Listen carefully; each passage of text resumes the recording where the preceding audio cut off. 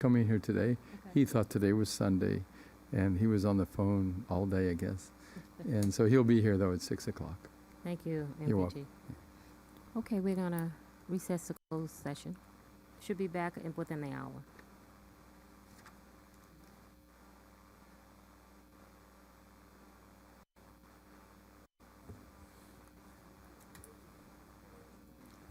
Was everyone able to hear me when I said we're going to recess the closed session? Because I had my mic off. Yes. Okay.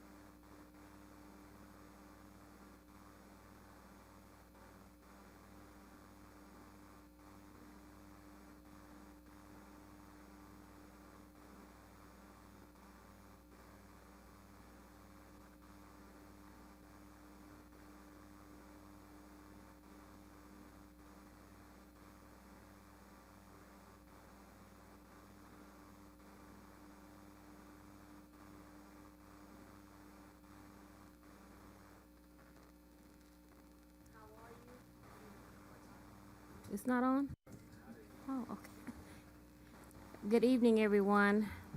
Welcome back home to our first in-person city council meeting for over 18 months.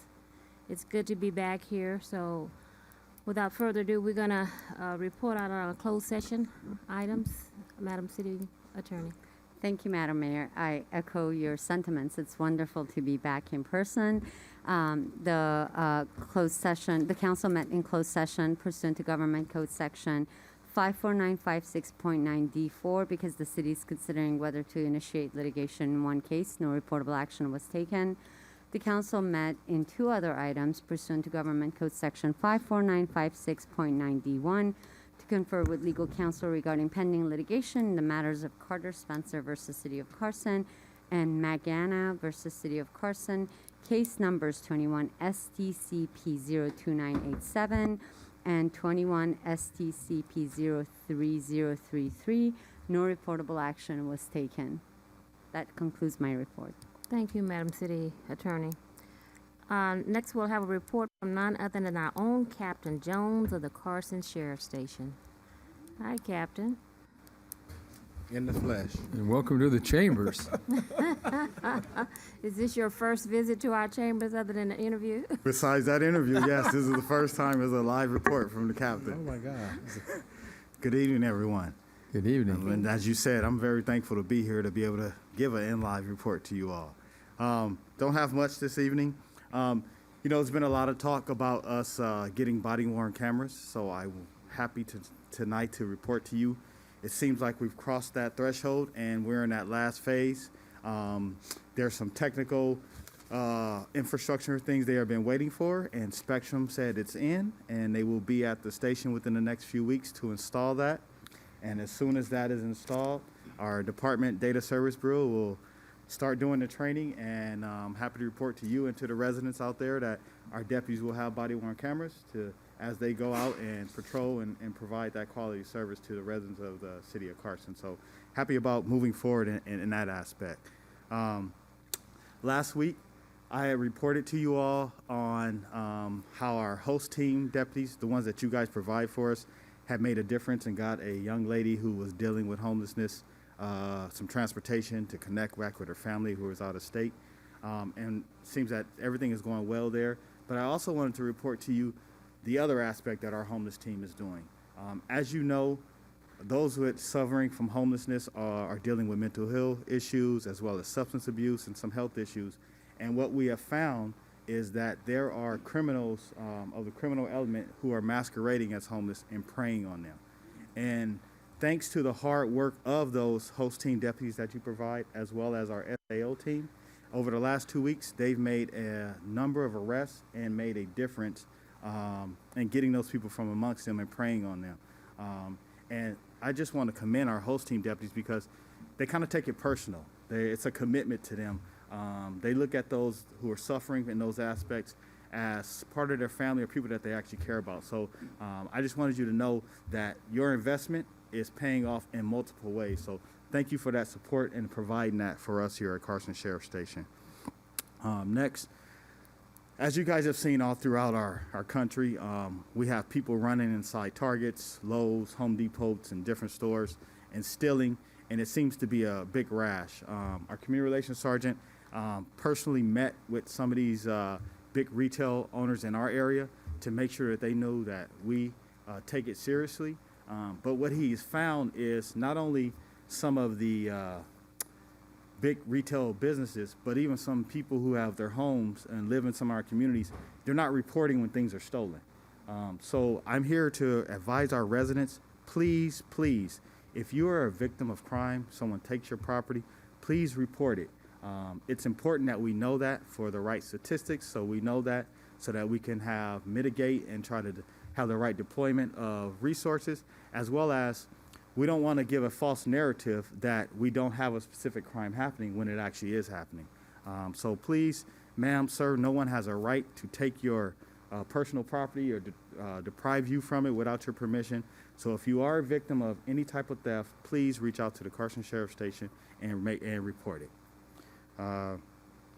I want to thank the mayor and the council also for inviting us last week to honor our veterans at the veteran event. That was a nice and lovely event. We appreciated being there and giving us an opportunity to speak. And I just want to thank our veterans again for all their service and sacrifice. Because of their sacrifice, we're able to do what we can do to make a difference for you all.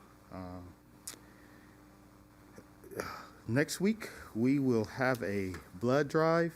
We will be in conjunction with the American Red Cross here at the Carson Community Center. It's going to be Tuesday, November 23rd from 10 a.m. to 4 p.m. It's going to be a good event. We think it'll help make that difference. As you know, these blood drives do save lives, and they help out those who are in need. We have started our holiday toy giveaway, accepting applications. We will be distributing the toys on December 11th. So we know there's a lot of families out there who can use some form of assistance. Please reach out to our community relations office. They will give you all the information, go over with you how to get an application, because we want to help hopefully be that bridge, help you get over that hump and give you, because we want each kid, each family to have as an enjoyable Christmas or holiday season as possible. You can reach our community relations office at 310-830-1123 or via email at Carson, REL. So that's CARSONCOMREL at LASD.org. Last week, Councilman Hicks, although we had introduced our new service area lieutenant and our community relations sergeants in the past, it had been Zoom, and being that we were coming back in person, Councilman Hicks asked that they come and just be reintroduced to you all as well as the city once again. So at this time, I just wanted to introduce everyone. We got our new service area lieutenant, Lieutenant Joey Boulder, as well as our community relations sergeant, Sergeant Armando Hernandez. They're both going to step in. They believe in community engagement. They believe in partnering, and they believe in just doing their part and partnering with the community to make that difference. You guys like to all each come maybe say a word or two?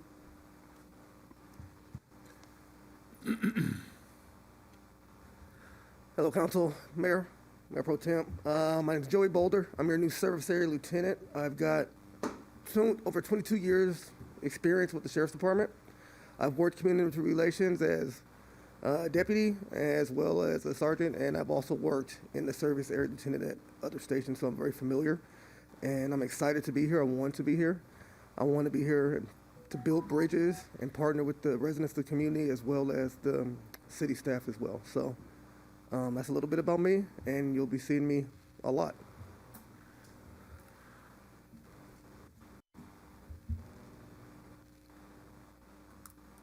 Council, Mayor, my name is Sergeant Armando Hernandez. I've been on the Sheriff's Department for about 16 years. Actually did work patrolling Carson, so I am familiar with the city and have worked the city myself. I was a training officer there and had the opportunity to train some of Carson's fine deputies there. So I've been at Carson for about a year and a half now as a sergeant, and luckily I've had the opportunity to be the new community relations sergeant here, and I am taking over for Sergeant Baramendi, who some of you guys here probably knew and met and recognized as the previous community relations sergeant. So that office, if you have any concerns in regard to anything going on in the community, if you need us to reach out and maybe just do some community engagement, myself and the members of the community relations office, we're always willing to assist and come out and just speak to the community and be a part of any event or anything going on in the city of Carson. So thank you very much. Well, thank you to both of you, our service area lieutenant and our sergeant. Captain, I think we need to not give these wonderful evaluations that we've been giving out, because each time we do, these guys leave us. Our last lieutenant left us, and he's in the city of Pasadena as the captain. So, but we are pleased to have you here. Wonderful. We look forward to working with you, and keep up the good work that we expect from all of our staff. So thank you. Lieutenant, Captain, I want to evaluate you. All right, ma'am. That pretty much concludes my report this evening. I just want to thank you guys once again for all your support of the hard men and women that work here at Carson Sheriff Station. Does anyone have any questions of me? Madam Mayor. Mayor, I heard Councilman Hicks and then Mayor Pro Tem. Yes, after Councilman. Thank you, Madam Mayor. Just wanted to say, Captain Jones, thank you for bringing them before us, because when I met your sergeant at the town hall meeting that I actually was doing with Assemblyman Gibson, that in the president's track, that I found out that who he was, and I said, well, he needs to be known for the entire city, replacing Vera Mendes. So again, to Lieutenant Boulder, who followed me on Veterans Day, we went over to the Veterans Housing, and we visited over there as well. So both of your lieutenant and deputies are very versed in the city, and I just want to thank you for allowing them to be a part of this family, and that I'm just glad that they're here. Now, don't worry, we're going to utilize both of you very much in the near future, so you won't be bored. Thank you, sir. MPT. Yeah, that's for sure. You won't be bored in Carson. Our city is known for its interesting politics, interesting social, economic situation, and we're really best known for our motto, Future Unlimited. And I just want to thank you, Captain, for assembling a high-quality team at the station that is going to do the job that we contract you for. The taxpayers certainly deserve excellent service, and we're getting excellent service from you and your staff. And I think that the relationship is very healthy, and I appreciate all the work you do and your entire station, every personnel, sworn deputies and civilians, for the work they do for the city and for the people of Carson. So it's a great big thank you, and we look forward to working with your whole staff. Thank you. Councilman Hilton, any comments? Yes, Captain Jones, thanks. Our hats are off to you. The work that you guys are doing in the community, particularly around the university area, the 99-cent shopping store. I've seen a decrease in those who are hanging out. And it's our hope to make sure that that's a high targeted area because our seniors are there, our residents are there, and we want to make sure that they can go to the store comfortably, not have to look over their back. And I've been seeing that. I've also asked our staff to make sure that we partner in such a way with the county that when they release people from Harbor UCLA, that they release them back into the community that they got them from, opposed to releasing them in Carson, because some of the people who are walking the streets, they're not from Carson, they are from other cities, they just don't have a ride back. So I've been talking with our county supervisor to do that, to see how we can make sure that when people are released back into the community, they're released back into the community in which they were picked up from. Thank you, Captain. Yes. Thank you again for your support, Councilman Hilton. And just know, sir, we will continue to make the Avalon University area a priority. And we also had a meeting with the rep from District 2 regarding that releasing and transportation issue. Thank you. Thank you, Captain. Thank you all. Have a happy Thanksgiving. Everyone Happy be safe. Thanksgiving to you. Next on our agenda is a report from Assistant Chief Bennett of the Los Angeles County Fire Department.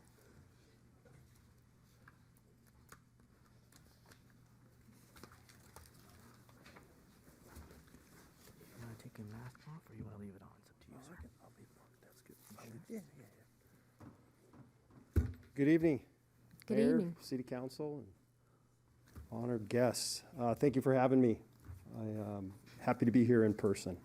So I have, first, also, thanks to your Carson Sheriff Station and all your deputies. They do a fantastic job supporting our firefighters, and I get routine reports about how good they are and your support. So thank you for that. You guys have the best here. So I have 3 reports for you here tonight. It's been a busy 3 months for Carson. We are, while your local fire stations aren't immediately involved in the channel incident, our chief of our health hazmat and his assistant chief routinely, they are on their daily conference calls. We have our health hazmat inspectors out at the 7 bridges every day, testing the air, testing the water. And the good news is that the levels are being reduced. So that's good. It's good to hear. It's good for me to hear. And there's conference calls every day with the AQMD, Public Works, Public Health.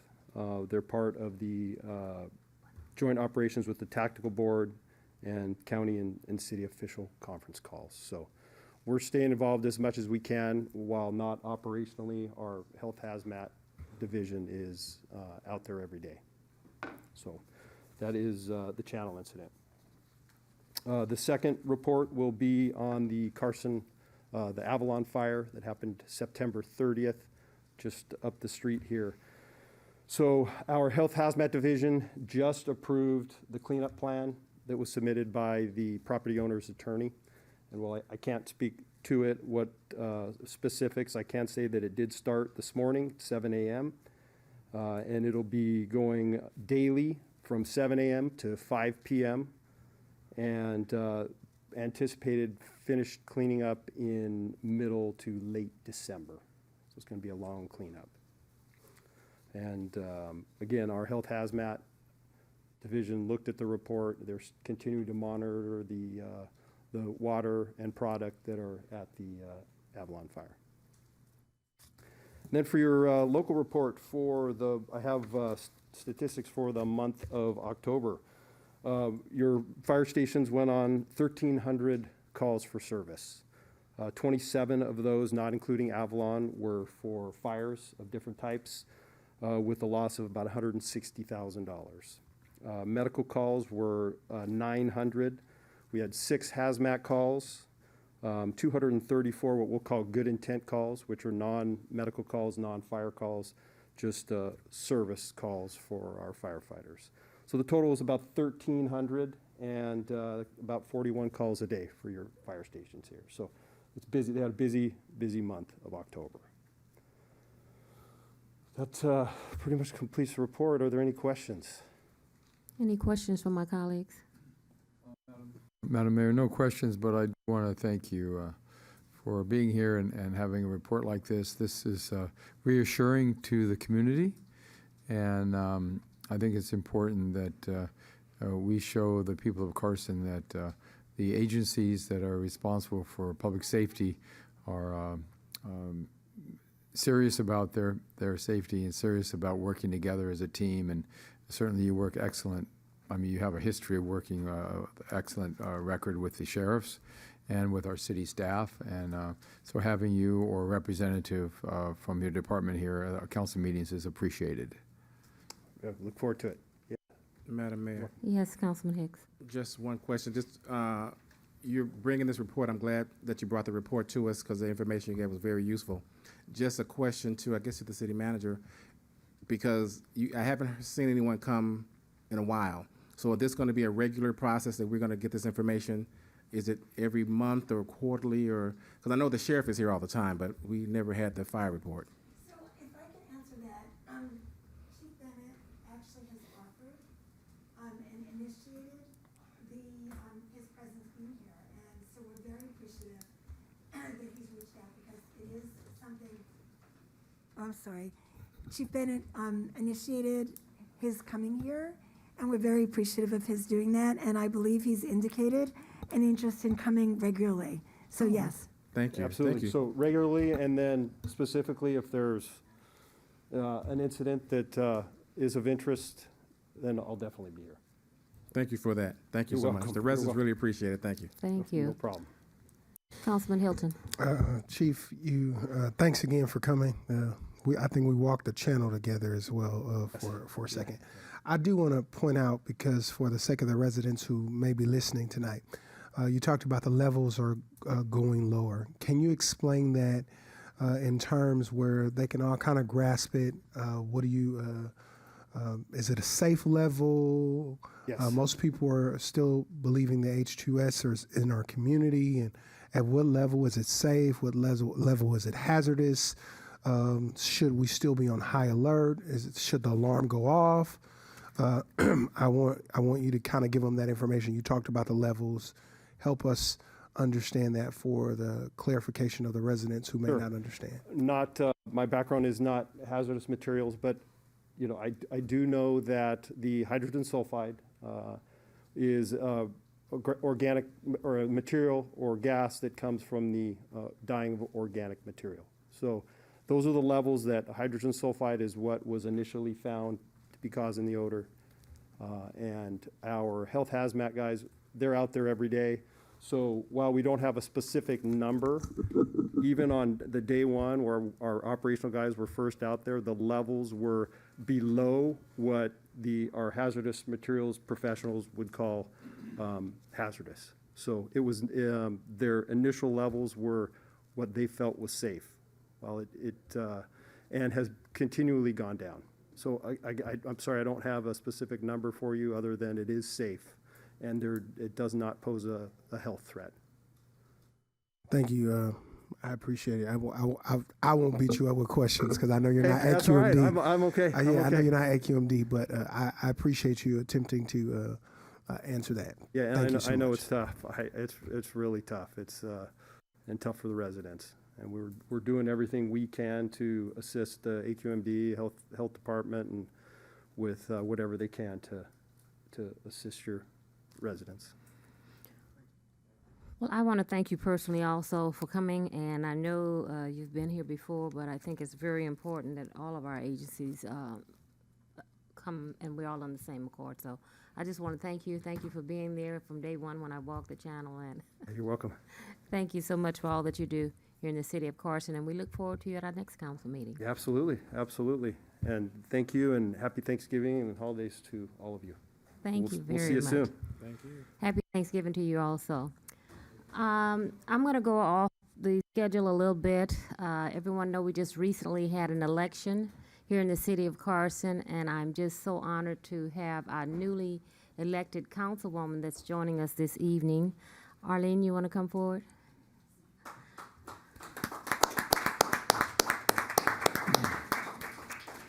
Madam Mayor. We recently went into districts, and District 4 is the district where she's represented, will be representing. The district that I would have represented had I not been elected mayor of this great city. So I've been sitting up here for years saying that I was the only flower among the thorns. So now, Carson, you have another flower, another rose that you can call your own. She will be representing Council District 4. So welcome, Arlene. And I did hear the Mayor Pro Tem wanted to chime in. Certainly, yeah. I invited Arlene Bogatia Rojas as our newly elected council member for the city of Carson. Also spoke with Mila Rahman, our new city clerk. She was unable to attend, so she sent her greetings to all of us, and she's looking forward to working with us as well. So Arlene is over 50 years living in the city of Carson. She knows the city well, and I'll let her speak for herself as a councilwoman-elect, soon to be a full-fledged councilwoman. Go ahead, Arlene. Yes, thank you. And Madam Mayor, you will always be the original rose among the thorns. So very happy to join you, and thank you for having me this evening. Also, Joanne Hilton, thank you. Mayor Pro Tem Jim Deere and Cedric Hicks, thank you all for having me. And I am looking forward to joining you and working as a team. And I just ask the community of the city of Carson just to be patient, and there is a process. So I'm looking forward to officially being sworn in so that I could join you. And again, looking forward to meeting everyone and the staff. And I'm excited. So thank you. And thank you for having me this evening. These. Thank you. The swearing-in ceremony will be the first meeting in December? December 7th. December correct. 7th. We will swear in our newly elected councilwoman. Do my colleagues, Hilton and Hicks, you have comments? Councilman Hicks. Thank you, Madam Mayor. To Councilwoman-elect, to Arlene Rojas, congratulations. Welcome aboard. Just get ready. All I'm going to say is just get ready. Councilman Hilton. Yes, to Councilwoman Rojas, welcome aboard. Look forward to working with you. Worked on many events in the community with you together before. Looking forward to see how we can all partner together and move the city forward. And congratulations to Mila Rama. If she's watching, I know that she's busy at work working for the senator. And I wanted to just give my congratulations to her, as I will give them both again on the 7th. Thanks. Thank you. Now we're going to go back. I see someone here that's a familiar face. It's a proclamation recognized November as National Diabetes Month. Mayor Pro Tem Deere. Thank you, Madam Mayor. I'm going to join Dobard at the podium, and I think we can all go down if you'd like. Oh, we have a photographer here? We have to stay 6 feet apart, Oh. or maybe if you'd rather I just do it, so we don't crowd up. It's Yeah, there's no photographer. You can, we'll right. stay here. all right. You can stay here. Hi, Dobar.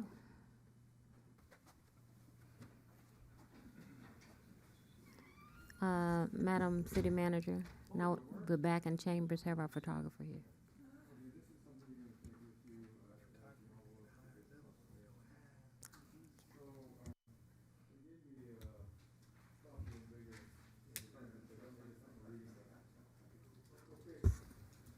All set? Sound check? Yep, Mike? Ladies and gentlemen, Dobard, why don't you, let's see, which side should I stand on for the camera? The good side? Either way, so this camera's working, staff? Yes? Okay, so you can face that way, and you're on one side of the podium, I on the other. I think this is we're breaking ground on a new way to give presentations because of COVID-19. But I will read this proclamation that Dobard will be accepting on behalf of all of the citizens of the city of Carson.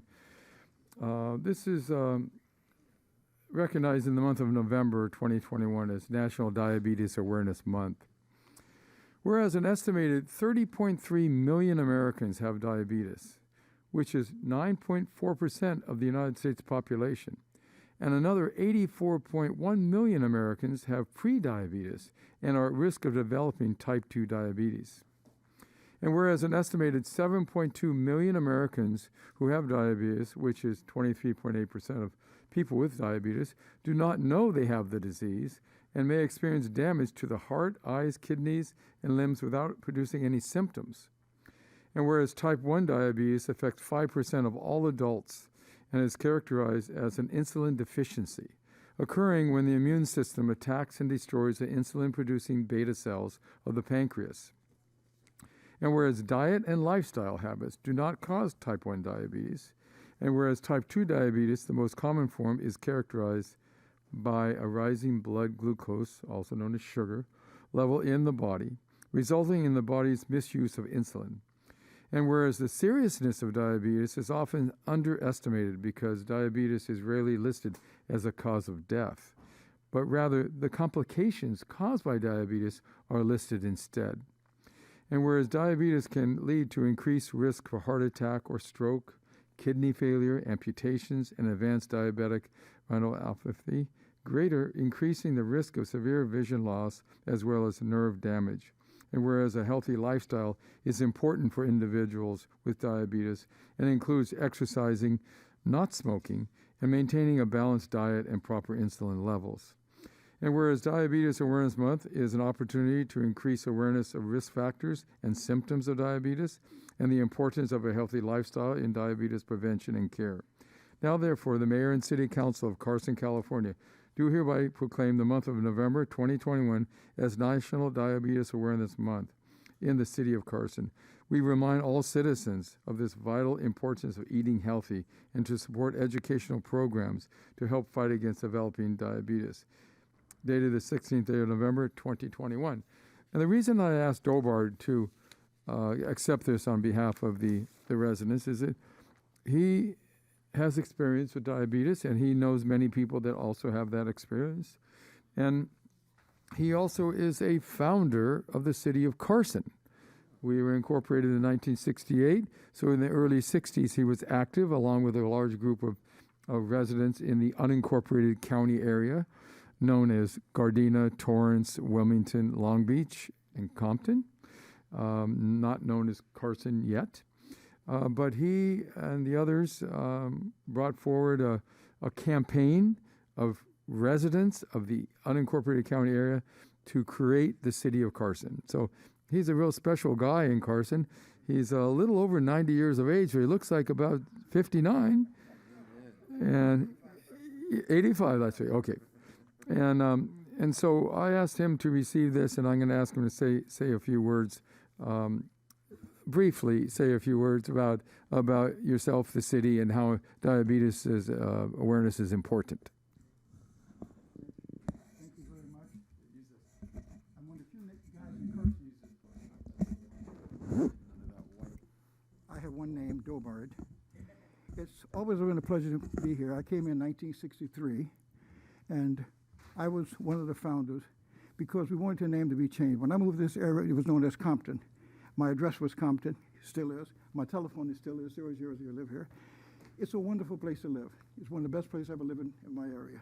Almost everybody there on one block, the 18 school teachers, 15 engineers on my block. So Carson is a upper middle class neighborhood. Use the microphone, otherwise. Okay, so I'm pleased to be here. I love this place. I've had as many as 500 employees that work for me in my factory on Wilmington and Gladwick. I've been in the mortgage business in Carson. I own a mortgage company here in California. I own one in Las Vegas, Nevada, and I own one in Denver, Colorado. So I've been an employer of many people living in the city here. So I'm proud to be here. I have never wanted to move from here. A number of times my wife tried to force me to go to Palos Verde.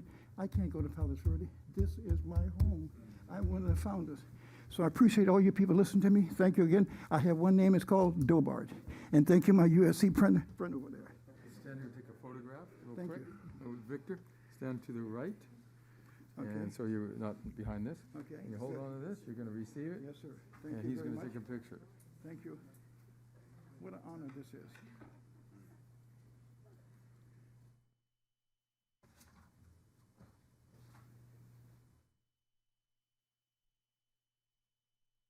Thank you very much. You're Joe. welcome. Here's the envelope for you. Oh, that is so nice. Okay.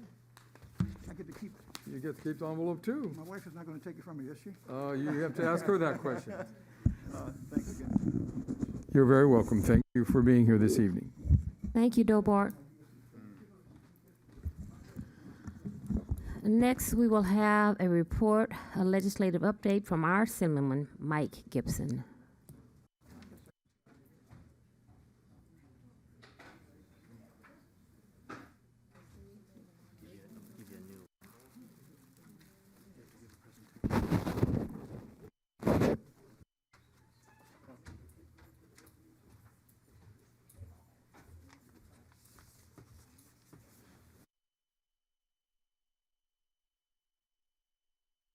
Good evening.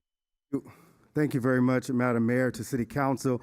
I clicked my heels and said there's no place like home. I went down memory lane by being here in the City Council chambers and excited to stand here in person on the first day that we're gathered for a City Council meeting. So I'm thrilled to be here to be with each and every one of you.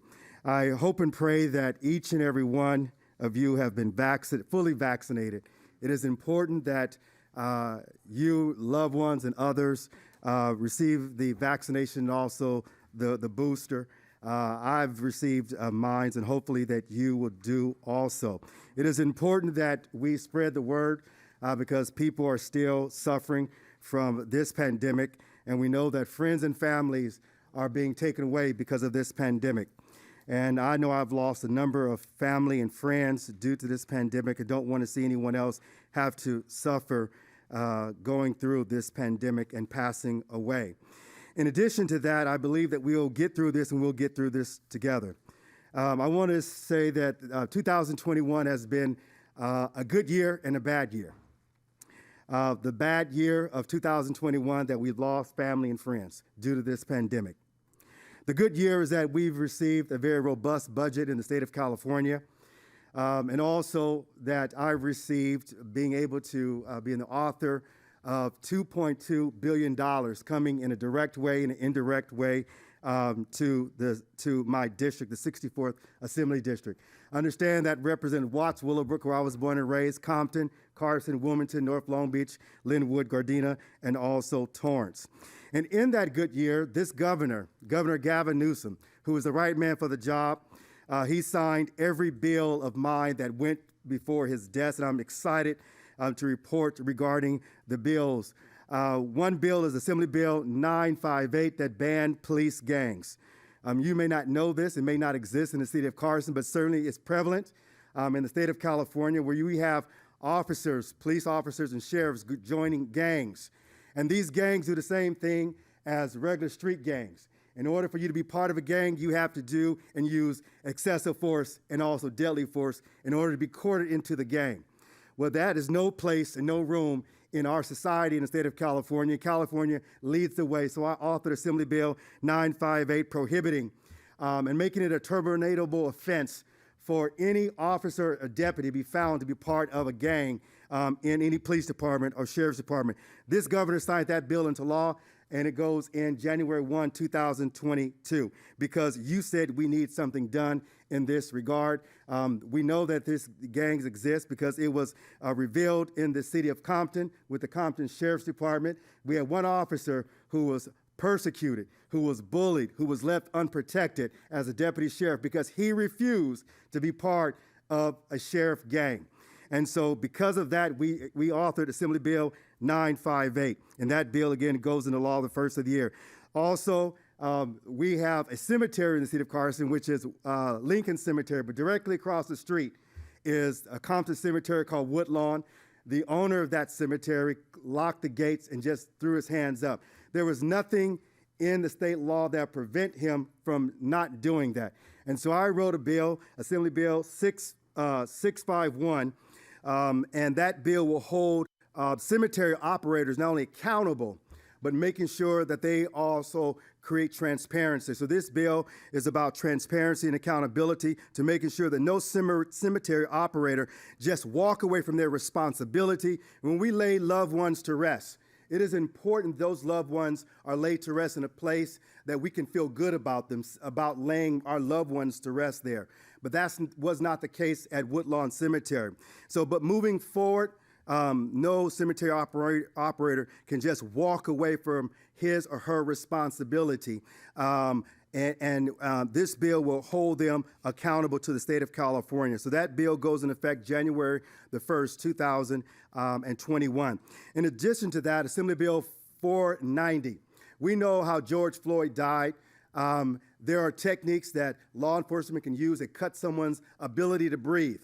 So Assembly Bill 490 goes into law again January 1st, 2022, that will prohibit law enforcement once in custody to use any techniques or any methods to cut someone's ability to breathe off. Why is that important? Well, the Angelo Quinto family in Northern California lost their son on the 24th of December of last year, where the police came in. And he was a Navy man, and he served this country. They placed their knee on his neck, and the oxygen stopped flowing. He died 4 days before my bill 1196 went into law that prohibits carotid artery restraints and also chokeholds. So this is the bill that will go in effect that will prohibit law enforcement from using any kind of techniques or any kind of methods to cut someone's ability off to breathe, especially when they pose no threat and they are in custody. In addition to that, my office still stands ready to continue. We take in about 1,000 calls dealing with EDD. It is my responsibility as state legislature to making sure that people receive their unemployment benefits. And we take in about, again, 1,000 calls a week we've been having, and we hired 2 individuals.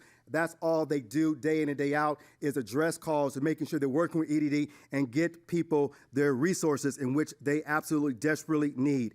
And so I would invite you to please check out my website, www.asm.ca.gov/Gibson. We had an opportunity to come and Zoom in with this council via Zoom, and I presented to this city council a check for $3 million to renovate Carriage Crest Park. And when I presented the check, the mayor looked at me and put one finger in her mouth and said, "Assembly member, we need more money." So I went to bat to get the more money. And so I have a check today. We delivered $3 million already. So I'm delivering a check today for $3 additional million, so making it $6 million to renovate. June, please. That was your cue to give me this check. So we have this check that we know that this money is going to be spent in the most appropriate way so that the residents around Carriage Crest can visit green space, visit a new renovated park that we will cherish for generations to come, young peoples and families. And so I've answered your call, and I'm sure you will call me. There you go with that finger. We know that there's still work for us to do, and we're happy to do that work. But I'm happy to present this $3 million, in addition to the other $3 million, to the city of Carson to renovate the Carriage Crest Park. And I want to thank our speaker, Anthony Rendon, but also want to thank our governor for making this all possible. So again, I'm presenting a check for $3 million to the city council for the residents of the city of Carson to renovate Carriage Crest Park. So We'll I'm happy come to down do and that. accept that. I think the city treasurer needs to get hold of that right away.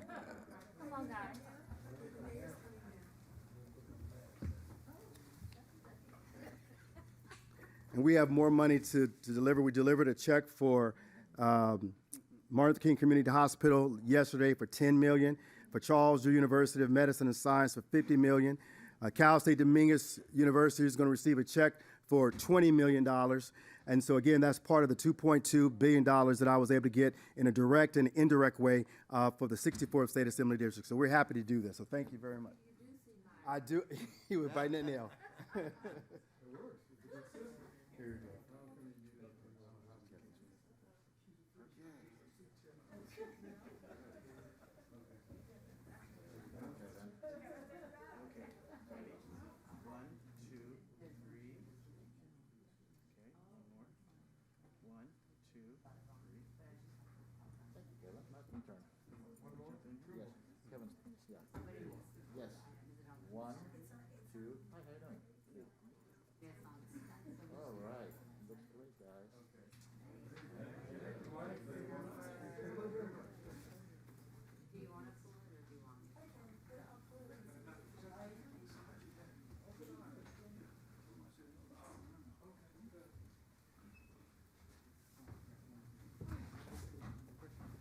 Madam Mayor, just for the residents' purpose, we will be sending out a survey, as we do every year, asking you what you would like for my agenda to be for next year, 2022. We want to encourage the residents of Carson and others to please fill out that survey because it's that voice that I use to create my agenda for 2022. And again, public safety has certainly been one of the first and foremost on that particular list. So thank you very much again. Just a second, let me put my request in now. Scott Park. Okay. I need the same, if not more, love for Scott Park. That community has been asking for renovation. We're trying to get a grant, but and anything else. But Scott Park is next on our agenda of things that we need to complete here in the city of Carson. It's been neglected, and we're doing what we can to get grants, monies, but it's always good to have an assemblyman that's can pull that string and yes. Oh, You're saying James Forcia Park now. Park recently Be sure you named get the park name right. Yeah. Mike. Forcia. Well, we know it as Scott, right? We know it is Scott, yeah. Okay. We'll get working on that right away because there's a surplus in the state, and so we're going to go and try to get additional money to meet that request and others' requests in the district. Thank you. Good job, Councilman Mike. Hilton. Thank you. I was going to say, don't forget your home park, Stevenson Village. That's in District 1. We could use a whole lot of stuff, but I think first I want to applaud you for the work that you've done up and down the state in the 64th Assembly District. I also think we would be remiss as a council, and I know that we request items for council to be on the agenda at the end, but since you're here, I'm going to make the request to the mayor. I think that a section of the park should be named after you. When someone kicks in like Bruce Lee, like that, with $6 million, it's up to my colleagues to bear witness with me, but I think that it deserves commemorating, that you were here in Carson, you left Carson, you didn't forget about Carson. So I'm going to request, even at the end, but I want to request that we would bring that back as an item to place on the agenda, to name a playground after you, something, however we can do it. I know that there's SMPs for it, but I don't think SMPs for past electeds. So it is my hope that my colleagues would consider that after you bringing $6 million to what we needed. It's just something to say that we appreciate you. If we can name other places, I'm sure we can get you some sand somewhere that's my hope. I'll second that motion, and I might encourage you to give us another 6 next year, maybe even double it to 12. They're thinking small, make it 50. I heard 50 million out there. Actually, the Assemblyman has the entire 64th Assembly District he's responsible for. So we really appreciate you, making Carson always part of that 64th District. Thank you. Councilman Hicks. Yes, Assemblyman Gibson, thank you. I saw you on television when you gave that $10 million check to MLK. So I saw that. I said, okay, he has to come back this way again. So I'm so glad within that same week that I saw it, you came with another $3 million. So again, thank you for that. And I wouldn't say name some sand after you. We need to do better than some sand. We have, like you said, the playground or a ball field or something that we have at that location. That once we do the renovations, because we're going to do the expansion of that facility, so it's not going to be the same footprint. It's a bigger footprint. So there will be room for something to be named in your honor. Let's invite him to the ribbon cutting of the various aspects of the park, too. Well, Madam Mayor, and I want to thank Councilman Hilton for making the absolute generous offer. Since I've been in this office, there's been other things that people have asked to name things after me, and I've absolutely respectfully declined. But coming from home, coming from this body, the body that I loved for almost 10 years, I am humbled by that request. I'm humbled by that form of gesture, and I'll be honored. But you sent me to Sacramento to do a job, and I'm going to do just that job. And I hope to make, as I said, the Mayor Pro Tem was here, and also the mayor was here. I said, I hope to make Carson proud of me that you sent someone from Carson to Sacramento. And my job is to make sure that I bring home the bacon. So I'm honored and absolutely blessed and very grateful to each and every one of you, and we'll bring it home. So thank you very much. Thank you, Assemblyman. And Assemblyman, I only said sand because, I was just trying to get them to buy in. All right, thanks. Buy in on it, okay.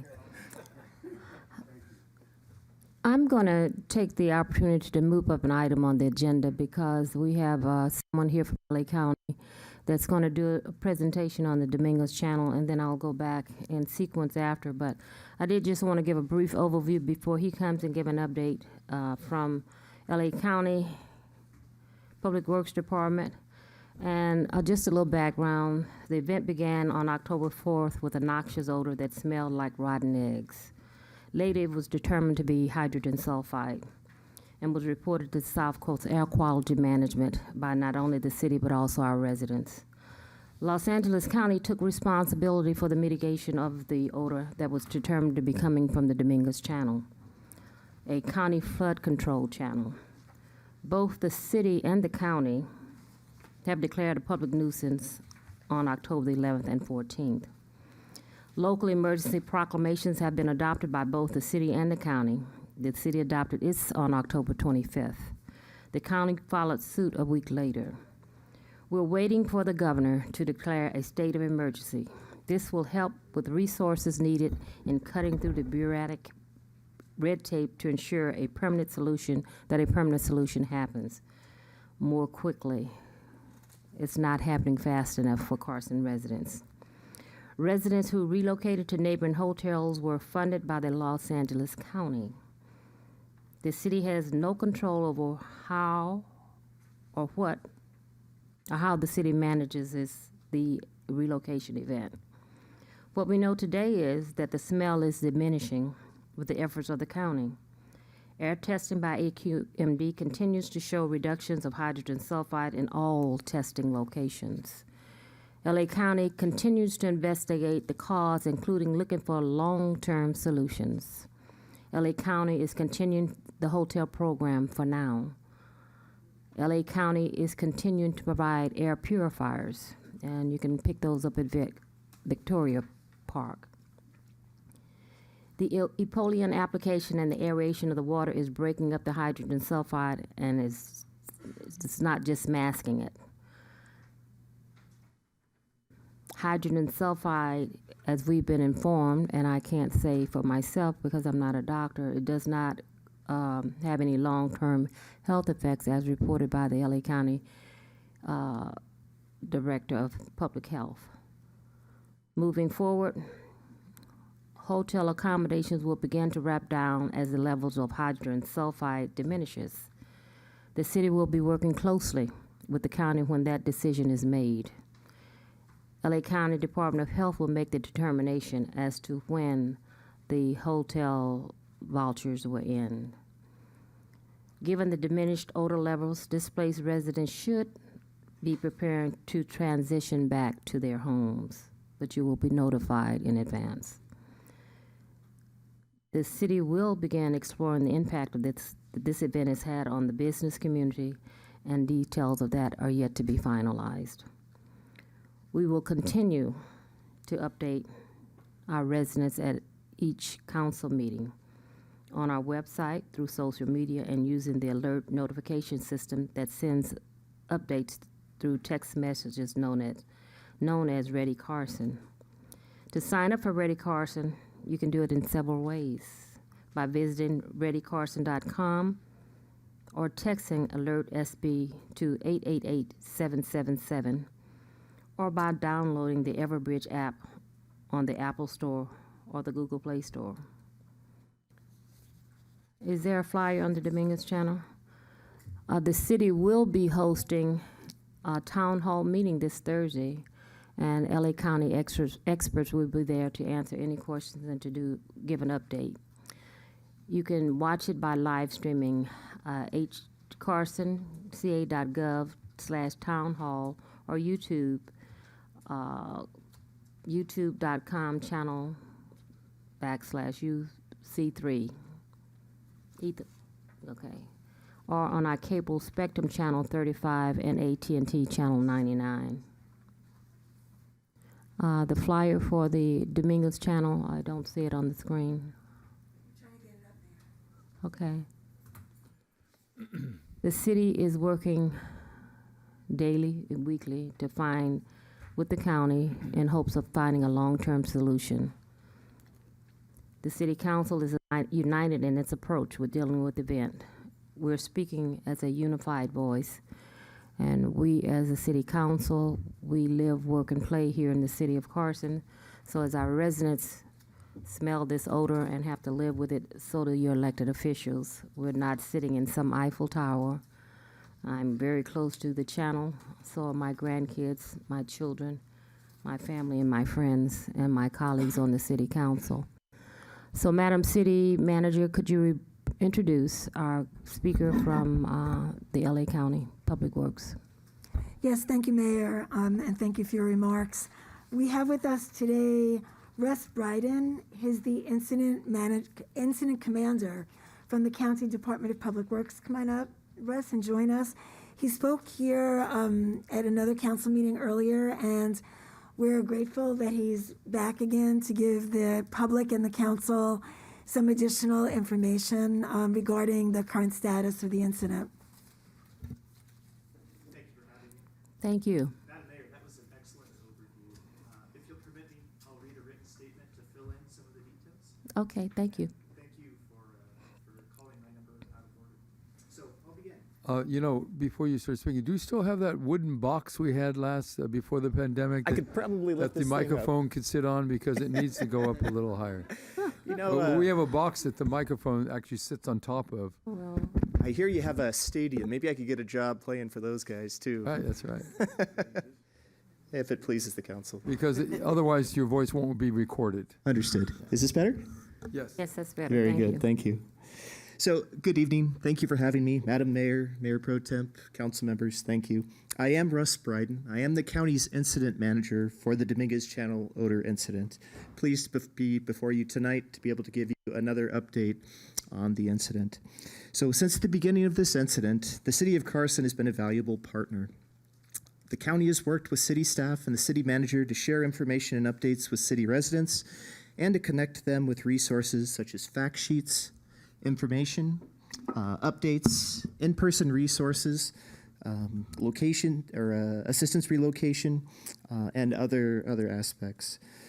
The city manager regularly takes part in the county's frequent elected officials briefing calls to keep the council up to date on the latest developments. We are very pleased that she's able to join us. I think she's been an excellent representative of your community and your council. Thank you. Thank you for that. Tonight, I appreciate this opportunity to offer a similar report to Carson's residents who are watching or listening to this council meeting on the incident. Los Angeles County Public Works, along with our incident response partners, the Los Angeles County Department of Public Health, the Los Angeles County Fire Department, the South Coast Air Quality Management District, we continue to work to mitigate the impacts of the odor associated with the Dominguez Channel incident in Carson.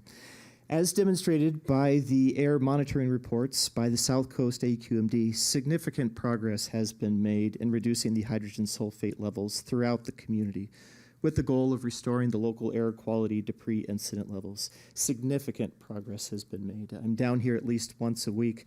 I can happily report that I have not smelled it walking along the channel the past couple of weeks. There is more work to do, and we can talk about that.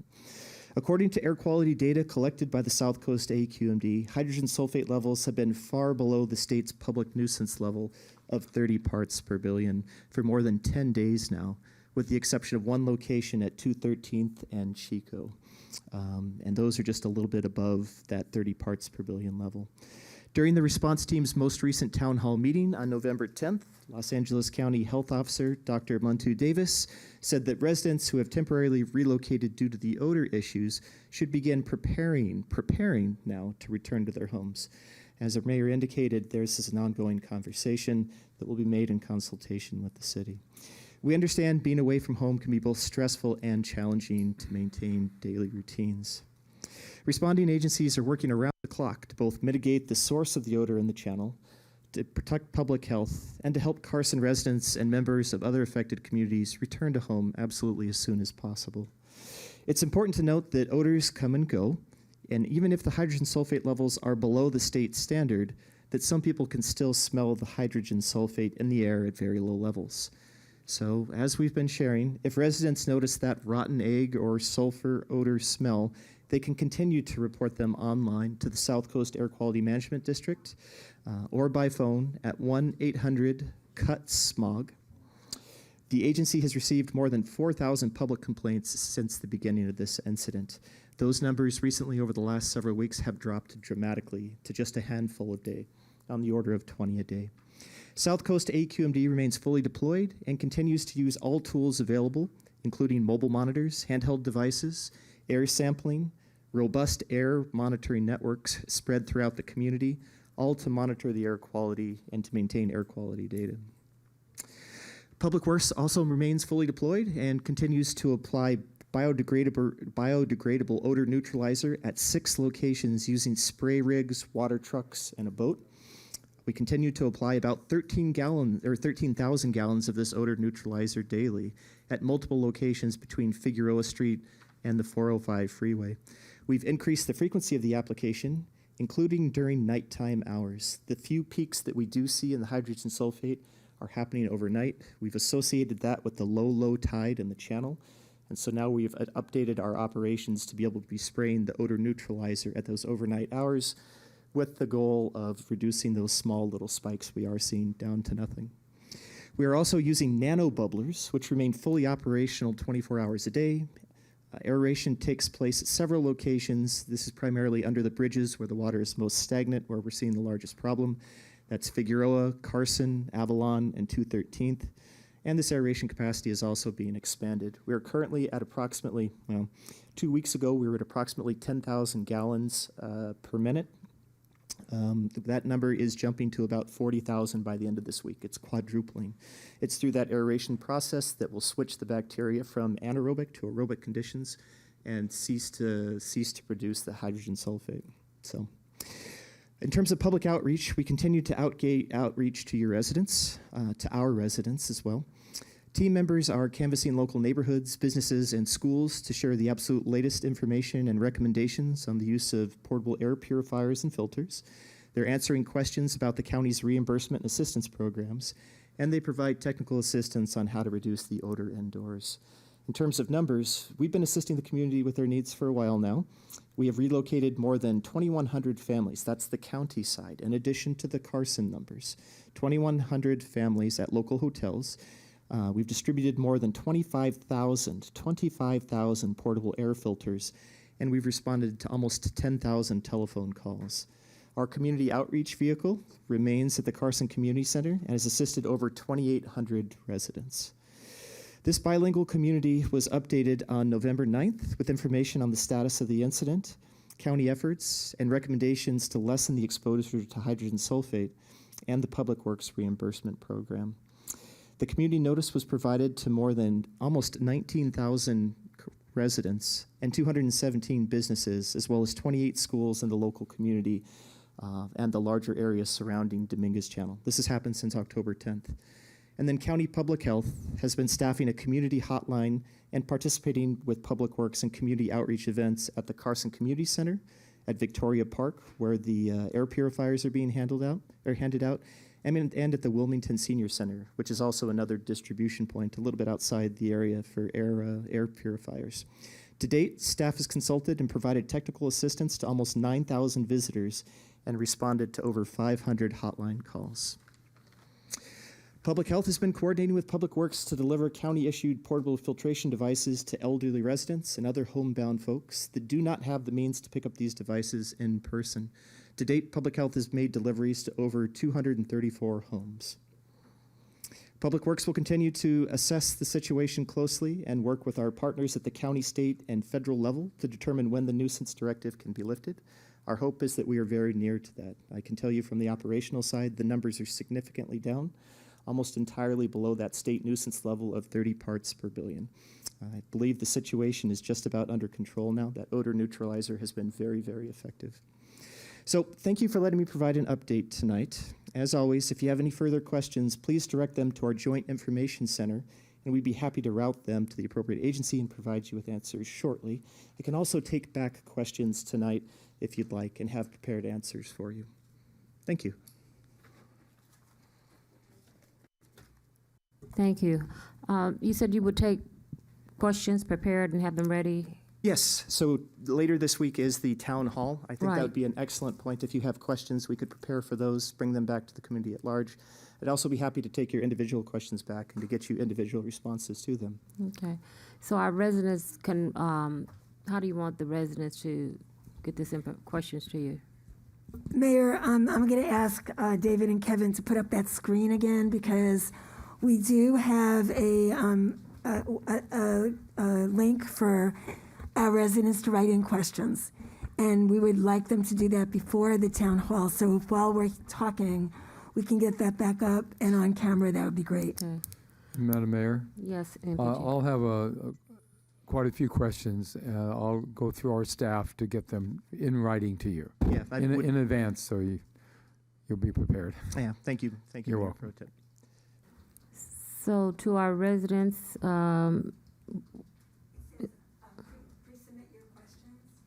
read that, Sharon. Yes, so kind of about almost halfway down the screen in red, it says pre-submit your questions, and then it has https //carsonca.gov/town hall. So please send your questions in beforehand, and we would like to get as many questions as possible so that we can answer as many questions as possible at the town hall. And also some of the individuals that don't have computer access, they can submit them in writing to our city clerk's office. A great idea, Yeah. PT. That would be terrific. They should go ahead and do that, and we'll get them in for them. We have a suggestion box right in front of City Hall if they don't want to come in. We right? do, Okay. correct. Right. So to our Carson family, please submit your questions in advance so that we can have them submitted to Public Works. Will you be at the town hall meeting it's Thursday, November 18th, 6 p.m.? One form or another, I will absolutely be there. I'm at every single event, everywhere, making sure we're taking care of your residents. Thank you. It'll utilize Zoom, is that correct? Zoom application. Live streaming? Yes, it's going to be a virtual meeting. Yes. So it will be, in terms of coming in though, it's not actually Zoom. People will be able to watch it via streamlining, YouTube or cable. And those different avenues are listed again up on the screen there.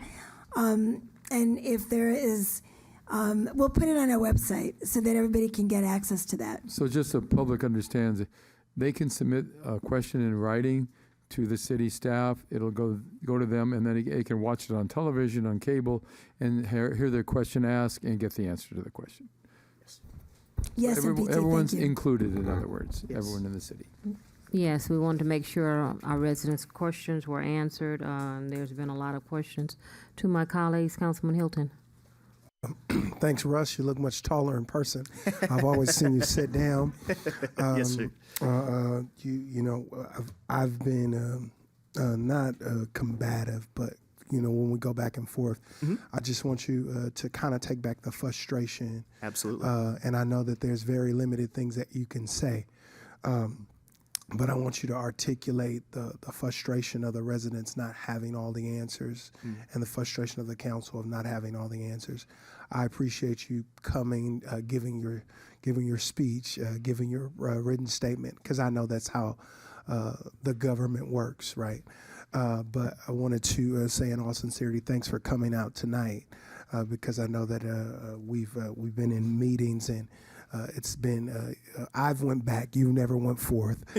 But those are the things that we're just trying to get answers for our residents. And we just want I've been talking about the equitable treatment. Yes. And we appreciate the partnership of the county.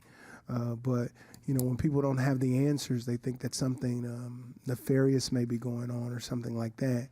And clearly, as I've talked to others, some answers we just don't have. And we want to make sure that our residents are provided with the utmost information that we have. There are some things that are happening. I received an email as I was walking in of a lady submitted for her per diem and reimbursement for a family of four, a family of five, and she said that reimbursement has been kicked back. And people were telling her to call 211, call Department of Water and Power, DWP. I'm not sure why people are calling DWP. But those are the things I think that our residents want to know.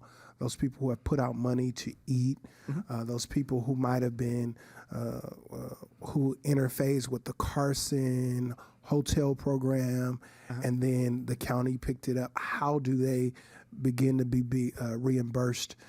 This has been going on for almost a month now, over a month now, and some have spent out money who have not had the luxury of doing that. And, they got their hotel, but they still had to eat.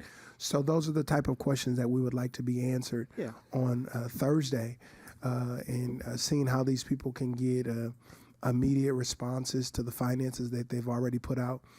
Christmas is coming up. Yes. And some people have spent their Christmas savings on trying to make sure that their family had something to eat over these last couple of days.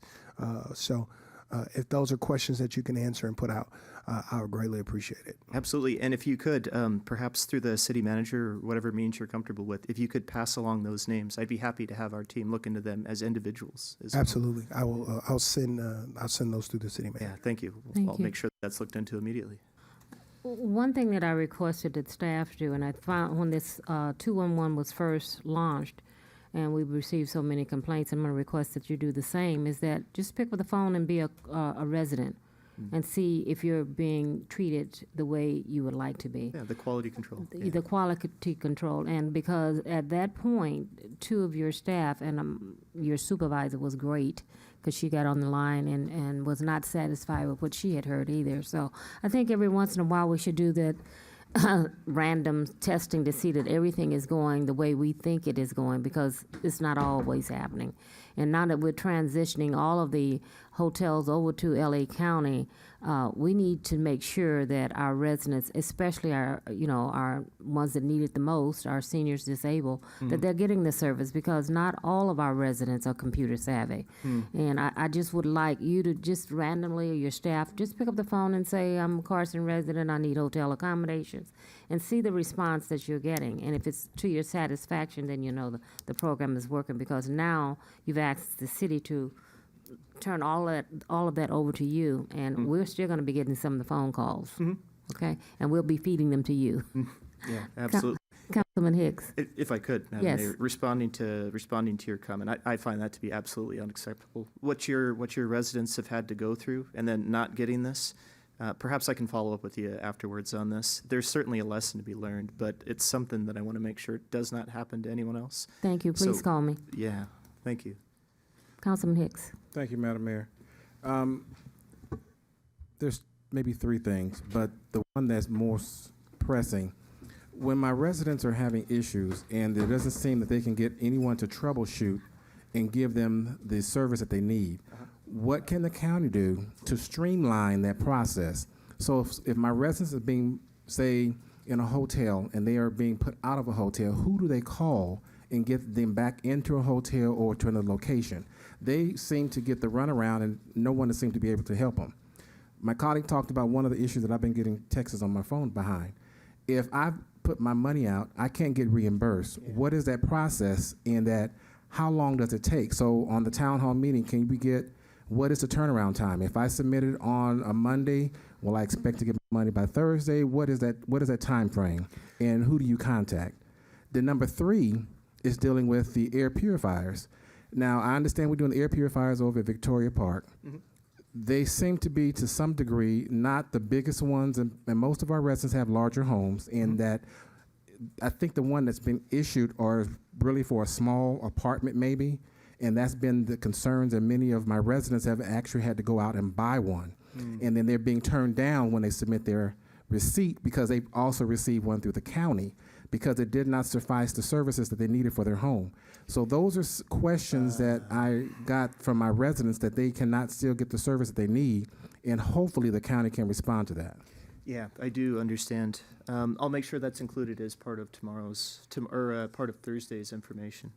Russ, can I add this to Councilman Hicks? I'm sorry. Yes, sir. The purifiers. I'm sorry. The purifiers that they're giving at Victoria Park. They don't cover 400 square. They only cover 400 square feet. They're very small. I think it's not 1,500 square feet. No. Those It's don't for cover. apartments. They're It's apartment size. They're very small, and then they give the maximum of 2, which wouldn't cover the average house here in Carson. Yeah, 800 square feet. My understanding is that the air purifiers are supposed to be rated for the specs that we put out. We're rated for 1,500 square feet, so let me look into that. 400 square feet does not sound adequate to me. To my colleagues, please write down those concerns and give them to our city manager, so we can make sure that we all have them, so they can address them in advance. MPT. Yeah, as I mentioned earlier, I'm going to submit my questions in writing, so I won't do that tonight. But I do want to make a comment. You also might want to check some quality control on the actual hotel service. Like my colleagues, I'm receiving numerous phone calls from our residents that we represent. And a couple comments from people were the hotel assistant manager said something about, you shouldn't be complaining, you're getting this room for free. Well, actually, they're not getting the room for free. They're displaced. The room is being paid for. So the hotel is receiving money for our residents to stay there. So they're not getting it for free. It's taxpayers that are paying for that.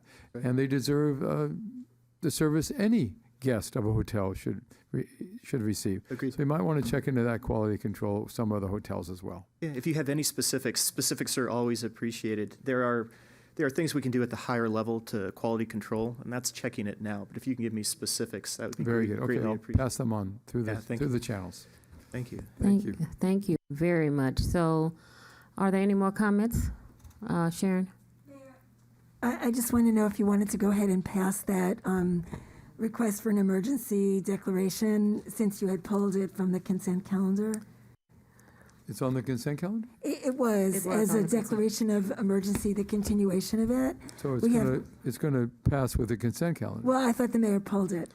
I did Oh, you pull it. pulled it I in pulled it so I advance? could do the report. Oh.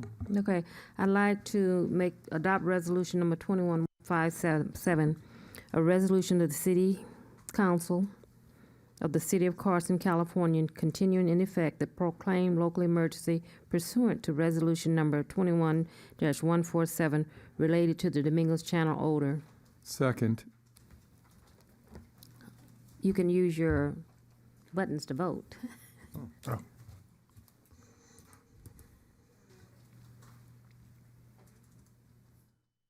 think.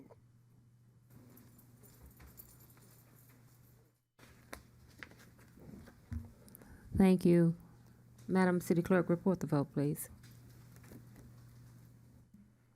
Motion unanimously approved. Thank you. Now we will have all communications for items listed on the agenda, only. Are there any of the oral communications? Anyone like to speak on an agendized item?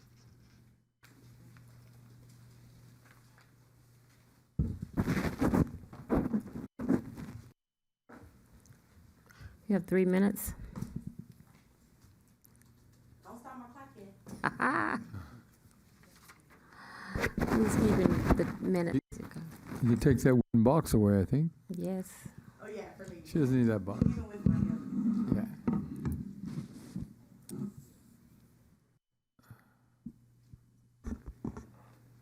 Thank you, Madam Mayor. I am speaking in regards to agendized item number 26. My name is Brandy Murdoch. I am a Carson resident. I'm a grateful and passionate resident for over 40 years, all of my life. I'd like to thank you, Mayor and Council members, for this opportunity, as well as our newest Councilwoman-elect, Arlene Rojas. The reason for my presence today is to address a few items as it relates to the Dominguez Channel issue. I'd first like to ask what our City Council is doing as it pertains to outreach and working in tandem with the county. $300,000 is a small amount of money for a state of emergency. My concern is that many residents aren't even aware of what's going on. Isn't that your concern as well? I say that because our social media pages and websites do not make a clear mention of the emergency and how to get help. You have to have an appointment just to come into our city. I get that we want to protect our employees, as they may not be equipped to answer questions related to this issue. I'd also like to take the opportunity to thank the employees and the staff for their hard work behind the scenes. However, maybe consideration of a task force to answer questions and meet residents adhering to COVID guidelines is necessary because residents need direction. Secondly, I would like to know how the council is interacting with the county directly. There seems to be a disconnect as it relates to working together for our community. Not quite sure a lawsuit would help. The county is here working. While it may be slow, they have a presence. Is it really beneficial to begin a fight while the residents ourselves are in a fight? That would have us spending more money when, in fact, there was hesitancy to put our money up for us as residents. We don't need another lawsuit. We need action. I am aware that a company by the name of Gayu Clean, you can look them up, has offered cleanup that can cure this in one day. The owner has shown council and the county a demonstration and offered to do the services for free. If the results are good within 2 weeks, then the payment would be $2.2 million, which we would be able to pay through our reserves. We spent $5.4 million just to remediate now. I do get this is under county jurisdiction, yet I would like to know how you are ensuring safe remediation. I know Councilman Hilton put a motion on the floor for a private investigation, and it was approved unanimously. Can you provide insight as to where we are with that, as we are leery and frankly have distrust as it pertains to our safety? County, sir, you say that remediation that it's safe, yet one of your deputy directors is saying that remediation will take 2 years. Hydrogen sulfide, sir, is a gas that has an unmistakable odor of rotten eggs. You kept calling it hydrogen sulfate. So which one is it? Hydrogen sulfide does not produce gas and is odorless. So this would be hydrogen SoFi. Conclude your thoughts, Ms. Murdoch. Lastly, residents are being evacuated from hotels with replacements, and others are being asked to pay Your time for is a up. credit card. Thank you very much. Thank you. If there's anyone else that wants to speak on agendized items. Seeing none, we'll move to approve the. Madam Mayor, Yes, there were two, there was one agendized item, but that's for 15. that's for 15. Did it come in? It was a It's type? It's a consent item. Okay. And they mentioned they wanted to speak. That's the old council. So we can't do it. She can speak.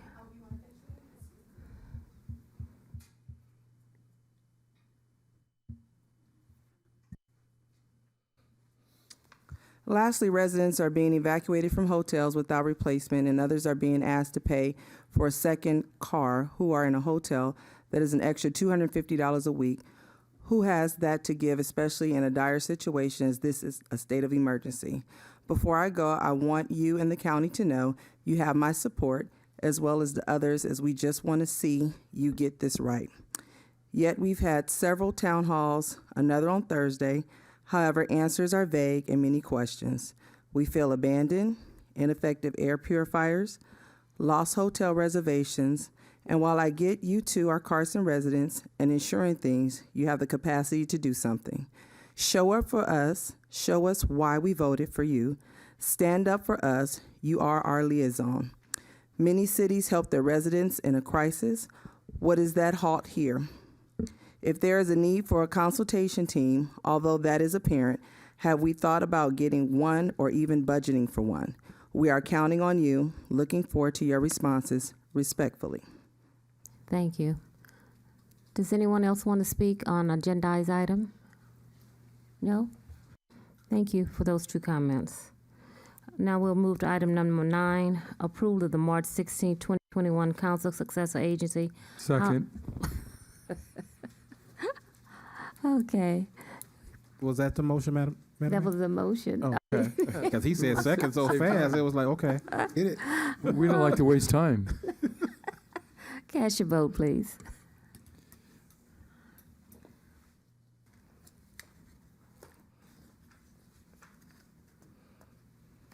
Madam City Clerk, report the vote, please.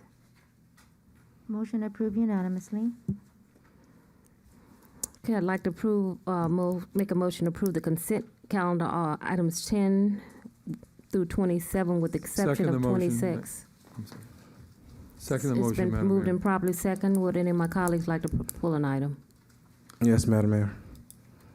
Okay. Item Councilman Hicks. 15 and item 16 15 and 16. and item 23. 13 or 15? And 15, 15, 16, and 23. Councilman Hilton.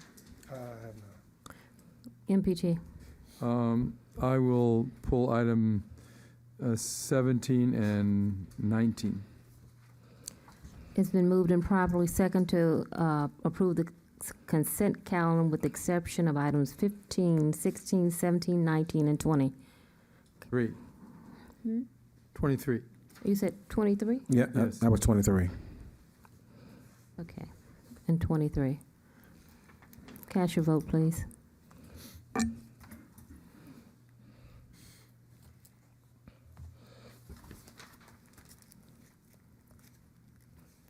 Madam City Clerk. Motion approved unanimously, except those items pulled. Okay. Councilman Hicks, items 15 and 16. Let's go to 15 first. Thank you, Madam Mayor. I wanted to hear from the staff in regards to, this is for a consideration awarding a contract to Great Scott Tree Trimming Services. This is one of the areas I'm real concerned with, is making sure that our trees are trimmed in our city. And just wanted to get a report and let the residents know that we are moving forward to get our trees trimmed here in the city. So through the city manager. Yes, sir. I'm trying to get Eliza Jane in here, but I am happy to provide a brief report, and Okay. she could fill in any additional questions. She was there a moment ago. saw her I know standing. that. There she is. I'm familiar with the issue, though, so let me start, and she could chime in. So I know that there's been a very strong interest in making sure that the trees in the city are trimmed, and one of the things the council asked us in one of the most recent meetings was to really take care of trimming all the trees in 1 year, as opposed to what we've been doing, which is on different cycles of 1, 2, or 3 years. And then after that 1 year, we basically get all the trees in shape, then we can go back to cycles. But at least there would be a sense then that all the trees have been taken care of. So what we had been doing before that request was because our previous contract had been up, which is with our company, which is actually the next item on the agenda, West Coast Arborist. They had 3 years, plus we had already added 1. The city had done an RFP, and based on the RFP, had a recommendation for Great Scott for the city's contractor for 3 years with 2 optional years. But because of the council's request, Eliza Jane, our Director of Public Works, put on the agenda also that last additional year with West Coast Arborists, since we have still 1 additional year that we can get with them, so that we could do exactly what the council asked for, so that we can get all the trees trimmed in the year and then go to that other schedule. I do want to mention while we're on this that there's been a small adjustment in the contract that we need to walk on the floor, and I can have Sunny, if she wouldn't mind for a minute, just address that piece. And then I'll turn to Eliza Jane in case there's anything else you wanted, Councilman. Thank you, and I apologize. I had actually stepped away to get a copy of the revised contract from Eliza Jane. The contractor has changed the commercial general liability insurance that's in the contract that's before the council from $5 million to $2 million per occurrence and $4 million instead of $10 million in the aggregate. The amounts have been forwarded to risk management, and they have approved that they believe that's sufficient insurance, even though our form contract had asked for $5 million per occurrence and $10 million for general aggregate. And because that's a change from the uploading of the agenda, we have a copy of the revised contract here if any member of the public is interested in seeing it. And I've emailed it to the council. Thank you. Councilman Hicks, and then Councilman Hilton. Thank you, Madam Mayor. To the city attorney, then my concern is not knowing that they changed their liability coverage. Within our boilerplate, we have a certain dollar amount that we request in the RFP, correct? Absolutely. So within that boilerplate of that RFP, that is how they were awarded their contract, was based upon what they submitted. That's true. So before us, they're now trying to change that dollar amount from 10 million to 4 million and the 2 million to 1 million? From 5 million to 2 million per occurrence and 10 million to 4 million in the aggregate. So that will, so it's gone through our risk management for the review of that process. Yes. And based upon your expertise as a city attorney, that is fine? Well, I mean, that's really a risk management question, and Rubik has approved this as sufficient for the contract. We obviously, as city attorneys, we always like the higher amounts. The council has full discretion to accept or reject this. If the council is not happy with this, you have full discretion to reject it and say they need to accept what was in the boilerplate of the contract that was attached to the RFP, completely within the council's discretion. Which vendor was that? Which vendor? This is with Great Scott, the contractor that got awarded. Is a vendor here? Oh, okay. Can they come and ask what was the issue behind them not stating what was in the RFP? Why was it reduced? I don't know if the contractor's here, but in my experience, typically contractors or companies have a certain insurance amount, and if cities or other entities ask of them to go above and beyond the insurance they have, they don't like it, so they try to push back. But I think there's a representative here that may be able to answer your question. Thank you. State your name, please. Hi, Madam Mayor and Council. Hi, my name is Scott Griffiths. I'm the owner and founder of Great Scott Tree Service. It's our understanding that in the RFP, the bid RFP, it was a $2 million liability with a $4 million cap.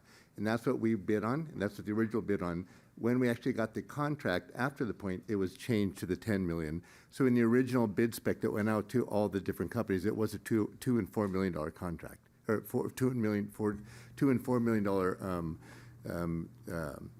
limit. And we actually, in our questions ahead of time, we even asked that in our questions, and they confirmed that it was a 2 and 4 million. We can certainly go to the higher amount, but there's a higher cost to the city to do that. So we just wanted to keep the price for the city as low as possible. But if you guys want to go to the higher one, we have different amounts for different cities. So it wasn't something that we came up with. We were just honoring what it said in the original bid. So I wasn't involved in the bid process and may want to ask staff if that was City I think that manager. if we can have a few minutes to confirm what the gentleman is saying, that the RFP had the amounts that we're now hearing, then it would be fair for us to have that contract change. I'm not, this is the first time I'm hearing about it as Okay, well. it's our finance staff to answer that. Hey, Madam Mayor, why don't we take a 2-minute recess for them to do that, so we can Okay. get it done. Yeah, I see our colleague is over there. Well, we have another comment before he leaves, Councilman Hilton. Yeah, I personally don't think we need a 2-minute recess for it. I think it needs to be brought back. It needs to be brought back in the right order. We can't walk hundreds of $1,000 contracts on the floor changing. I've asked about this contract a couple of times. So I mean, it should have been. I mean, we talked about it today over our briefing. It should have been. These don't. Hundreds of thousands of dollars don't get to walk on the floor, and we take a 2-minute recess to figure out if it's right or wrong. Then you have to give the other people who did it the ability to come back and change their thing. I would suggest that we don't walk it on the floor and approve it tonight. We bring it back at a later date. That's my motion. There is no urgency. I kind of agree with my colleague. I'm in agreement to bring it back because, and for staff to have the opportunity to look at what the gentleman says, Scott, that in the original RFP, it stated $1 amount for liabilities, and then he said when he got the instructions based upon the contracts, it changed. So where did the disconnect happen between the two? So at least it'll come before us, correct? Yeah, so I'm happy for us to, based on the information that's here, this contract wouldn't start till January. So I think that we certainly could bring it back At the next council meeting. Thank you. So without any objection, this will be continued until the next council meeting. We're going to take a 2-minute break. Question, when you say next council meeting, are you talking about December 7th? No. Going to add to the agenda of December 7th? Is that the intention of the city manager? Yes, sir. Or do you We mean will the have a council meeting? business agenda on December 7th. It's going to So be you're a gonna very have light. full agenda plus Well, the, I'm hoping it's not very full, but well, I'm hoping it's as minimal as possible, but we will have items on an agenda. and this will be additional items? Yes, sir. Okay, I just want clarification. It's to be a light agenda. Okay, so light. Anything that can wait will wait. So we're going to ask that this item be continued until the next council meeting, that we have all the correct information in place. Thank you. Without any objection? Thank Seeing you. none, we'll continue the item. The next, Is mine item 15? wait a minute, Mayor Pro Tem, we're going to take a 2-minute break. Okay.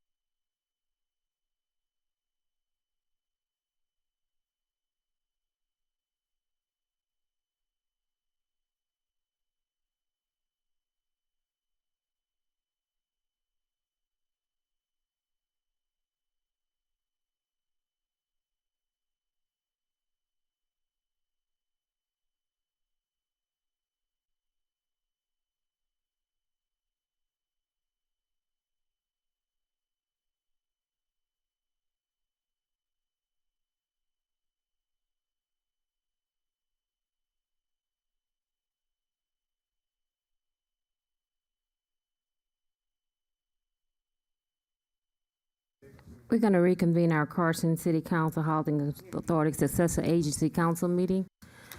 And item number 16, Councilman Hicks. Thank you, Madam Mayor. Just wanted to get staff's report. You talked about it briefly before in regards to the extension. I just want to move staff's recommendation at this point in time. I'm okay with it. Second. Be my guest. Oh, we got to vote. We have to vote on that, yes. You have to vote because you pulled it. You pulled it. Cast your votes. You still got to vote. That's item 17, Councilman? That was 16. 16. Item number 17, MPT. Yes, thank you. On item 17, I have the same concerns I had last time. I know I spoke with the city treasurer, and she's not taking one position either way, I don't think, on this, but she's not advocating for this either. So I'd like to continue this item to the next council meeting as well. The item will be continued without any objection. No. Item number 19, MPT. Okay, 19.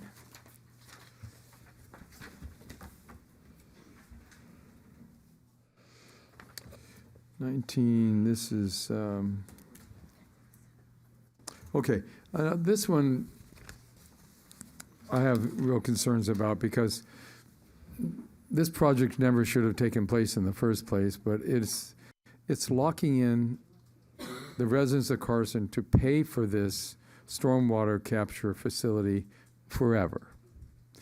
And we, on certain years, will get grants, and some, knowing the history of grant writing and grant production and success, you have up and down years. There may be some years we don't get a grant. And the grant is only 44% on not this initial startup, but on the maintenance over the years. So this item right here, I think I need to talk with staff a little bit more about, so I'm going to ask to continue this as well. Any objection? No. Any objection? If I may, I need to confirm when this would have to start so that I have a better understanding of the urgency of the item. If I may Okay. just ask Eliza Jane to address that.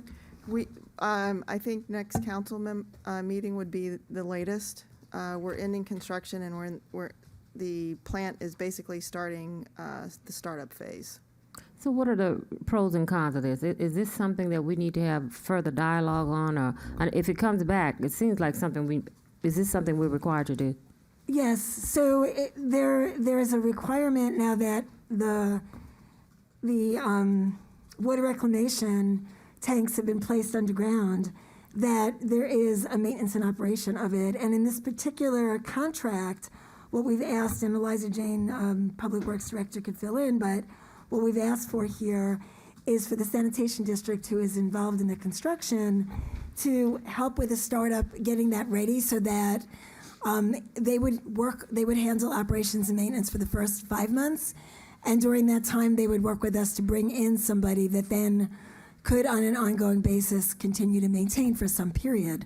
So this is very important because we need them to really help us get this started. We have no choice.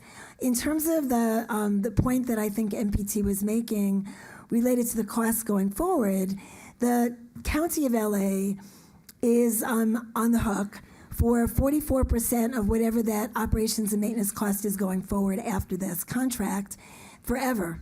It's an ongoing cost. The grants that I think MPT was referring to would be anything in addition that we might get to cover costs that would be the city's cost out of its operating budget. So there's nothing that would change here. We have no choice. We've now put these stormwater tanks underground. As he said, it was a decision that was made some years ago by a prior council, prior city manager, prior public works director. What I would like to do, and what I've offered, to him, and I would like to do this for everybody, is I'm fairly certain that since I've been here, we've not had a briefing on our MS4 permits. And it really is a good idea for the council to all have a better understanding of how that works, because what I think that you would need to understand is that these requirements, which we have no control over, already obligate the city to spend millions of dollars on stuff like this. And this is just one thing that we've done to satisfy those permit requirements. So there's a big story here that we do need to share with the council, and Eliza Jane has offered to pull a briefing together for everybody on that. But it won't change what we need to do here, that these tanks are already in the ground, and we have no choice but to move forward and to start working on operations and maintenance. And this is an agreement with the sanitation district, which they've been willing to do at our request, to at least start that maintenance and operation for the first 5 months, so that we could then use that period with their expertise to bring in a vendor who can handle it going forward. Anything to add? No, I actually feel fortunate that LA County Sanitation District is willing to do this, because we actually don't have the expertise. It's a treatment plant, and they're going to be writing an operations and maintenance plan for us so that we know exactly what type of contractor we need to hire. There's monitoring systems, there's pump stations, there's all sorts of things. And actually, one of the things to think about is, if there was ever a spill in this particular watershed, this particular system would prevent a Dominguez Channel event happening in Machado Lake. So this is designed to prevent a major accident, a major catastrophe in terms of water quality in Machado Lake. Because this particular sub-watershed in this Carriage Crest Park, this system empties into Machado Lake. So this is one of the obligations Which that is we a city of LA controlled lake, right? That particular lake is in the city of LA, but our watershed, part of our watershed city. goes into it, and so Yes, does and so- Lomita and Torrance. But, so maybe we should approach this where they should help pay for that. They should help pay for the prevention of the contamination of their lake. Right, and as I understand it, they had asked us years ago to help them with Machado Lake. They dredged for like $90 million. Right, and they took out the alligator. Yes, they did. If you remember that. I do.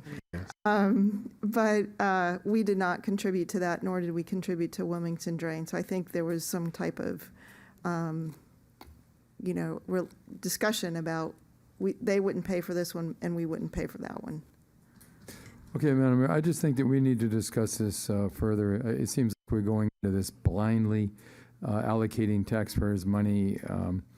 I think we might be able to renegotiate a better deal for us.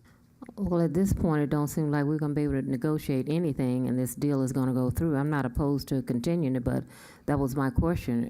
We have to do this, so to give my colleagues insight, if it's something we have to do, we just have to do it. Whether this council voted for it or not, it's voted for, and so if we can agree, it's going to come back, the answer is going to be the same. Madam City Attorney. The only thing I want to caution the council is that there's an agreement where you got, I believe it was $13 million in grants to do this project, and there are obligations that are associated with that. So you don't want to position yourself to fall into default, where then you would have a lawsuit against you for not complying with the terms of the grant that you received to do this project. And the other thing is, as the city manager pointed out, these are the MS4 permit obligations are obligations that all cities have. It was fought very heavily, and the courts came back and said that the cities have to comply with MS4 permit requirements. And this satisfies a portion of your obligations, and it was done through grant money. So that's one way of the city looking at it, that you got a grant to do a portion of your compliance at least. But I just wanted to caution the council that there may be liability for not complying with your grant funds now that the money has been spent and the catch basin has been built, if you don't do your part. It's been built. What I would like to do to my colleagues is to pass this item, and if it comes back that there's some room to negotiate, that we bring it back for reconsideration, because it sounds as though our hands are tied, and listen to my city attorney and my city manager. The work has already begun. So MPT, I would like you to meet with them. If there is, after we pass it, we can bring it back for reconsideration. Well, I would beg to differ with you and beg to differ with the city manager as well. There are multiple reasons for that, and we've already suffered the loss of Carriage Crest Park facility for over 2 years. That's enough burden on the residents of Carson. Yes, we got a grant that forced us to spend millions and millions of dollars that we didn't have to spend if this wasn't built. So I think we need to renegotiate it. So that's what I Am I bring it hearing back in yeah. 3 weeks. It can't come back in 3 weeks. We won't have a meeting. It has to come back at the next meeting. The next meeting is in December 7th. December 7th. So what's going to change between now and December 7th? What's going to change? Who are you asking that question of? I'm asking city staff. So this particular contract is for startup phase of this particular plant. It doesn't have to do anything with LA County Public Works paying 44%. This is only to help us establish and turn on the treatment plant and make sure the pumps and the monitoring station and everything works, because the water coming out of this tank will go into LA County Sanitation District sewers that then goes into the joint plant in Carson. And so this is the first of its kind. Nobody's ever done this before, so this is actually well known in the stormwater world that this is a very unique and very innovative project. So it's actually about $21 million that the city of Carson has received to build this particular facility. None of that was our money. The money that we do have to pay for is for operations and maintenance. 44% will come from LA County Public Works. However, we have applied and received from Measure W $200,000 in addition to the 44% for O&M for Carriage Crest Park for 5 years. So we have been actively trying to look for O&M costs, which is, you're right, very difficult to find, but we fortunately did find it for the first 5 years. Madam Mayor. Yes. My question to staff would be, then if, and I know the Mayor Pro Tem's concerns, you're requesting to increase the budget by $250,000, which was already budgeted in this fiscal year. Is that correct? Yes, because normally construction projects have a startup phase, and this construction project, because it wasn't our funds, did not. And so when we realized that the startup phase for $250,000 was not incorporated in the contract, now we're coming back and asking for it. So you were short the $250 for the starter for this process, Correct. But I heard through MPT, is this going to be an ongoing $250 in perpetuity? Is that? Okay, so this is the startup phase. After the startup phase, there will be O&M costs, and that O&M costs will be in perpetuity. And that amount is? We don't know yet, because we don't know exactly when they start it up. Then we'll understand what the monitoring requirements are. They're going to write an operations and maintenance manual for us. Then we'll have to go out to RFP and get quotes for how much it would cost for somebody to operate it. So, Councilman Hicks, we're already on the hook for MS4 program, and now we're going to on the hook for something addition on top of that.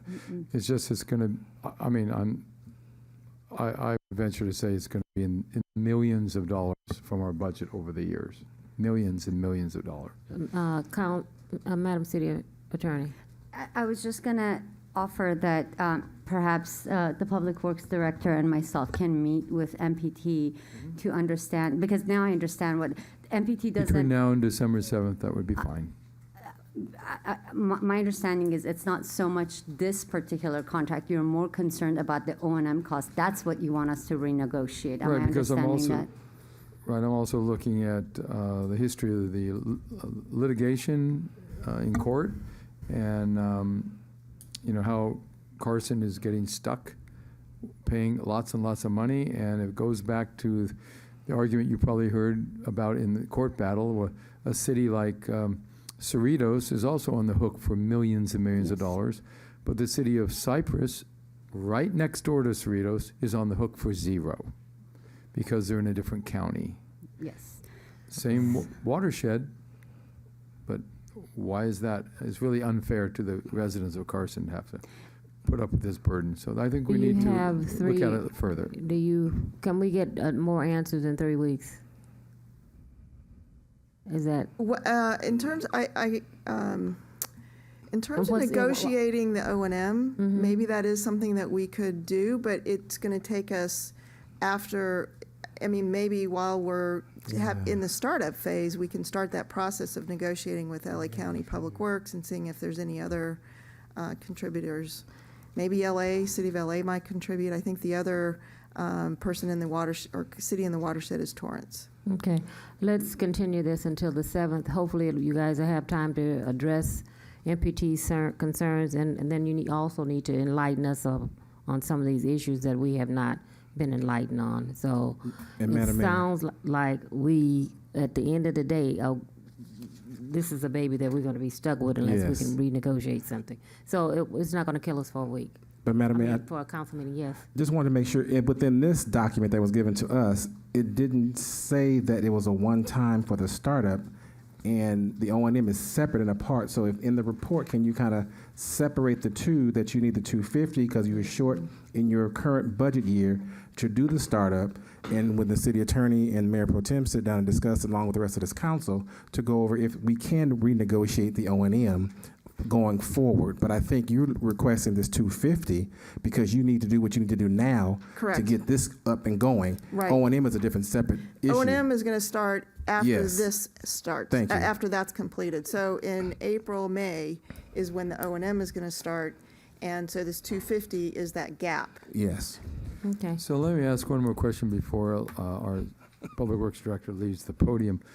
44% is, looks like a grant coming to us, so 56% of the taxpayers of Carson will pay, right?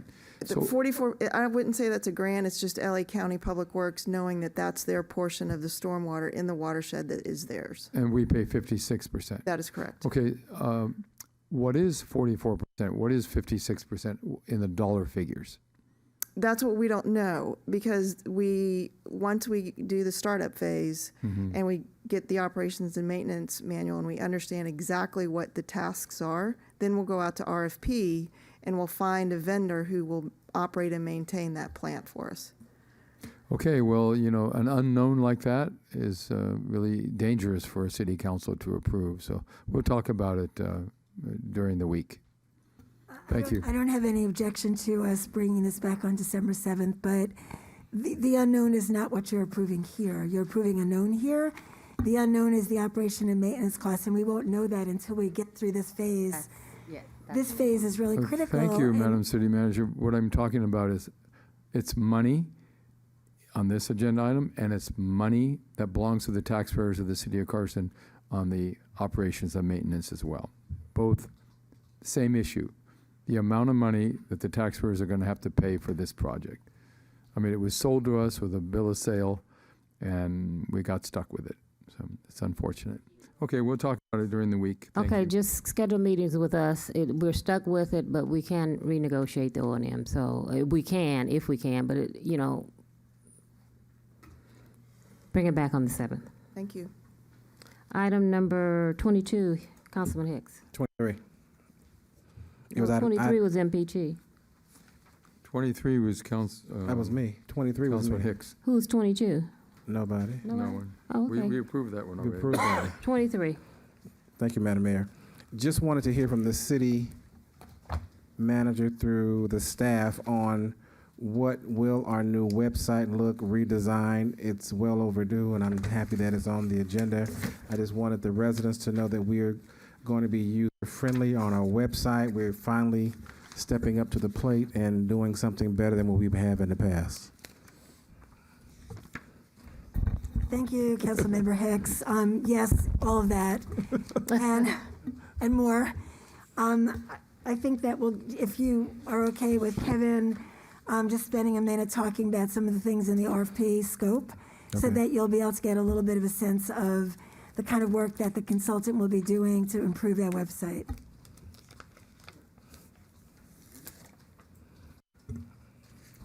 Hello, Mayor, Council, good evening. Yeah, this is really exciting for us. It's been exciting, and we've been working on this actually since before the summer. We put an RFP out during the summer, and one of the I collaborated with the directors and some of the requirements, and one of the things that we were looking for was a more modern interface. That I actually wrote some notes as I was sitting here that I believe that you were looking for. Has a faster interface, will allow for better citizen engagement because of the faster interface, because the interface we have now obviously it's kind of outdated, aged, kind of clunky. Old platform.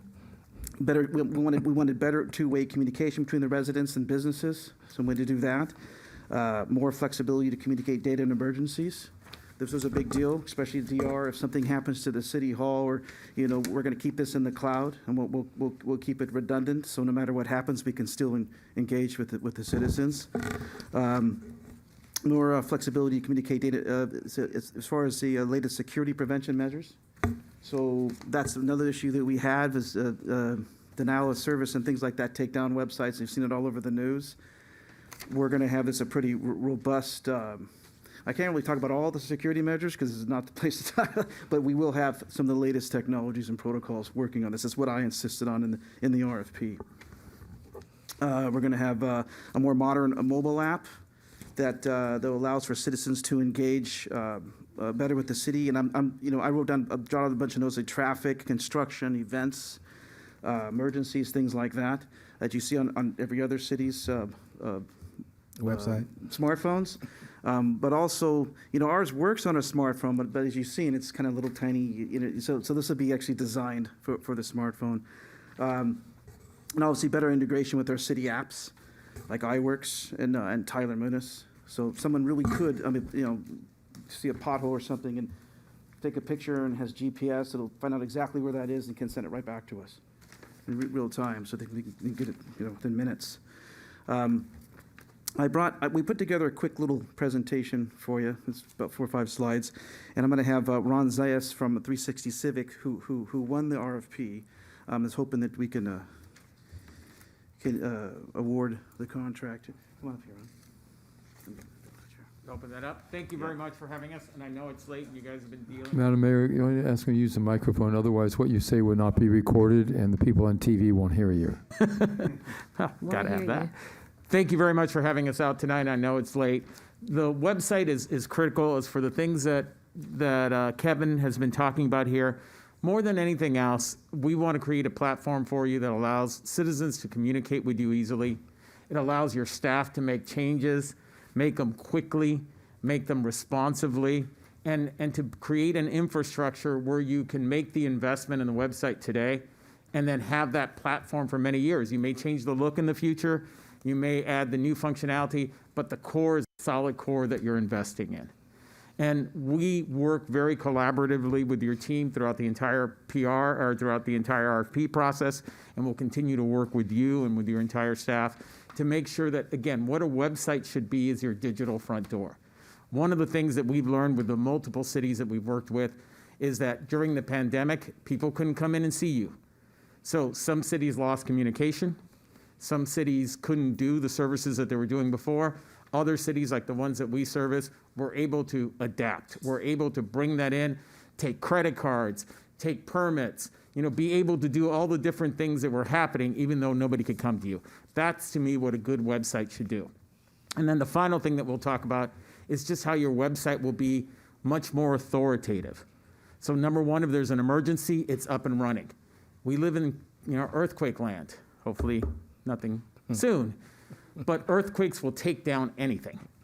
What we do with our websites is they're housed outside of the state of California. Nobody notices that, but it's in a safe area. If people go down here, one of the things about your city that we did research on is that most of your people get their first, the first internet that they get is mobile. The good thing is in emergencies, mobile tends to stay up. They're going to be able to see your website. They're going to be looking for information, and you will all have 2 ways to be able to update your websites, even in an emergency, using your phone, your text, or calling one of our out-of-state offices, and we'll take care of the changes for you.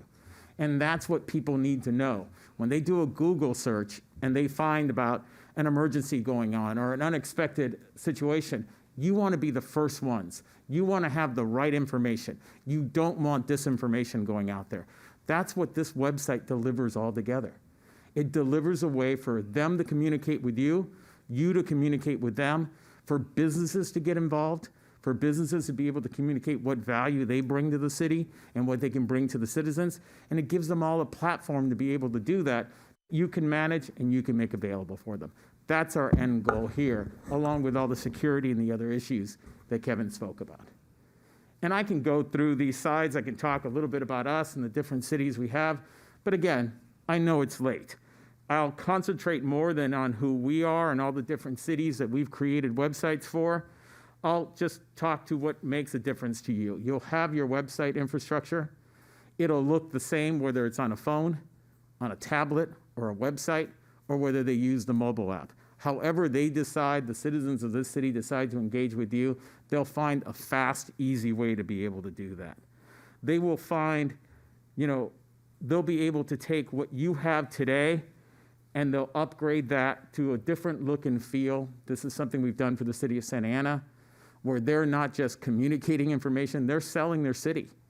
They're selling it to the residents, to the businesses that are there, to the people who are thinking of moving there.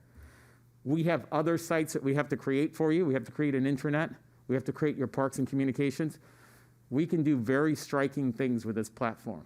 Every photo that I'm showing you up here is based on the same platform. This is for the new Santa Ana Zoo site that's coming out here by the end of the year.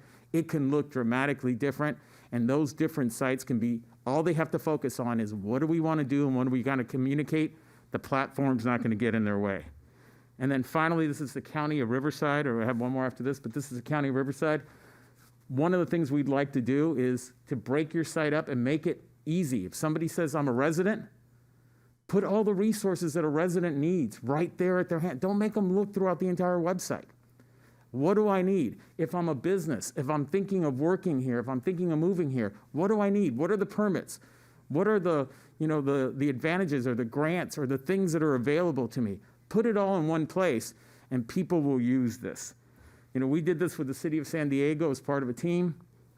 And one of the things that happened is by making the things that they do most often easy, traffic has increased 30% to those key areas. And where did that traffic go from? It didn't just come out of the magic air. It came from other sites that were stealing that information, people that were selling how to do a permit in the city of San Diego, people that were selling other information. Now the city of San Diego is the most definitive site. That's where people go. And that's the vision we have for Carson. You talk a lot about moving forward and having that vision forward. We want to help you get that. And we're part of the team that will help you do that. Does that make sense? Yes, it does make sense. And we're excited. I'm sorry. I know it's late, but we're excited about this. Are there any questions we can answer for you? My main reason for pulling this was because. Oh, go ahead. No, you're not doing it. Oh, sorry. I thought I pulled the item. My main reason for pulling the item was to bring this information to the Tioga City Council as opposed to just approving it through consent, and that we are not giving this back information because really, back when I was a staff, the website was horrible, and I just knew that when I looked at other websites for other cities, we were so far behind that it didn't make any sense. For our slogan is Future Unlimited, and we're looking at we are not even part of the future. We are still back in the Stone Ages. So for us to now have you on board and to have this in place, and I know our mayor always talks about the jewel of the South Bay, we need to now have that part of this platform, somewhere we put a jewel or something in this platform, that we have something that represents what this new council is wanting to move forward with this city. So, Kevin, thank you. To the city manager, thank you. It's just making sure that in the platform, now that we are in districts, that it's clearly defined, that you know who is in what district and who is your representative within that district, and it shows a map of what is that person's area of control by being a council person over that district. That's very important. Absolutely. We have a lot of experience doing that, so we'll bring that to bear. And also know that this is not, happening in a vacuum. You'll be seeing designs. You'll be seeing the strategies that go through. And I hope, like all the other city councils that we work with, that you're involved and that you're proud, because at the end of the day, if you're not proud of it, It's not a good place to start. You want to be able to hear, you want to be proud of it, and then you want your citizens to be proud of it, and that's what we hear. I'm the Madam Mayor? CEO. Oh. I'm sorry, go ahead. Councilman Hilton is next. Okay, I'll go But after that. before everybody, I just want to move staff's recommendation. Second. Councilman Hilton. Yes, first I want to thank you for your energy and your enthusiasm. Thank you. Secondly, I think that this is going to be great for our community. I'm wondering, will there be other languages added to our website? So if someone has to speak Spanish or Tagalog or something like that, I want to make sure that it's user-friendly. All of the threshold languages are going to be included with this. You have dynamic translations for as many languages as you want, and then we have personalized translations for the very important information that can handle multiple languages. That's number one thing for us is making sure we communicate the way people need to hear it. Don't forget Samoan language. Yeah, Samoan language. Perfect, when he said all of it. And then is there any way we can have like a Facebook integration on our website where people, they may not log on to our website to see our live things. However, we can integrate our council meetings on Facebook Live like other cities are doing when doing that. Kevin didn't let us get through the RFP process without saying social media is part of our communication strategy. Not only integrating what's showing up there to show up on the website, but now we can publish from the website to different social media, so it's one consistent message that's going out. Perfect. So it works both ways. Perfect. Thank you so much. MPG. Thank you. So we've been waiting a long time for a website that we're proud of, a website that is truly user-friendly. And if I could give you an analogy, there are various levels of computer literacy, but the analogy is this. Many years ago, maybe before you were born probably, when the television became something in pretty much every house in America, had a cathode ray tube in it, along with a lot of other tubes. And the people operating the television did not have to know how the television was built, how to repair it, how it worked. All they needed to know was to follow instructions to get what they needed from that device. So that's the type of website that we need. We don't want a website that is a challenge to our residents or pushes back to our residents. We want a website that really works for them. And what you described in your opening presentation, and Kevin is nodding, so I'm sure he's vetted this very clearly, is what we're looking for. So we really want the website that works the way you described it. So to my colleagues, this is something that makes a lot of sense for us to do this. And as I mentioned a moment ago, it's about time we do it. But we want to be sure that the money we invest, the taxpayers' money we invest, produces exactly what you described. So through the city manager and her staff, Kevin and others, they're going to assure us that that's the case, because of course you're standing here telling us that's the case, but they need to vet that. They need to be sure that's the case. And many times, my constituents, our constituents have said, went to the website, I couldn't get the information, it's too difficult, it was not user-friendly. So the point I'm making out of all of this is it needs to be truly user-friendly for the citizens of the city of Carson, because it's their money that's going to produce this. Your expertise, your talent, your skills, your knowledge, but it's their money that's going to you to make that happen. So we very much appreciate this new and innovative approach. Innovative because we haven't had it before, and so I'm happy with it. That's why I seconded the motion. So we're looking forward to it being something where our residents will call and say, "Hey, what a great website! Hey, I was able to get what I wanted. I wasn't frustrated." Like we had in the many years, several years in the past. Okay, Well, that's my speech. that's and, your I'm all speech. for it. So I encourage my colleagues to vote yes on That's that. our speech. Kevin, if I could use it, anyone can use it, because you know what my level is, 0. So I'll be your test to make sure it's it's user friendly, because I have a difficulty getting on any website or any web page. So it's been moved and properly second. Could you cast your vote, please? I think you need to take them off of there. Madam City Clerk. Motion approved unanimously. Okay. The next item is a special order of the day. It's a public hearing for consideration of introducing ordinance number 21-2119 for approval of development agreement number 2219 for removal of two existing digital pylon signs and the installation of a new double-sided digital outdoor advertising sign at the Wynn Auto Dealership located at 2201 East 223rd Street in the city of Carson. Madam City Clerk, was the notice of public hearing properly posted? Notice of public hearing has been given pursuant to applicable law, including but not limited to proof of timely publication received by the city clerk. Notice to the applicant via email was confirmed by staff. Posting requirements were met for individuals and organizations. The posting affidavits are on file in the city clerk's office. No written communications were received. That concludes the city clerk report.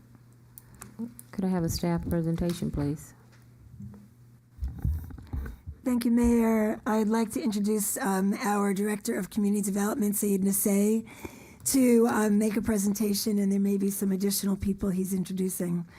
Thank you. Sayed, go ahead. Thank you, Madam City Manager, Madam Mayor, members of the City Council. Good evening. This item before you is a digital billboard for the Wynn Chevrolet and Wynn Hyundai. This slide shows the location of the dealership.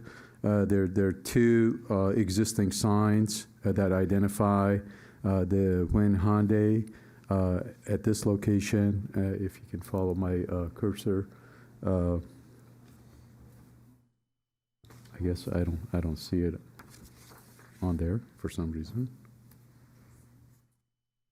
There are three blue dots that you see on the site plan. The two outer ones are the existing signs that will be removed. One identifies Wynn Chevrolet, and the other one identifies Wynn Hyundai. And the one in the middle, the blue dot in the middle, is the proposed new sign that is a digital billboard. This is what the proposed billboard looks like. It's the standard size billboard, like all the other digital billboards that we've approved in the past. It's 64 feet high from the ground, from the dealership ground, and 52 feet high from the Florida 405. This slide shows a southbound view. You see the yellow rectangles that point to the existing signs. And the red one is the new proposed one, so it's in between those two signs. This is the billboard kind of superimposed on the landscape without the existing signs. Southbound view. And this shows the northbound view with the new sign. And this is the superimposed Photoshop. The deals of the development agreement include the 30-year term. The developer or the dealership will pay the city $40,000 annually with 6% increases every 3 years.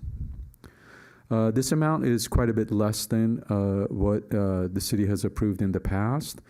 And the last one that we approved was about $140,000 a year. So the Planning Commission and city staff looked at that and examined that, and we found it to be acceptable because, first of all, this is not a full-time billboard, so the dealership has to advertise their business part-time on the billboard. and other times they can sell the advertisement to third-party vendors and obtain income from it. The development agreement doesn't include a provision that restricts the percentage of the advertisement for on-site and off-site.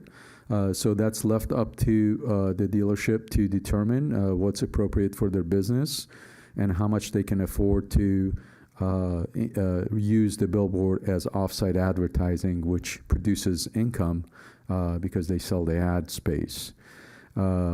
So those are the reasons that staff and the Planning Commission determined that it's appropriate to have a lesser amount.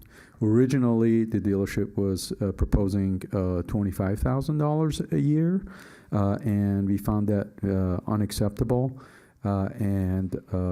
So the current proposal is $40,000 a year. Mayor, I've got a question. Yes, MPG. Is there anything in the agreement, I read through it, I wasn't clear about community benefit as far as putting things, since it's digital, about the city of Carson, maybe one of our anniversaries or something that might be put on the billboard at no cost to the city. Is that in there? I would have to ask the applicant on that. Ariana, is there a section on that? There isn't a section on that, but we'd be willing for, if there's available time. We can't hear her. Could she come to the mic? Currently, there is no provision for that, but we do have standard language in other development agreements that we will include that the city can use the space as available. That's how other development agreements are worded for community events. Well, maybe if she's here, Representative Wynn could come forward, we could ask her that question. Sure. That's all right?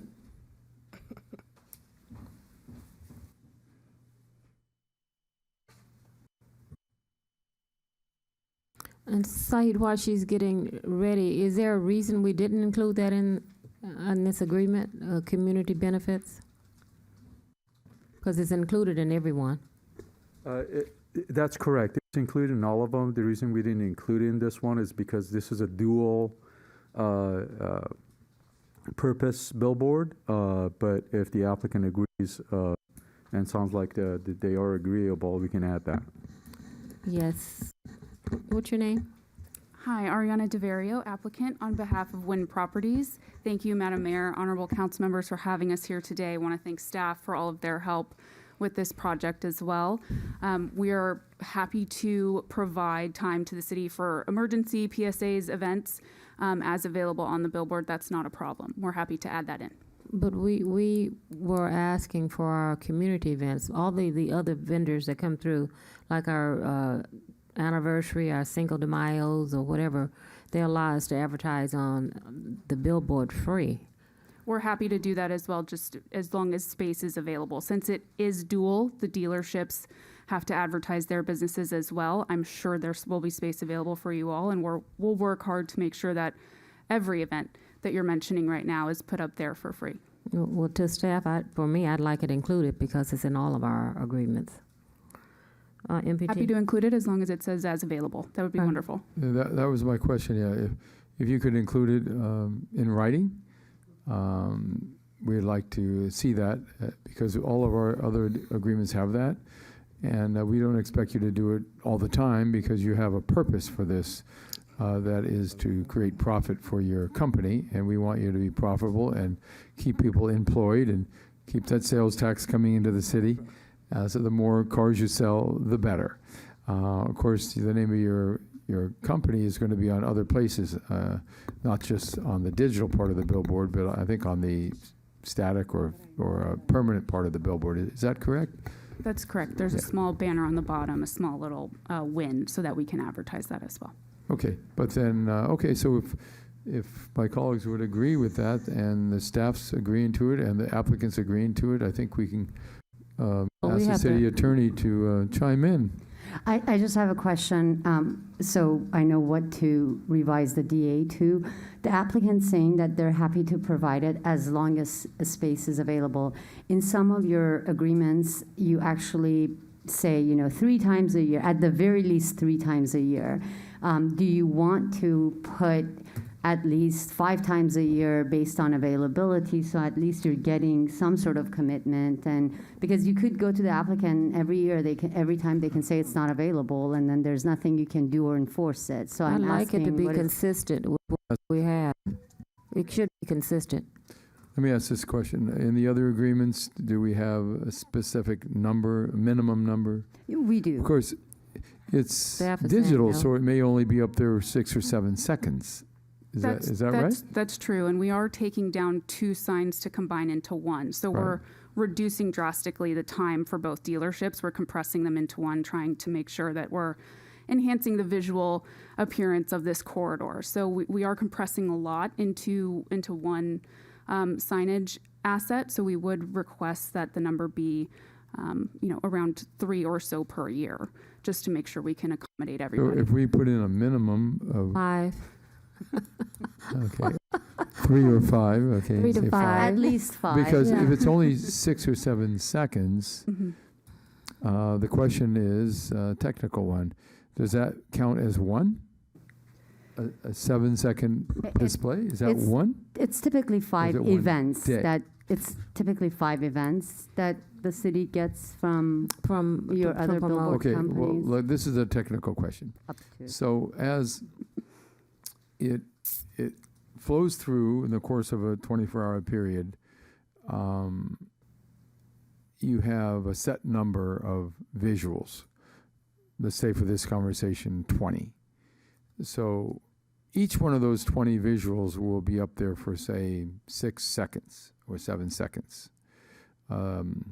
So if we say we want it 5 times a year, that doesn't mean 6 seconds in 24 hours. It means one day, I would think, correct me if I'm wrong, of including it in the selection. Yes, So if that's it goes correct. through, like I said, for the sake of conversation, I don't know the exact number, say 20 visuals, that the city of Carson's one of those 20 as it goes through all day long in That's a 24-hour period. Does that make sense? Yep, that's exactly correct. Because we don't want to get shortchanged. Just a No, not second. at all. Okay, I'm satisfied if that's the case, and you'll put it in writing. 5 times a year, it'll be in the selection for that 24-hour A period. minimum of 5 times. Yeah, If space 5 should or allow. more, If space should allow, it should be more. Councilman Hilton. No, I was going to say I've known Wynn to be a good community partner, and I've known them to run ads for Carson all the time, and I'm sure that she can make this decision on the fly in order to move effectively at the minimum of 5. And we know that the owners of Wynn have been great community partners, and I've seen our stuff as I drive past the 405. So I think this will be good, and I'm willing to make the motion with the amendment of a minimum. Well, of wait a 5. minute. We need to go through. Oh, is we've it- already Close had the public staff. hearing first. Yeah. Oh. Well, I have to open the public hearing first. So the applicant did her presentation. We've opened it. Any public testimony? Any staff closing comments? I think we've made them. We're going to close the public hearing. Council deliberation. Madam Mayor, Councilman Hicks. I just had a question for the applicant. On the slide, it says that your dealership advertisement will only be part-time. Can you explain what the part-time is, if this is going to be your only display for both dealerships? Absolutely. So it will be split between Hyundai and Chevrolet, and then off-premise advertising as they determine feasible for the business. So sometimes it might weigh in favor more of off-premise advertising, other times more in favor of the dealerships. So it'll be split in Mayor Pro Tem's example. If you had the 20 frame rotation, maybe 7 would be for Hyundai and another 7 would be for Chevrolet, and then the remainder would be off-site. And then per Mayor's direction here, we would have some City of Carson frames in there as well. Okay, so then what I'm seeing is you're going to be the competition for everyone else on that same thoroughfare. Okay, I'm just getting an idea that before you guys didn't do any advertising for any other people, but now you're going into the advertising business on a billboard. As another way to generate revenue. Yeah. It was a decision that the dealerships made going through the COVID-19 pandemic. So another way to allow them to put revenue back into the business. Okay. Yes, Other thing. MPG. Okay, we have a marketing logo. It says Carson, California, Future Unlimited. You might have seen it. You can see it on my tie clip. Looks nice. Okay, I can like you see it. it from there? I can. Okay. So that is, I believe we have the legal rights to that, Madam City. Right. So can we authorize them to have access to that? So if there are times when maybe the billboard has to be static for repairs or something, or there's, if they want to use it at their discretion, we should allow them to use it. How can we go about that? We can definitely put a provision in the development agreement that deals with that if that's the directive of the council. So if you want access to it, it's your choice. And we're not demanding it be up there all day long. But if you have use for it, we'd like you to use it. Absolutely. We have a team of in-house graphic designers and programmers that can work directly with staff to create ads specific for the billboard. If things need to be resized or you guys are a little bit bogged down, creative team, our staff will handle that free of charge for you all and give you a proof. We can even create some general frames that we have in our back pocket that you all have approved that we can put up there without needing it to go to anybody for review. So we can do that as well. Okay, that sounds good. Thank you. Thank you. I have a question to staff. It says the development agreement does not specify the percentage of advertisement for the dealership and revenue generating billboard advertisement. Is that something that we normally do for other billboards, or this specific just for this one? Well, we really don't have any other example that's similar to this billboard. All the other billboards are for all of them are for off-premise advertising, so they're not for on-site businesses to advertise. So this is really kind of the first one, and staff hasn't included that breakdown. One other question. Yes, Madam City Attorney.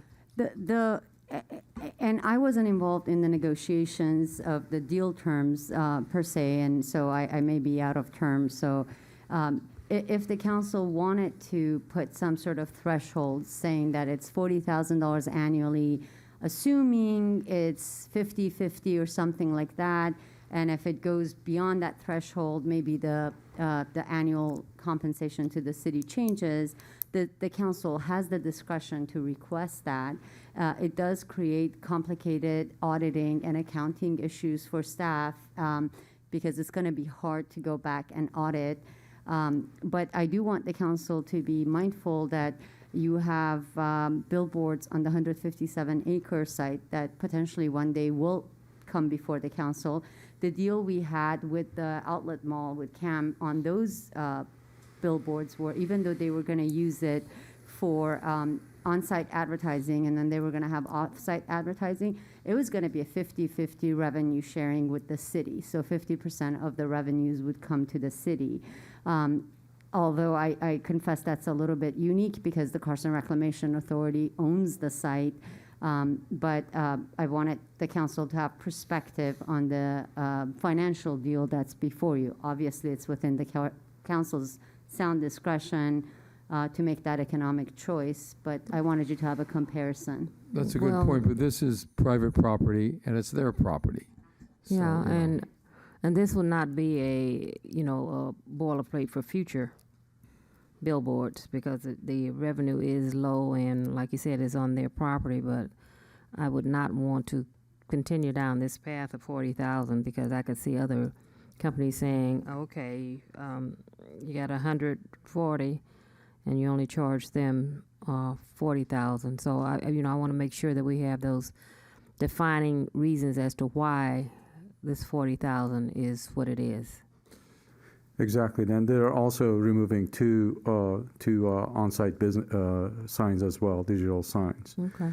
And we're in total control. These are all development agreements. We don't have to agree to anything that we don't feel comfortable with. So it's a case-by-case basis. Okay. I think Councilman Hilton's going to make the motion with the amendments included. All of that, yes. I like to. His wife wants him to come home before midnight tonight.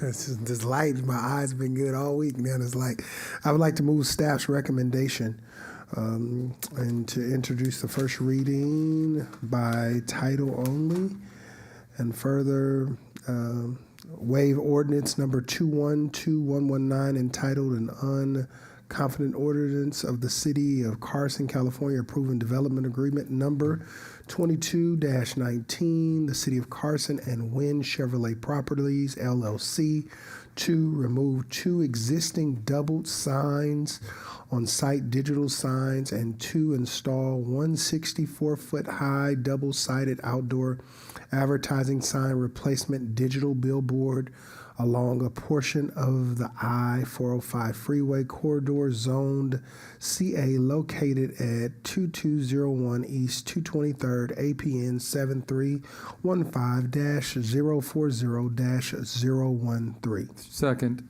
Wait, the amendments. With all the amendments, as staff said, with the minimum of 5 and all those requests. Seconded as amended. Does our city clerk And the have all those sharing of the amendments? logo permission. Sorry, I just want to have a clear record, the two amendments. Thank you. And the sharing of the logo.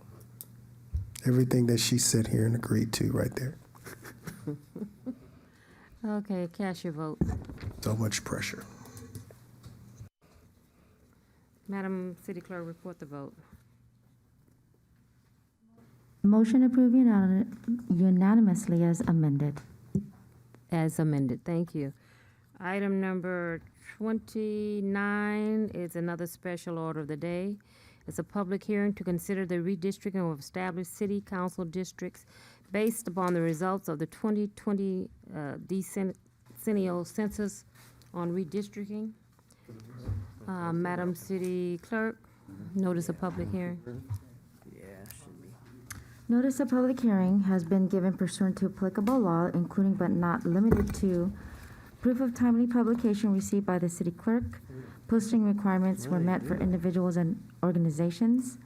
The posting affidavits are on file in the city clerk's office. No written communications were received. Madam Mayor, that concludes the city clerk report. Staff, presentation, please.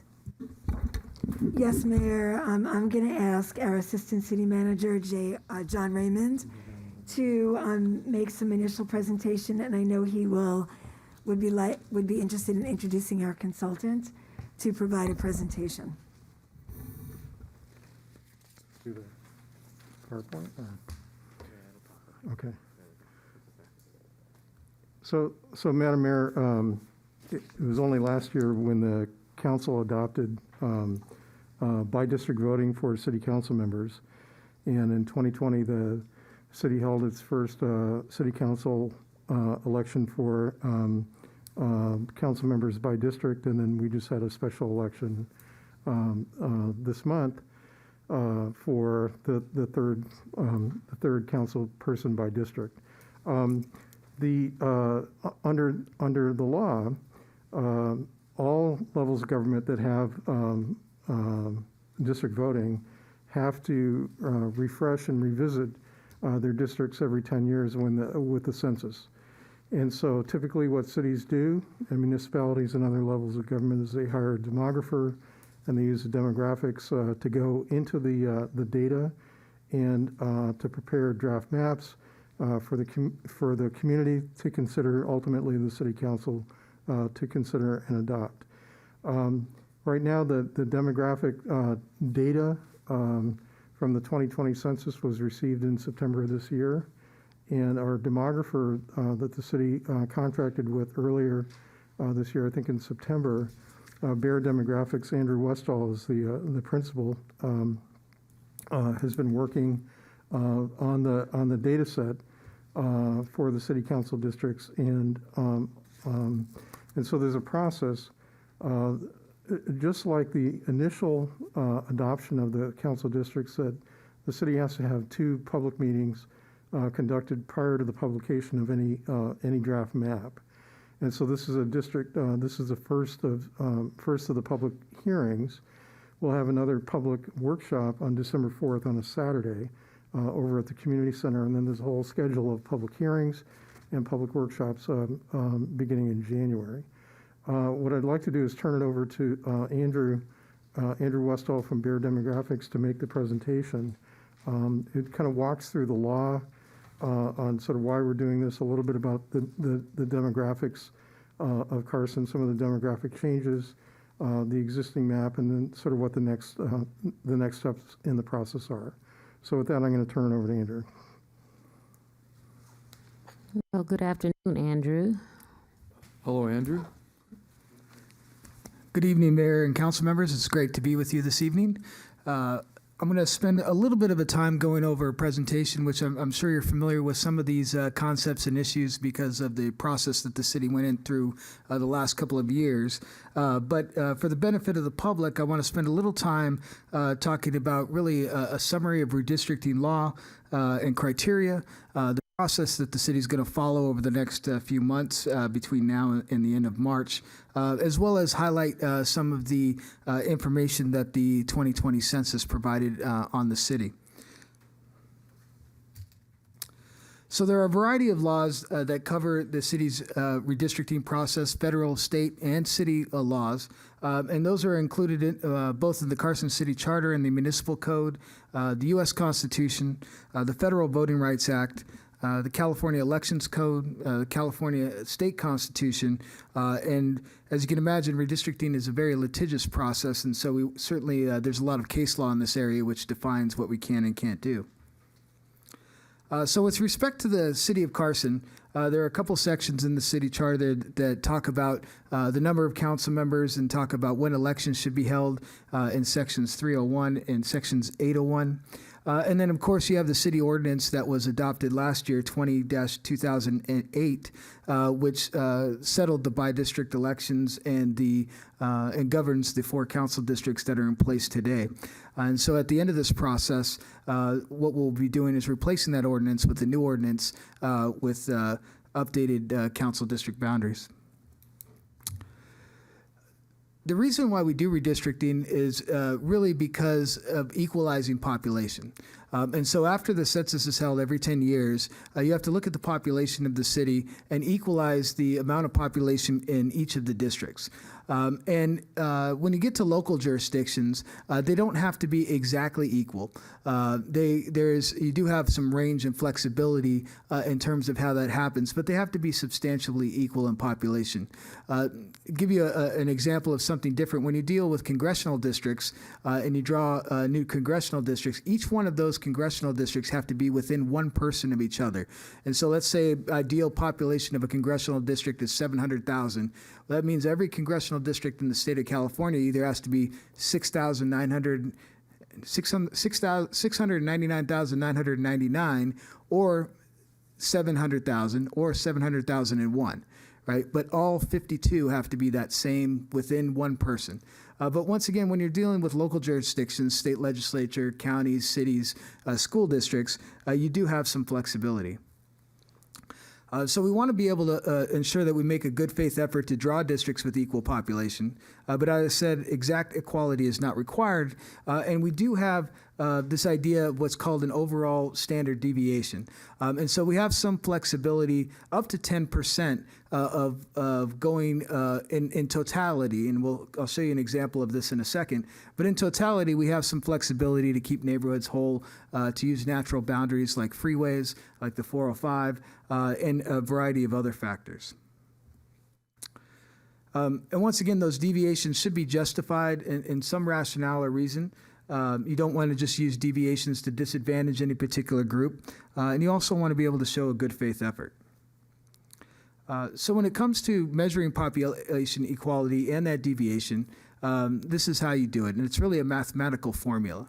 And so you start with the city's total population, and you determine the ideal equal population of the 4 council districts. And once you have the ideal population of the 4 council districts, you want to know how far off is each district from that ideal. And that's your deviation, and it's a percentage that you use. And then what you want to do is you want to take the percentage of deviation of the district with the least amount of people and the percentage deviation of the district with the most amount of people and add those 2 percentages together. And those 2 percentages together should be less than 10%. So as you can see on this example on the screen, if you have an example of a city with a population of 90,000 and 4 council districts, so your ideal population is 22,500. And as in District 1, you have a population deviation of negative 5% because that total population is at 21,375. In District 4, you have a percent deviation of positive 3% because that deviation is 675 people over the ideal, or once again, 23,175. And so you add those 2 numbers together, that negative 5%, because it's the highest negative, and the plus 3%, which is the highest positive, and that's what gets you to 8%. And so in this example, you would be at least legally compliant with the population principle. Beyond equality of population, there are other factors which are considered the traditional redistricting criteria. And so you have things like contiguity, compactness, utilizing natural boundaries and streets, and then also, of course, neighborhoods and communities of interest. And we'll spend a little time talking about that in a minute. So contiguity is the first concept, and that's the idea that all parts of a district should connect. And so you can imagine if you have an area of the city where you draw a rectangle south of the 405 freeway, and then you draw another rectangle up north of Cal State Dominguez Hills, well, that wouldn't be contiguous, right? All of that area has to be together in one district. And Carson doesn't have non-contiguous parts of the city. It's relatively uniformly shaped, and so contiguity is an easy issue to deal with in this process. The next issue is compactness, and ideally districts should be geographically compact. Sometimes this isn't always possible because of the geography of a city, the way that neighborhoods are, how those natural boundaries like flood channels and freeways intersect with the city. But the idea is you should try to strive to draw compact districts and always be aware of their appearance, shape, and borders. And then lastly, on this portion of the traditional redistricting criteria is using existing boundaries. So once again, things like the 405 freeway, major streets in the city, and once again, those flood channels and washes that come through the city can also be used as those boundaries. Now, over the next couple of months, we're going to be spending a lot of time in the community talking to them, not only educating them about these concepts in this process, but also trying to gain from them how they define their portion of the city of Carson. You know, where might they worship? Where do they go shopping? Where do their kids go to school? Those sorts of things that they define their portion of the city of Carson. Most people that live in a city don't travel to all parts of a city. And so if you're in a particular area of the city, we really want to understand how you view the city of Carson in your eyes. And so we really, and by gathering that information in these workshops, and we're going to have several of them as we go over the calendar at the end here, but really gathering that information from the public and incorporating that into summaries so that we can provide that information to the city council and the mayor so that you can make informed decisions on this process and draw a map that really reflects those communities of interest. Communities of interest can be a variety of things. They can be neighborhoods, they can be land use patterns where areas are residential or industrial or commercial. They can be cultural and language characteristics. And certainly the city of Carson is a very diverse city, has a lot of ethnicities, a lot of languages that are used in the city of Carson. And so that can be also utilized as a community of interest.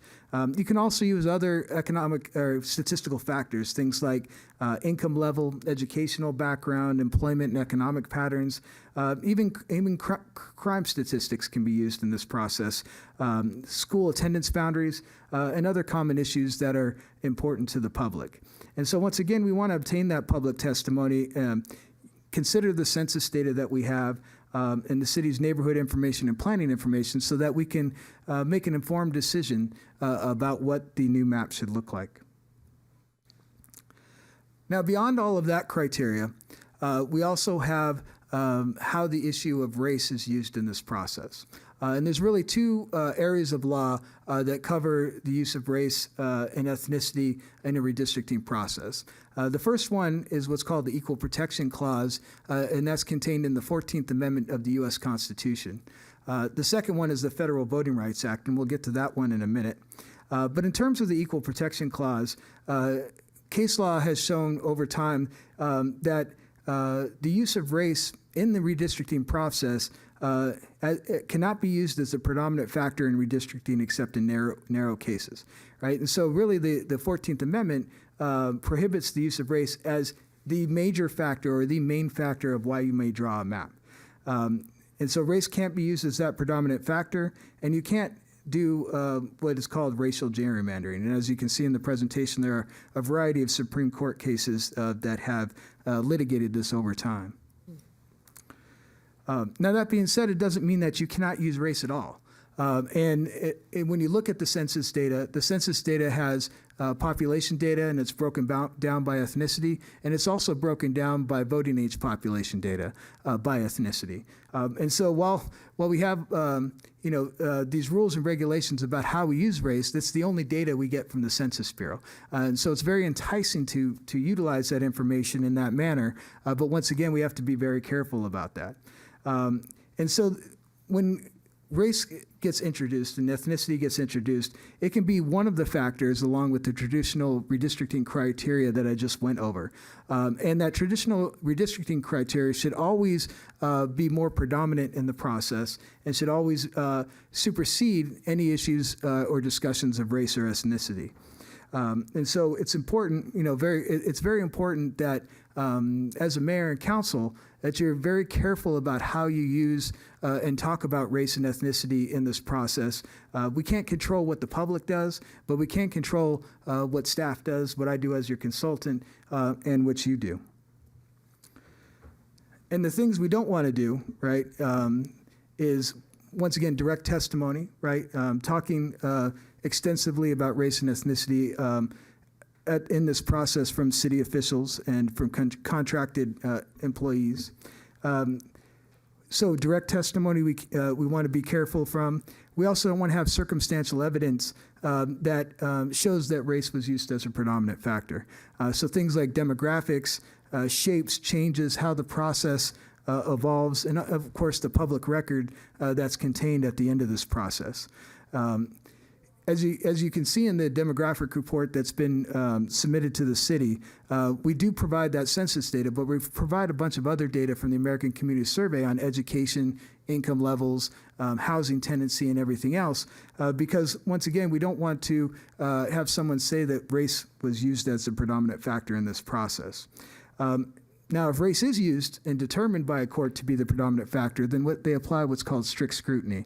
And that's the highest level of scrutiny that a court can apply to reviewing an issue.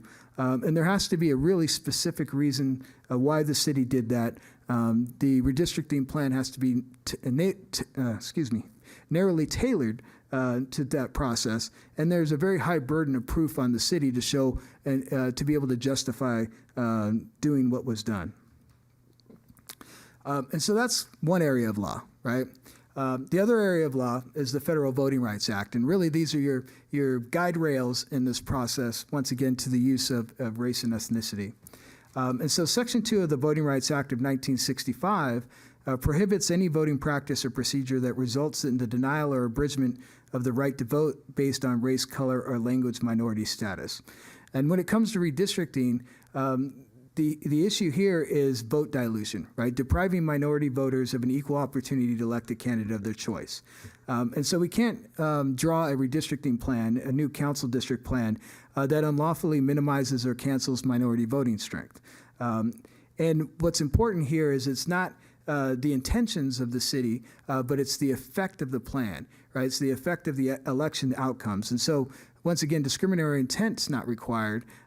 We could have the best of intentions, but if the plan that's adopted has a discriminatory effect, then it's possible that it could be a violation of the Federal Voting Rights Act. So here's an example of vote dilution. And there's really two terms that we use with respect to this. The first one is called fracturing, right? And so if you look at this example of a jurisdiction with 4 districts, fracturing is the idea that if you imagine that orange triangle is your minority population in your city, it's split down the middle between the 4 districts in this particular jurisdiction. And so by doing that, you're fracturing the minority vote in a particular city so that the majority in each one of those districts can routinely outvote them. And so that's, once again, a violation of the Voting Rights Act. The other side of that is what's called packing.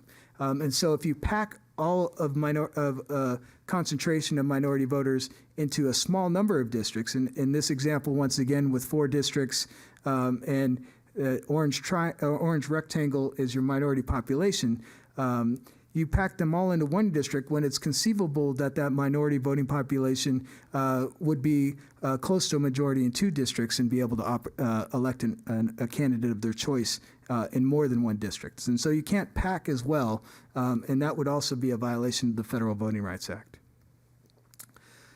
Now, in order to successfully challenge a jurisdiction on a Voting Rights Act challenge, there's what's called the Gingell's criteria, and there's a 3-pronged test that needs to be met for a violation of the Federal Voting Rights Act to occur.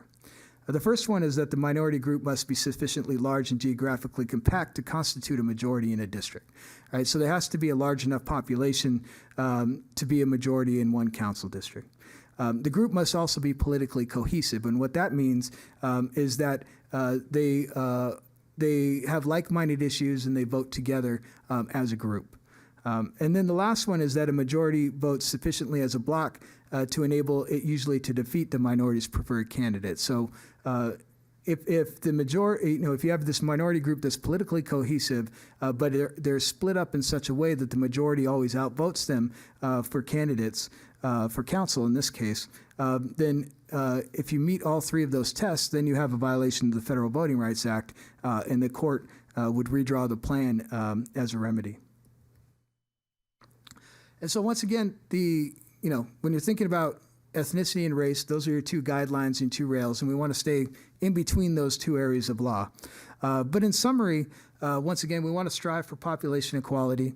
We want to focus on that traditional redistricting criteria, once again, contiguity, compactness, using natural boundaries, major streets, that sort of thing. And then also communities of interest, as we talked about, and neighborhood information. As I said before, we don't want to use race as a predominant factor, but we also want to make sure we're complying with the Federal Voting Rights Act, and we want to establish and follow a good process. This next slide is just a snapshot of the demographic profile of the city of Carson. We provided you, I can't remember if it's a 10 or 12-page report, but we provided you with a report with a variety of other statistics, but this is the top line. So in the city of Carson, the population after the 2020 census, as adjusted by the state of California, is 95,994 people. And as you can see with the 4 council districts, the overall deviation is currently 4.8%. And so certainly at the end of this process, if the council wants to adopt the current map as the map going forward for the next 10 years, it complies with at least the equal population principle. And certainly based on my review of the map, it also complies with contiguity and compactness. And so one of the options, much like if you're dealing with an environmental impact report, one of your alternatives is to do nothing. But based on state law, we have to go through an extensive process over the next few months to get to that point. Lastly, as I mentioned before, we have a variety of hearings and workshops that are going to take place. Just the first one was this evening. The next phase is really 3 different public workshops. The first one taking place on Saturday, December 4th at 10 a.m. at the Carson Event Center just next door to City Hall. We have workshops also taking place on January 10th and January 11th. We'll be back here on January 18th to present the council a draft map or draft maps for your review and discussion. And those draft maps or draft map have to be published on the city's website 7 days in advance of that hearing. And so they have to be on the website no later than January 11th. So for those of the public that are interested in this process, be sure to go back to the city's website around January 11th, and you'll be able to see what those maps look like. As I said before, we'll be back here presenting a draft map on January 18th. And then we'll go back out and hold a couple of other workshops on the 19th and 25th of January. And then come back for another public hearing, once again required by state law, on February 1st. We'll hold another series of public workshops. If there's any adjustments or refinements to those draft maps that the council wants. Those will be held on February 8th, 9th, 16th, and 22nd. All of the public workshops are being held in the evenings at 6 p.m. except for the first one, which is on a Saturday in the morning. And then to wrap this process up, we'll be back here on March 1st to do a presentation on the final map and draft ordinance that your staff will prepare for you. Once again, that has to be published on the city's website 7 days in advance of that March 1st meeting. And then the second reading of that ordinance would take place on March 15th. The process for redistricting in the state of California and for jurisdictions like Carson that have a standalone municipal election in November of 2022 states that the process has to be completed no later than April 17th of next year.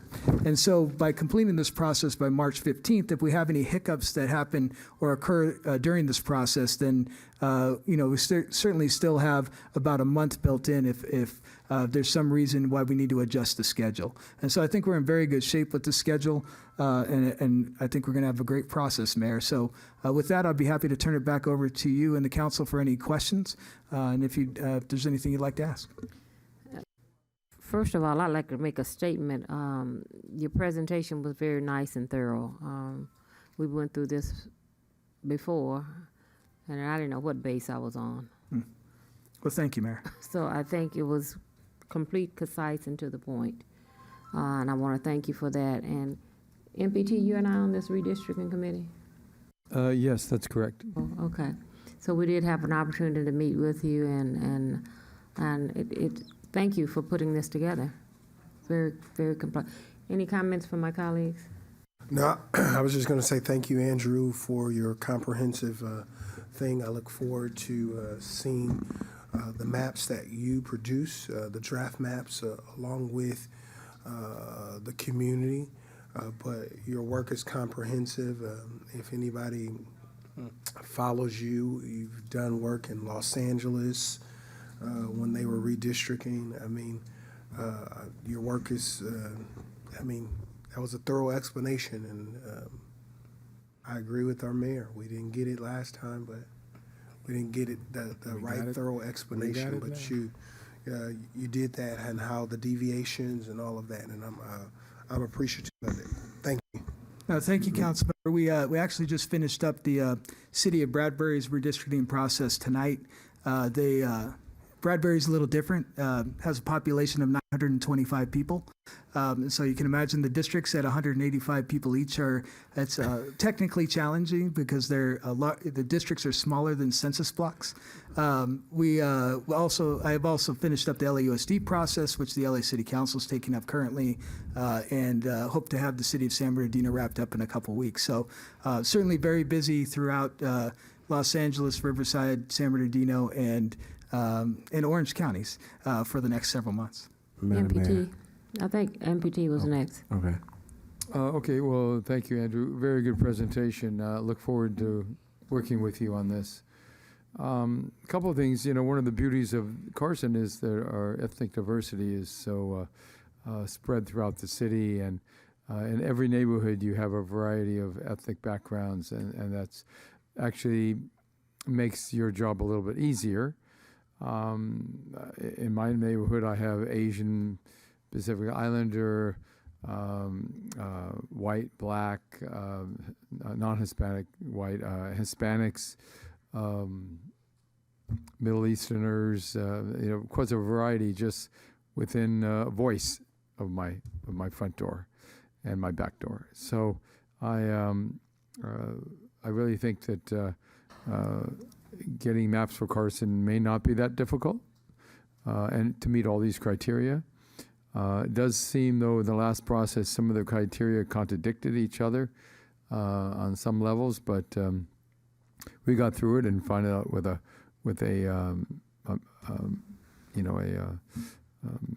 map that worked. So one thing I did find that there was some neighborhood comments about not wanting their neighborhood split. So that would be something I would be bringing to your attention. Some neighborhoods, there's a number of people concerned about not splitting their neighborhood. Others not as concerned. So it has to do with shopping patterns, school attendance patterns, and those kind of things. So I'll bring that to your attention later on. I appreciate that, Mayor Pro Tem. We certainly rely on the mayor and council and the public to really tell us about the city of Carson and those communities and those neighborhoods.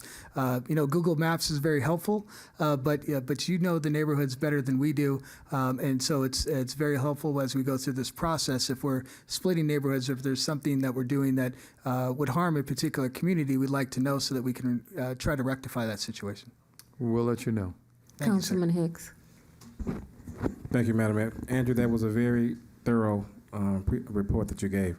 My question, based upon all the upcoming hearings with the public, will there be any way that this is being televised, or will it be electronically, so that we're still in the pandemic, so many of our residents who want to be engaged may not want to come into a facility, but want to still be in the know of what's happening? How can they be a part of the process? That's a great question, council member. So there's a variety of ways. The first way is that the city will put up a redistricting website that's required by state law that'll have all the information with respect to redistricting, not just in English, but also in Spanish and Tagalog, which in both of those languages are required by state law for this process as well. And so you'll have a public comment form there. You'll have a variety of other information that are accessible. With respect to the hearings and workshops, I'd certainly be happy to talk to city staff to see if we can do some of those as a hybrid, as virtually, and if that's technologically not feasible for the city, then we can hold some virtual hearings as well. Because I think, to your point, sir, it's a good mix. I think some people are still a little weary about coming out, because of the pandemic, and so you want to be able to give them access to that information in their languages of choice in a variety of ways, and certainly that's something that I would be very supportive of, and I'll be happy to talk with Mr. Raymond further about that. Okay, thank you. Okay.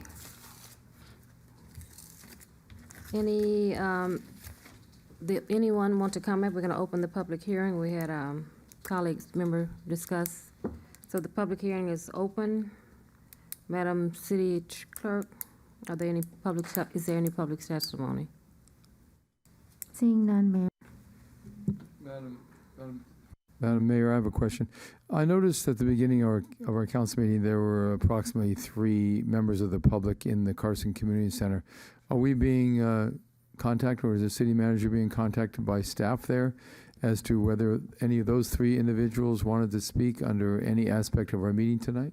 We actually invited them to join us here, and I think that at this point, either they came here and left, or they've left the community center. I see. Okay, so there's no one there now. There is nobody there Okay, right now. thank you. That was my question. I appreciate it. Any closing comments from staff before I close the public hearing? The public hearing is closed. Council deliberation. Well, this is more of a receive and file because It's a public session, council deliberation, there's none. Okay, so we will receive and file and proceed, and thank you very much for this excellent presentation. And our next, I think you said December the 4th is when we have the first workshop, or what's happening? December the 4th on a Saturday? 10 in the morning. At the community center. Okay. Thank you. The dates are listed on, Well, the public may not have, they don't have this, so those that are at home. Actually, I do have one other question for JR. okay. At which of these public workshops will the demographers be represented? Andrew or someone on his staff? Do you have that set yet, or is that still to be determined? I think we did, and I don't think it's written down in the staff report. I know that there was one workshop per district that Andrew would be at, Okay. and then the others would be just staff, just me, probably. The staff meaning the city staff or Andrew's staff? No, me. That's you? Yeah. Okay, well, I think you have the a spiel lot of pretty well experience. memorized. Yeah. Okay, you did a good job last time. I'm sure you'll do a good job this time. Thank you. We had identified dates that the demographer would be there, and I know you had a conflict with one date, but we do have a list of dates, and if staff could include those in the next agenda. Yeah, we can provide that at the next agenda. Okay, because we I know selected them. We've agreed what they were, and I don't remember what they were. Yeah. But it's one per district, I do know One that. per district. Yeah, Mayor, if my notes are correct, I plan on being the one at the event center on the 4th, the one that we're going to hold at Dolphin Park, at Stevenson Park, Fosaya Park, and Carson Park. So I think that covers it all, but staff has a nice flyer that they put together that they've been putting out in the community. I'm sure they could provide that too. Yeah, we just need the dates when you're there. Okay. Thank you.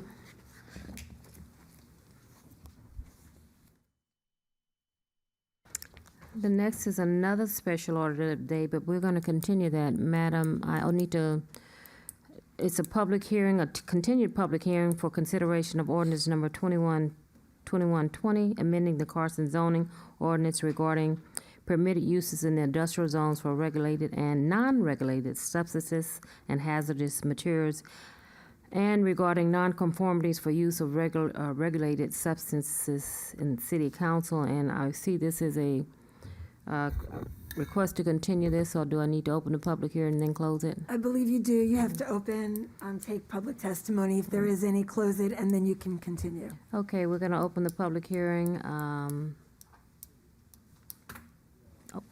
City Clerk, do we have a public notice?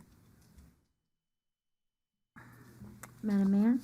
Yes, notice of continued public hearing has been given pursuant to applicable law, including but not limited to proof of timely publication received by the city clerk. Posting requirements were met for individuals and organizations. The posting affidavits are on file in the city clerk's office. No written communications were received. That concludes the city clerk report. Staff, any presentation? None? Mayor, Saeed Nassea, our Director of Community Development, very briefly address the council regarding the continuation request. Thank you, Madam City Manager. Madam Mayor, members of the City Council, this item was continued from October 19th by City Council to this meeting. During this time, staff realized that there could be some improvements to the ordinance, and we're working on that, and we request that you continue this item off calendar, and we'll re-advertise the public hearing. Okay. Council members, you have any questions? No, the public hearing is going to be continued, so Yeah. I don't have any questions this evening. So the public hearing has been opened, and we're gonna close it. There's no testimony. This matter will be continued, and you'll let us know a date. Is it Well, to a it's date taken certain? off. The staff's recommendation is just to take it off, and then we'll renotice it. Oh, I see, okay, all right. Thank you. Item number 31. Fiscal year 2021-22 first quarter financial report. Madam City Manager. Thank you, Mayor. We're really trying to make sure that we provide the council and the public regular reports on our budget, and we've started doing that, I think, over the course of the last year. I've asked our finance director, Tariq Rahmani, to provide a report on our first quarter financial report. Thank you, Madam City Manager. Honorable Mayor, council members, as you can see, my report is very brief for two reasons. One, we are only reporting on the year end of 2021. We are continuing the audit. We will probably be done by the end of December. And we are now starting the fiscal year 2022. We're planning to come back to council with the mid-year more detailed analysis of revenues and expenditures, and that will be in February. As you can see in the report, the city's reserve now is at $60 million, which means that we added about $14 million to last year. That's 30% increase. The explanation is basically the two sides of the equation. The revenues, we did much better than what we anticipated. We had about $5.3 million of the transaction of the land exchange with Prologis. We were supposed to get this money a year ago, but because of COVID, that was delayed, and we received the money this fiscal year. Also, in the sales tax, with the COVID-19, we were anticipating the decrease in sales tax, but what happened is the e-commerce, the internet sales really exploded during the pandemic, and our share in the LA County pool amounted to almost $3 million. So all the decrease that we forecasted was offset by the increase in e-commerce. In the expenditure side, mostly of the underspending is based on personnel budget. We were not fully staffed, so we had some turnover, retirements. We also had vacancies that took us some time to fill.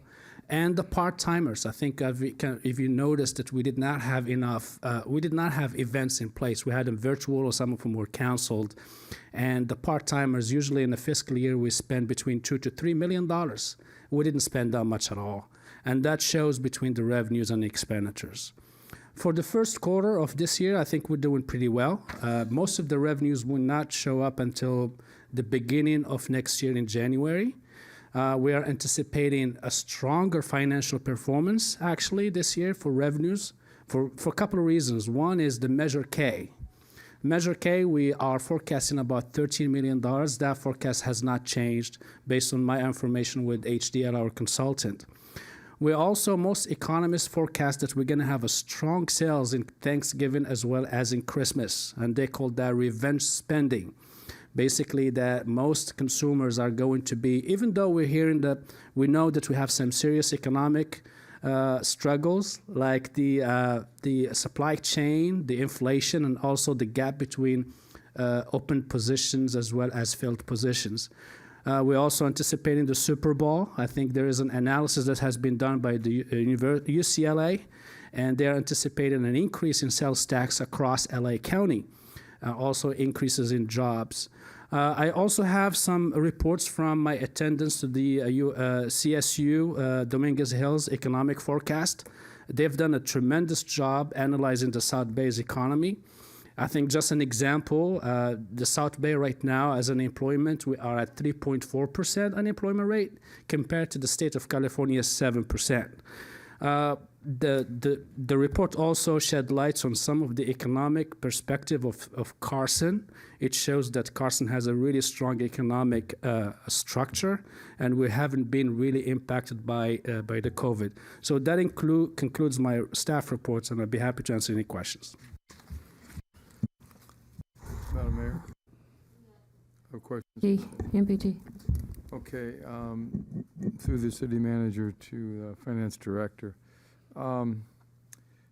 It's great that we have $60 million plus in reserves, so it's really good news. And you were commenting about our how many days you're giving us here? I'm giving a copy to each. I think these reports have been given to us when we attended the CSU events. Very good information in that report about the South Bay, including Carson. Okay, I'll have one for council member-elect Yes. Arlene Rojas Correct. as well.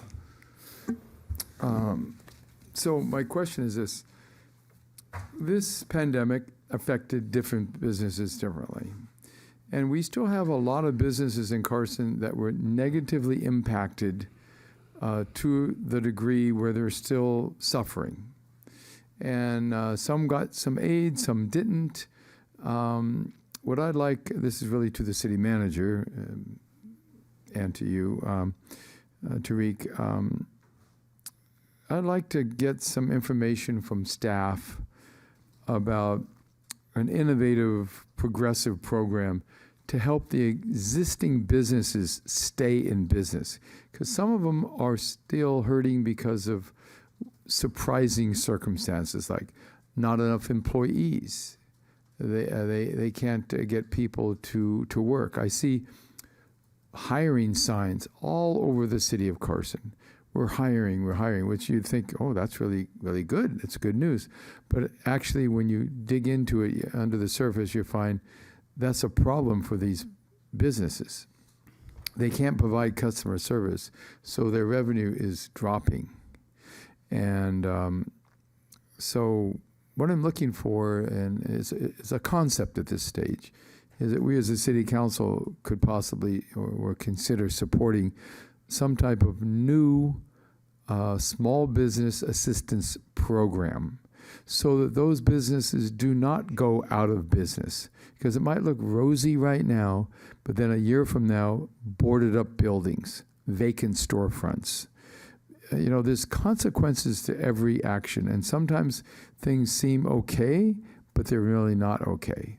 So I think that we should look into some type of a pro-small business action on the part of the city. And my colleagues are first hearing this right now tonight. I'm just, as you gave your report, I'm thinking about what we need to do. I'm thinking about my experiences throughout the community, because I'm always traveling through Carson from one neighborhood to another pretty much every day.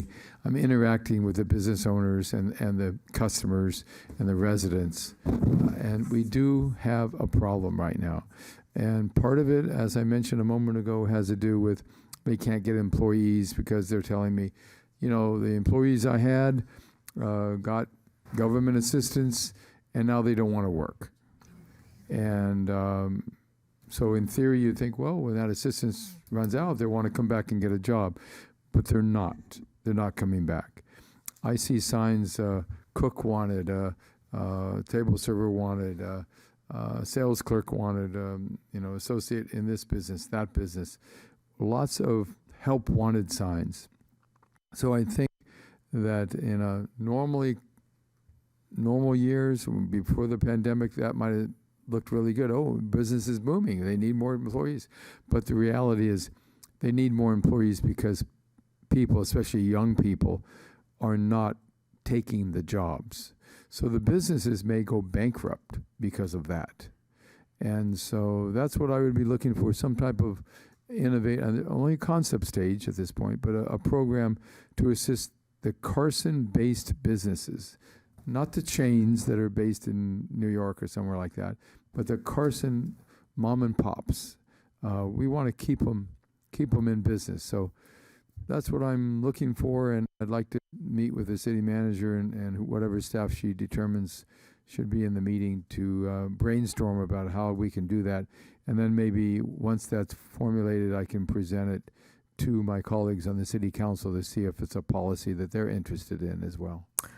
Thank you. Thank you, MPT. The Economic Development Committee, consisting of myself and Cedric Hicks, we've already started discussing that idea of bringing how we're going to save our small businesses and to come up with, and we've also, if you remember, we asked that we hire an economic development consultant to help us just to address the things that you're saying. So we've already started moving in that direction, and we were going to be bringing, I think the RFP is going out.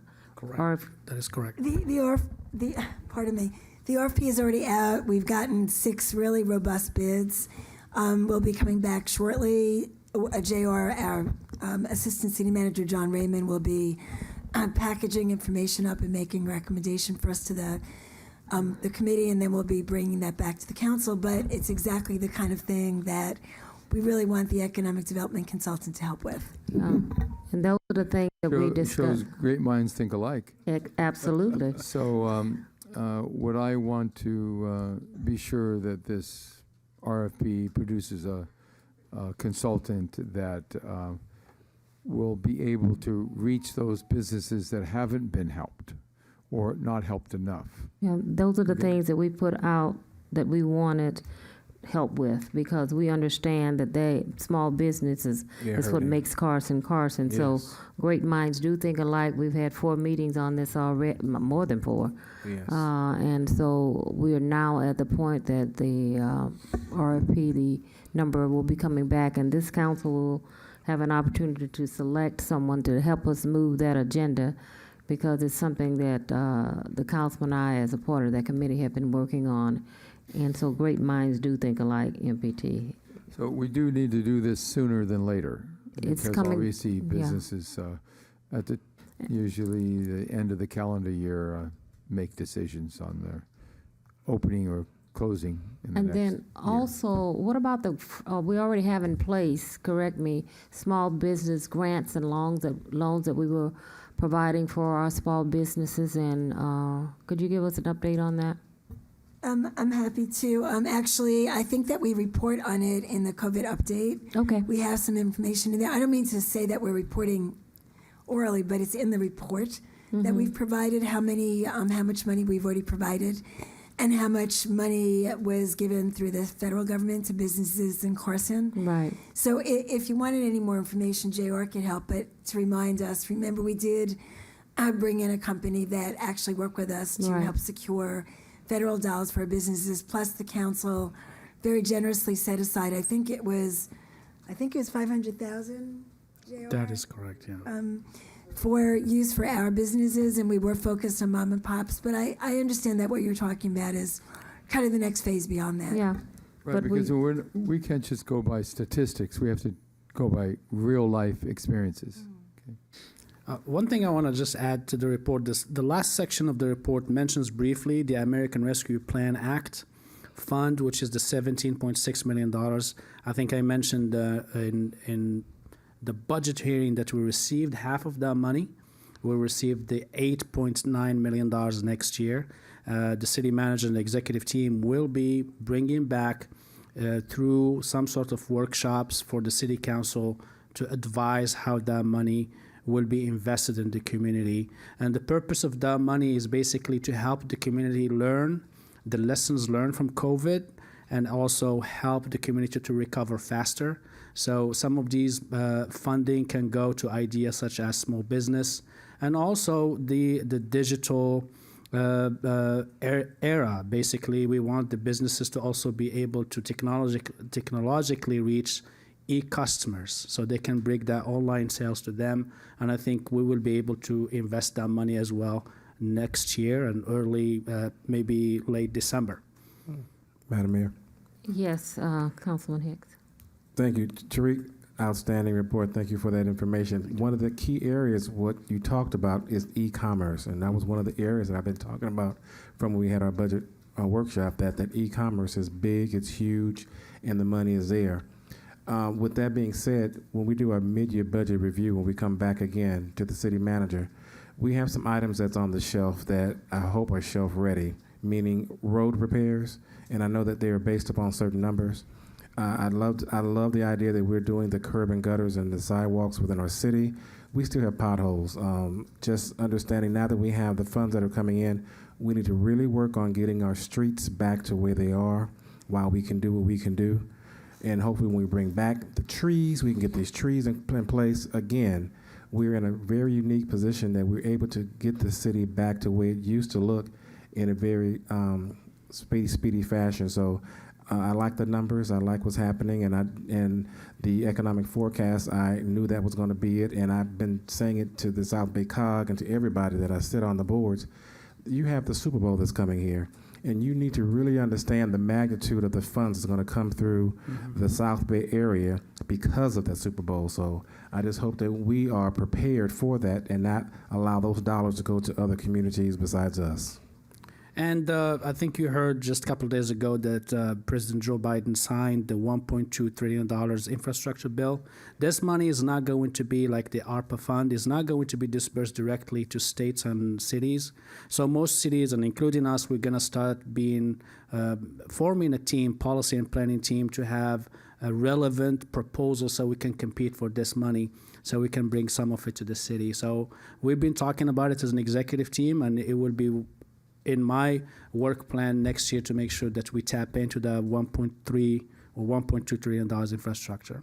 And just to add to what Tariq is mentioning, there's a focus in the president's bill on infrastructure, and particularly related to regional infrastructure that's assisting the ports because of the supply chain issues, and we're going to be right there looking for some of that money.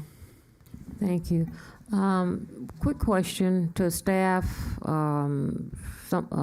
These Measure M, the oil tax, where are we on that? Because is it reflected in this surplus? Are we still? The Measure C, oil Is it business Measure- tax. I will let Sunny maybe want to give a brief, or maybe. Do you want to go ahead? Okay. No, it's not at this point because we're not getting what we believe we should be getting. And actually, I think we're trying to get to a closed session at the December 7th meeting. Sorry, MPT, that calendar is getting longer and longer for our. It is. And how much meeting. are we getting from the oil tax at this point? How much are they actually giving to the It's city? a few million, but not. The Annually. actual revenue from the oil tax averages $4 to $4.2 million annually. 4 to 4.2 million. We Correct. will be coming back with a fairly robust report on where we are in the audits that we've been doing, and Sunny's helping us with that. Madam City Attorney. I think the city manager and Mr. Ahmani covered that you're grossly underpaid, and we are in the process of auditing the various taxpayers, and we'll bring a report back to the council. That was Measure C, wasn't it? Yes. Yeah, Measure C. Measure C. So it's just one. We had projected 24 million. We had only That is 4. correct. That is when I believe when the measure went to the ballot, it was based on a MRS consulting forecast, and it was about $20 million. When 24 million, I saw it printed. It was. Correct. So AKA campaign propaganda. So that $24 million did not materialize. On that, what resulted in the audit. We wanted to understand if the taxpayers are understanding the ordinance and the resolution. It was a really great idea. I keep saying it again, that the city attorney said we're not going to focus on one taxpayer, we're going to look at all of them. So we have enough data that shows that we can have a conversation that can discuss the deviation between what the forecast was and what the actuals are. My forecast in the budget is still based on actual, so I'm not inflating my forecast on what it is. So if that changed, they're going to put the city's net positions in a much better position. Well, that's what we're looking for. Let's So we not can forget, do. we also have a utility tax that's going to expire Correct. in the not too distant future, and we need to work on a coalition for that. Councilman Hilton and I are on that committee. We've already had our That's first sunset meeting. 2023. Yeah. Yeah, we've had one meeting on that already with key players. And we will be having the next another. step on that, just to remind you, Mayor and Council Member, is to go out and do a survey similar to what we did before the sales tax measure, so that you have better information to give staff direction on what might be doable. Because there are a couple of issues related to that have to do with increasing the amount or getting rid of just the sunset or extending the sunset. There's a number of things, plus whether it might be feasible to look at more than one tax at a time. So there's a number of things that we want to do. Tariq is actually working on that RFP. Thank you for the good report. Once the survey comes back in, then the councilman and I will be meeting with the a team again to see which direction, make a recommendation to council. Well, thank you, Madam Mayor and Council Member. I also want to thank my staff, Ralston, who's been with us about 2 months now. This was his first assignment. Well, He did a tremendous let's job. meet him. Come on up, Ralston. I don't know what Ralston you. right there. So he makes us look good. So the information has been tremendous. I believe he's been introduced previously. Yes. So you may not remember him, though. Ralston, why don't you introduce yourself? Give us a little bit of your background. It's different on Zoom. Oh, that's definitely true. This is the first time we've been in person. It's true. Well, first of all, I'm your new, well, not fairly new, 3 months in, senior budget analyst. And my background, I used to work at the school district, so both in public sector as a financial analyst. And before then, I was 15 years in the private sector, working for various companies such as Paramount and Guitar Center Corp. So I've have experience in both areas. So glad to be here, glad to provide the council with sound, accurate data, learn from a mentor here, and just keep providing you guys with good data. And I think that Ralston is being a little bit modest, but part of what sold us during his interview was that he actually is extremely good at finding efficiencies and streamlining processes. So we've been working with him. He helped us when we set up our phone bank downstairs. He helped work on that so that we had an efficient process. So he has a lot of great hidden skills that are already proving to be very useful for us. Thank you. He's talking about accuracy. I think that's really important. He also volunteers his time and he goes and answers the phones on to our residents. So really true public servant. So I thank you for that. Well, thank you, Tariq. Good report. And I like to see these numbers. This surplus is very good. So we can get our streets and our tree wells and other things. Nice round numbers. Mm-hmm. Thank you. Item number 32, consider an update to the City Council's homeless plan. Madam City Manager.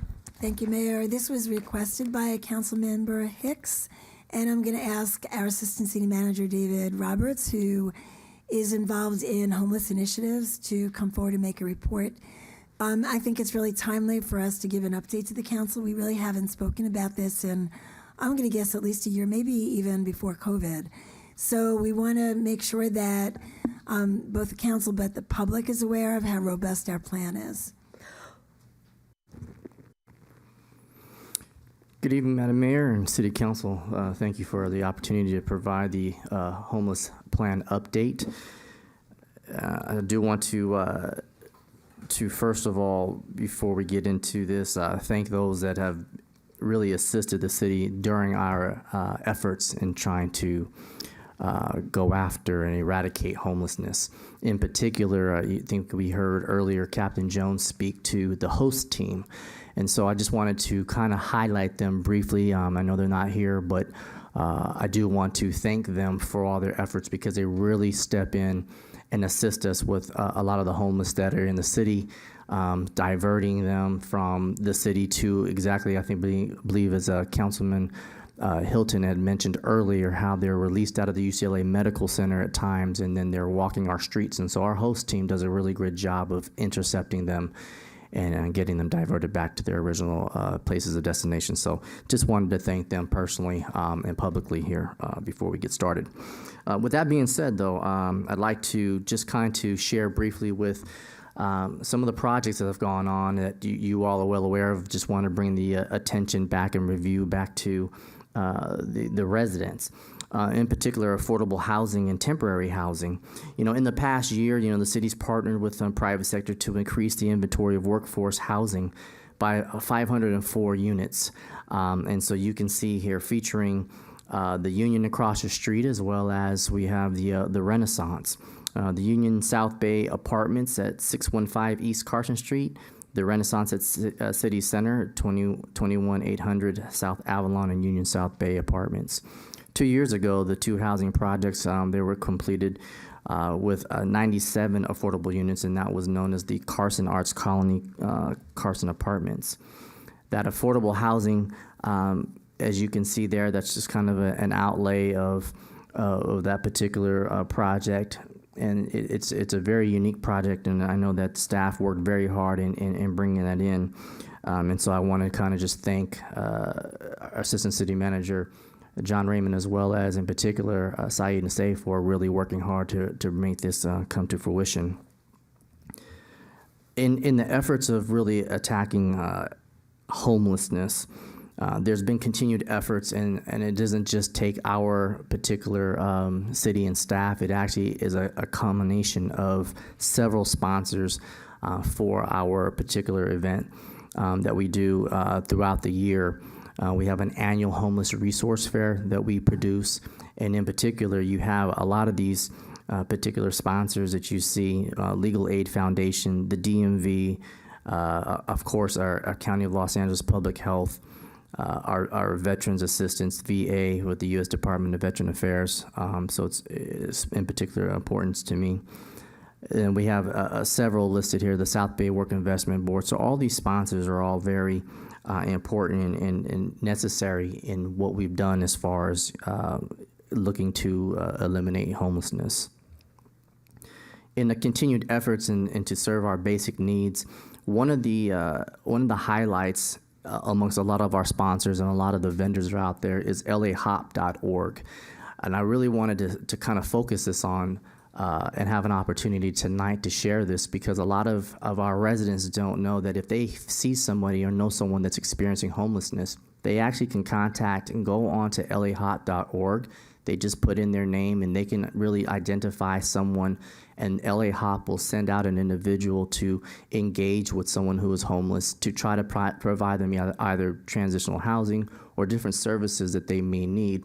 And this is a very unique tool, because once they get this report and you put in through lahop.org, it then becomes active for those individuals at the county to come and make that engagement. And we've had several of our staff as well as residents that have contacted LA Hop.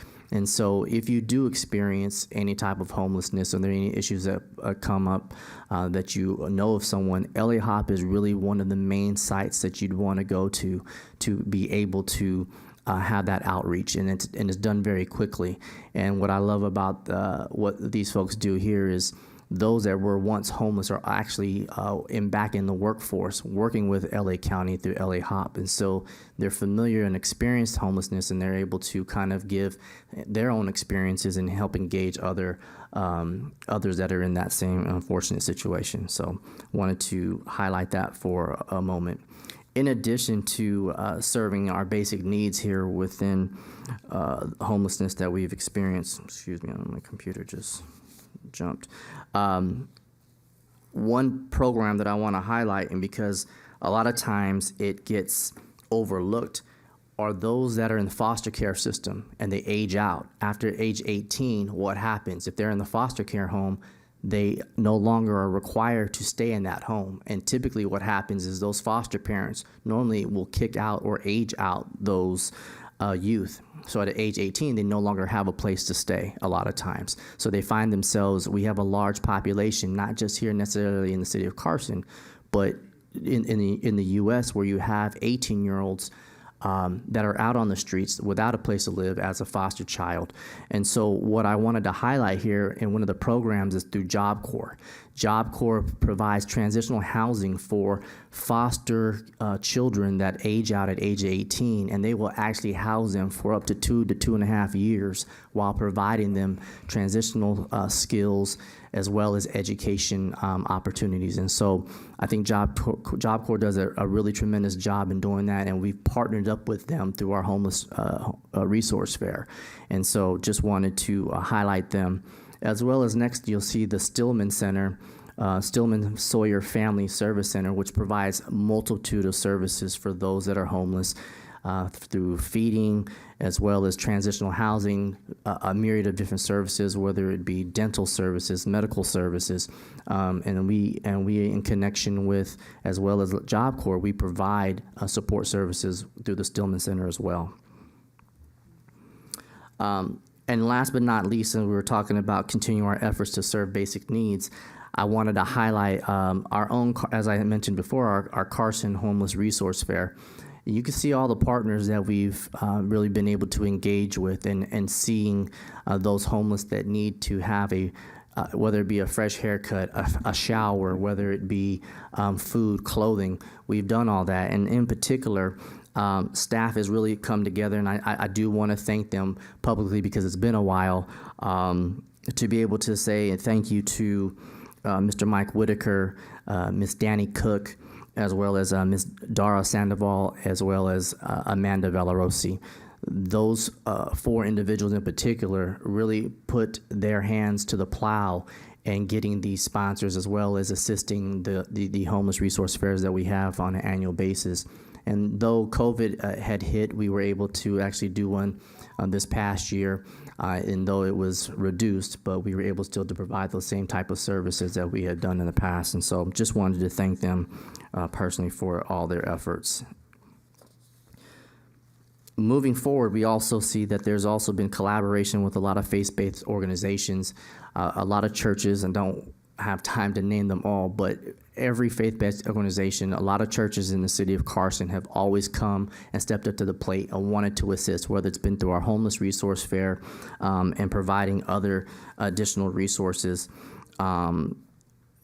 that we've seen to come to fruition. In particular, our staff has continued to educate our faith-based organizations by equipping and educating the churches. And the way that they've done that is really through a responsible compassion approach. And through the Southern California Housing Rights Center, some of our churches are providing an emergency shelter as well as intervention services to the homeless. And so we just want to thank them, and we would continue to collaborate with them as well as we've moved forward throughout even COVID. This particular area, I wanted to also thank staff, JR and Saeed again, because this is a personal venture for me. I was there being able to be with you all when this opened. You all visited again during Veterans Day, but as a veteran, knowing that we can end veteran homelessness is something that really speaks to me specifically. Knowing that at 21711 South Figueroa Street that there are 51 units that are my brothers and sisters that are veterans that are housed here in the city of Carson. And so this was a tremendous project, beautifully built. This isn't something just shabby, and you've all seen it. And I think that what they did was a fantastic job to be able to help provide homes for veterans that are homeless. And then you can see just a couple more photos there just showing inside, very modern, very sleek, and it's something that they are all able to really be proud to call home. Moving forward, I think I know that, Madam Mayor, you did make mention of Measure M. There's so many measures out there, Measure C, Measure M, Measure H. In particular, these measures really focused on, and what I wanted to bring before you tonight is future considerations. Currently, there is what's known as the home key, or some of you know it as the room key project. And so moving forward, what the county has done is the state of California specifically has made $1.45 billion with a B in home key for round 2 funding available.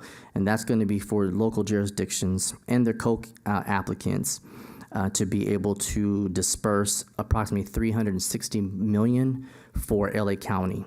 And that would be an opportunity basically to co-partner with LA County in that particular fund to see if we were interested in providing homes and different opportunities for the homeless. And that is actually made available through Measure H as Measure M funds as well. And so just wanted to provide this brief update for what the staff and we have done to really focus on the homeless here in the city. And so be happy to answer any questions that you have at the time. Madam Mayor. Councilman Hicks. Thank you. Thank you, Robert, for that presentation. My question in regards to this item is to determine what do we do if we get a person that calls us or even staff. What be the process in assisting a homeless person? What department do they contact? And what services do we actually render to a person that needs to be helped? Thank you, council member. And so there's not a specific phone number that somebody would call to say this is a homeless individual. Typically what occurs is if there is someone that's homeless or experiencing homelessness, they actually contact the sheriffs. And the host team is actually the team that actually goes and engages with that particular homeless individual, unless there could be a situation where one of our vendors, such as PATH, that is a private vendor that will come and also engage themselves with that particular homeless individual to either provide transitional housing or various services.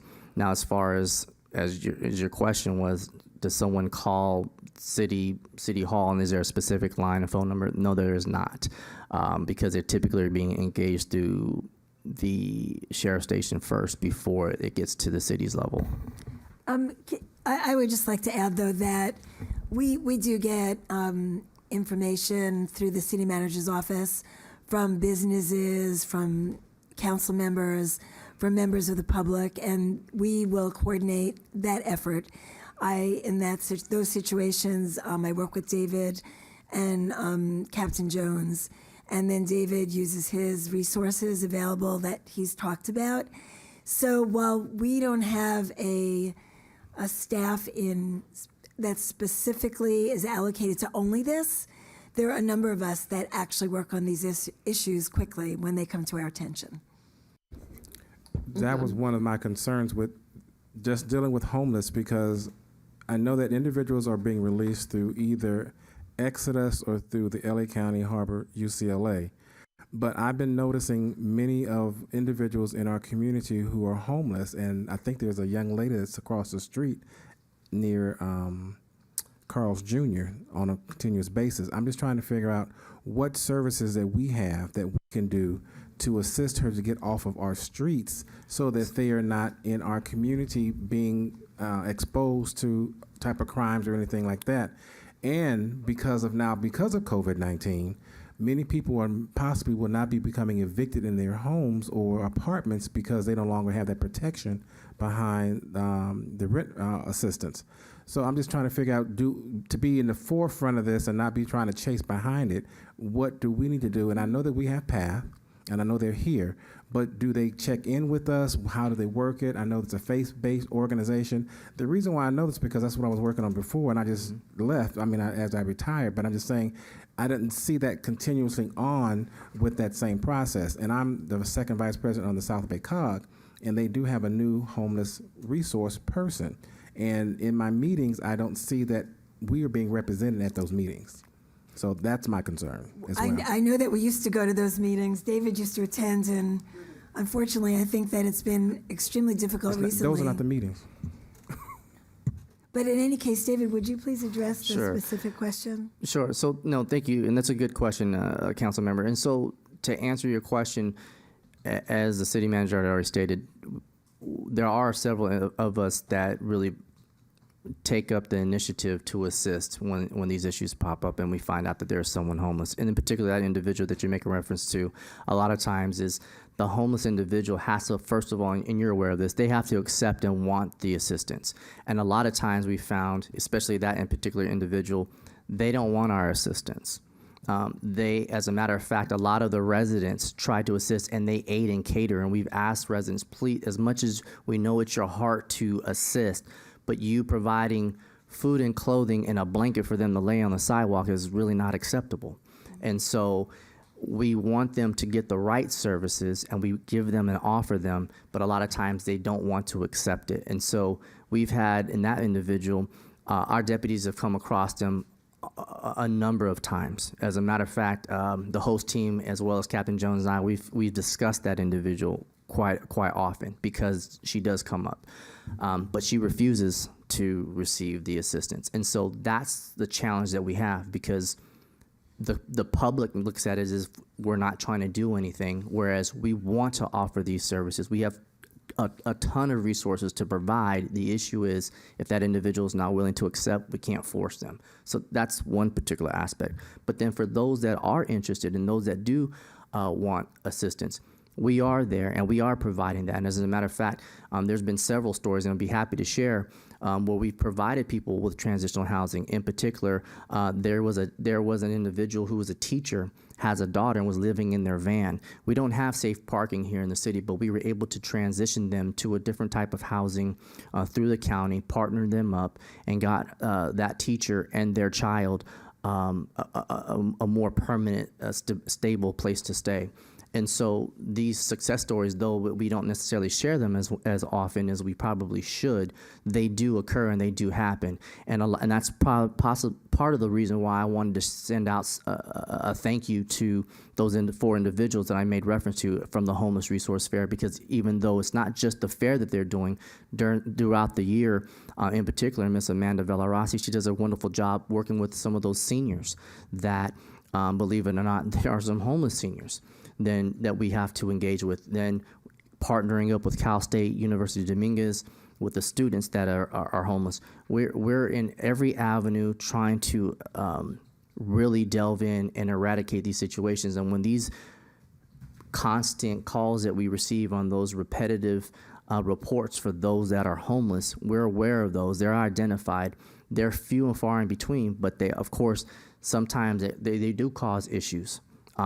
Because they're either at the schools, parents don't want their kids walking by them to and from school, so we've sent the deputies out on multiple occasions. So we have these issues and we're aware of them. It's just very difficult to get that homeless person transitioned when they don't want to accept that responsibility. Not to mention there's someone similar to that individual who grew up in that area and family is no longer around but does not want to leave that area. And so there's those challenges that we have as well, but we're still out there. We're still working in cohesiveness with the deputies, as well as with PATH, as well as with all the other vendors. Another lady, I can't remember her last name, but Laura. We call it the laundry of love, and on a weekly basis, doing laundry, paying for the laundry services for the homeless at the wash and dryer laundromat. And so just services like that, we continue to provide, we continue to engage. But unfortunately, we don't have all the resources to house all of our homeless that are from Carson, though we would love to.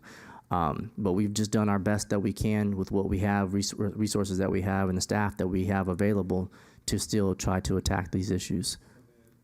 So then if I had a person, will I send them over to social services for them to get help, or do I send them to the sheriff's department for to get help? So and it depends, obviously.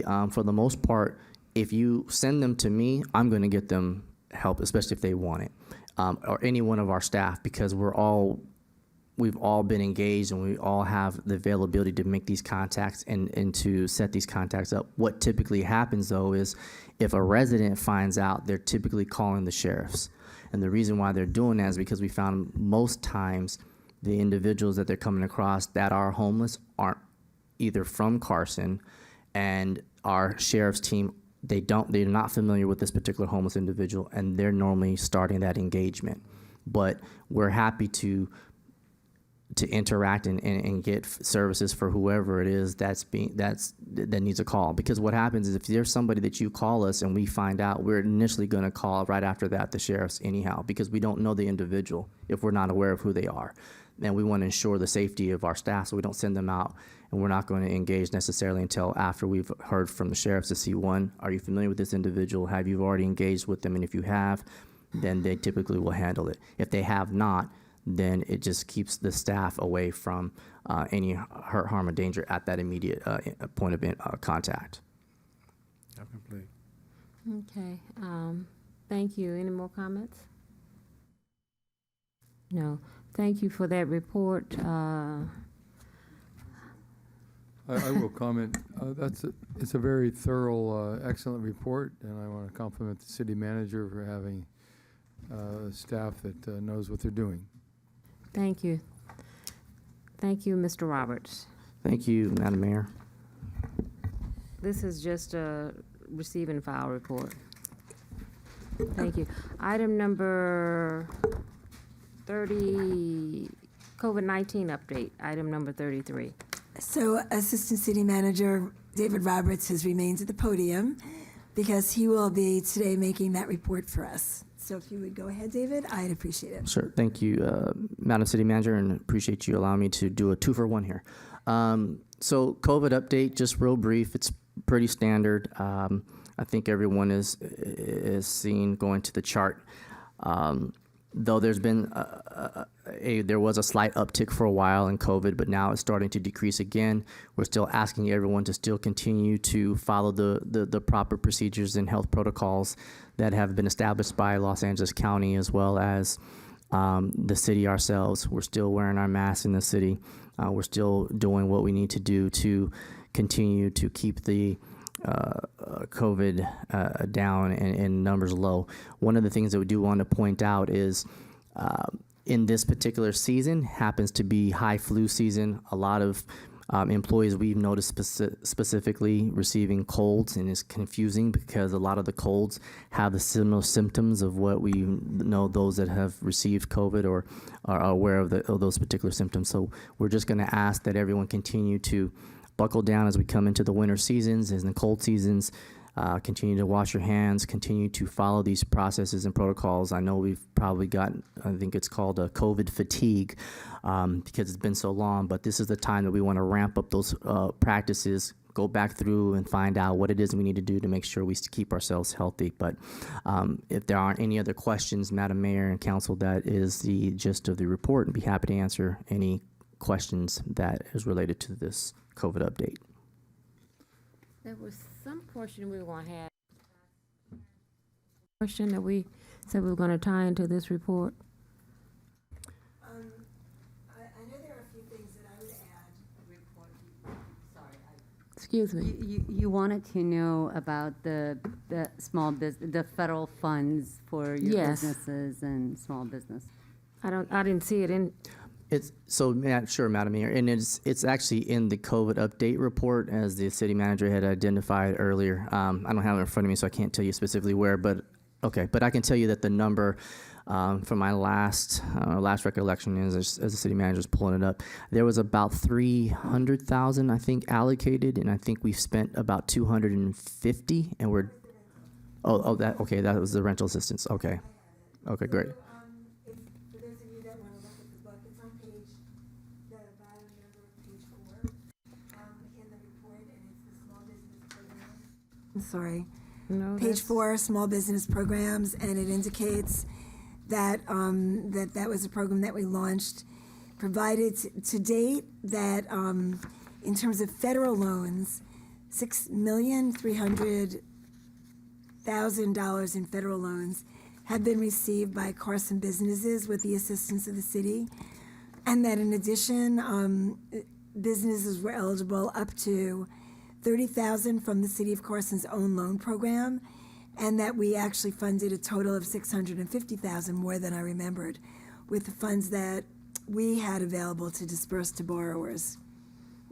Okay. So that's on page 4. So all those funds, I know at one time we didn't have them dispersed, so that's great to hear. Okay, that's Yes, what ma'am. Okay. And I'm sorry, David, did you mention, I might have just missed your saying it, the vaccinations that are now being allowed for children? I didn't make a mention. Thank you for bringing that up. It is actually in the report as well. Just as a update, we were able to secure all the vaccinations along with the boosters in reference to the various, whether it's J&J, Pfizer, and Moderna, and those are available every other Wednesday. Here it's at the community center, so we're providing those, and those age groups are now available for those that are children of age 5 and up, and so we have the availability to provide boosters for children ages 5 and up to adults, and so we do have that accessibility. It's available. You don't have to sign up. Register beforehand. You can actually come to the community center and we will register right there on the spot and then get your booster. So you can just to show provide up. some additional clarification, in California, in order to get your third shot, you just have to be 18 or older now. You don't have to be 65 or somebody with autoimmune issues. So anybody that's an adult, 18 or over, can now get their third shot. And then, as David mentioned, where the federal government has now approved, I think it's Pfizer, shots for kids that are 5 to 11, which weren't approved before. And if I understand correctly, they're half shots that they're giving the kids. So will you be there tomorrow? No, ma'am. We will be there next Wednesday. Before Thanksgiving? Who wants a shot then? We can get you good to go for your family Thanksgiving dinners. So Okay, all right. So next Wednesday between 1 and 4. yes, ma'am. No appointment necessary. No appointment necessary. But I do want to make mention that if there is, if you are going to have children between the ages of 5 and 11, we just would like to get an update so that way we can advise the medical provider how many children may be showing up. So if you have a family of 2 children that you're going to be bringing between those 2 ages, we want to make sure we give them a heads up so they make sure they bring the right dosage. We don't want them by any chance administering a full dosage to a young child. Just a question. Who do we have administering the doses? Who do we have administering the doses? So it's being administered by a nurse that has been provided through United States or U.S. Health Fairs. Excuse me. I'm cautious and careful about our children. I don't know as a council if we would like our children. I wouldn't come to the community center to get my children vaccinated. I think they should go to the doctor and get vaccinated, or a licensed physician. This is something new for our kids. I'm not sure where this council stands, but my stance on the city offering vaccination shots for young kids, I wouldn't want that liability on our hands. I'm not sure how people feel about that, but that's just something that I would be cautious and careful about, allowing a nurse to vaccinate my children, and this vaccination just came out for children. Point well taken, council member.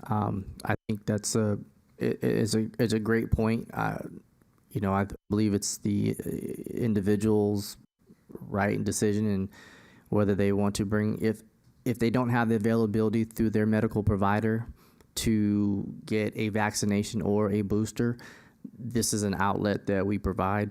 But if you do have medical care, it probably may behoove you to utilize your child's pediatrician or another medical facility. Yeah, it's definitely a choice and option for a parent, and so could completely understand why a parent would not necessarily want to bring their child here. But just wanted to let, for those that may not have medical coverage or whatnot, that they do have that option to bring their children here if they need to. I got it. I probably wanted to point that out, not so much to you, but to our city attorney, to figure out if there would be some level of liability for us. Children can't make up their own minds. Of course, their parents, or is it their waiver for us to sign off on, where the city won't be responsible. Anything. I'm not saying I'm vaccinated. I'm just saying, I don't know. We can work with staff on appropriate waiver forms. That's all. I just didn't want us to be on the hook. Thank you. Great presentation. Thank you.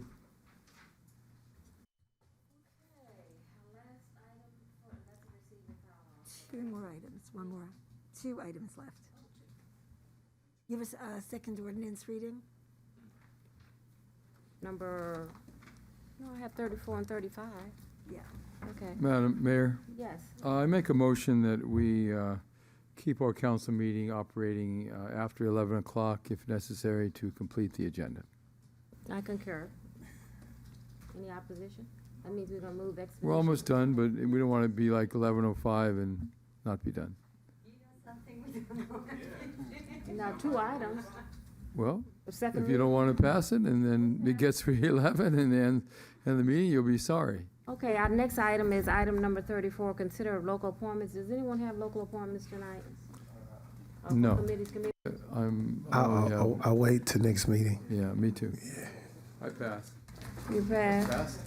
I want to remove one of my appointments to free up a space and appoint, I want to remove Rick Polito, my uncontested, and I want to appoint to a vacant is Cecilia Vallow, Villalpondo.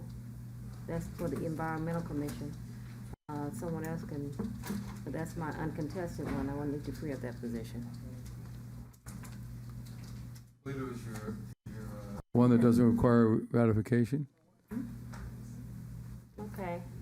And I want to appoint the alternate. I don't think we vote to ratify or not ratify on that if it's uncontested. Okay, I'm freeing up that position, the uncontested on Rick Polito, removing. And I'm appointing, I'd like to I have a appoint. question. I'm sorry, I didn't mean to interrupt you. I'm glad you said that because to the city manager and the city clerk's office, on this list that we have in the staff report, you do provide us with the initials of the council members that made the appointments, and that was good. That was a good change. Could you put an asterisk by the names of the, we call it uncontested, but actually what it is, it's the appointments by the council members, including the mayor, that do not require a ratification vote. Could you add that to the next staff report, please? Yeah. Okay, thank you, Madam Mayor. I just wanted you to have the staff to do that so it's more clear to us. Okay, and so, and also for, did you get her name? Cecilia, Celiavillalpondo, for the vacant alternate 2? What commission are you talking about? Environmental. Madam Mayor, the city manager was supposed to come back a couple weeks ago with the opinion about an employee being on the. That was fine. That's fine. Yeah, she said it was okay. Oh, okay, even though. About Frankie Stewart, I think we raised that issue. That was fine, sorry, yes, she's okay. She's okay. There's no conflict to Okay. have an employee on that commission. Okay, even if they meet during work hours or whatever, do they meet during work hours? I think she's a part-time employee, so Oh, okay. it's not a problem. Okay. So you have those 2, and then on the planning commission for absenteeism,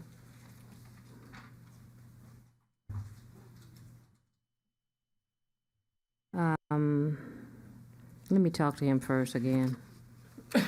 On those are my recommendations.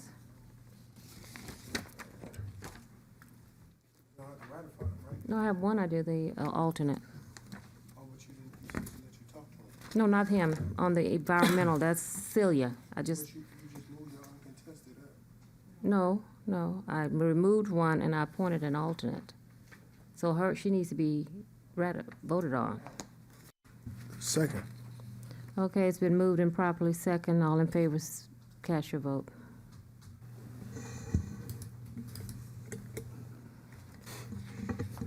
And what is the name of the person? Celia, So you're what? Villalpondo. Via Pundo? Villalpondo. Oh, yeah, Via Pundo. All right. Okay, thank you. Okay. And the next item, Motion did we approved vote? unanimously. Yes. Thank you.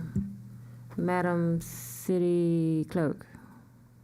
I would like to make a comment, though. I believe that Mr. Rick Polito is the chairperson of the Environmental Commission. Is that correct? It is. It is, I see. Oh, so you remove the chairperson? I see. Okay. It'll be open for somebody else to appoint him. Okay,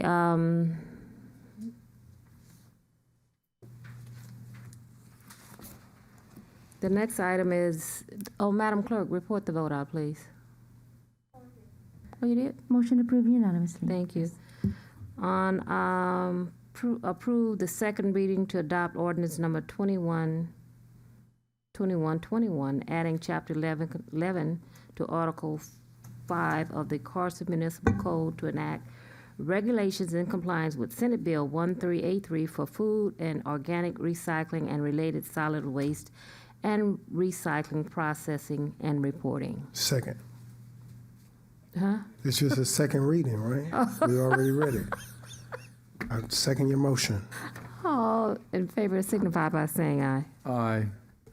We don't need to vote. Okay, we'll vote.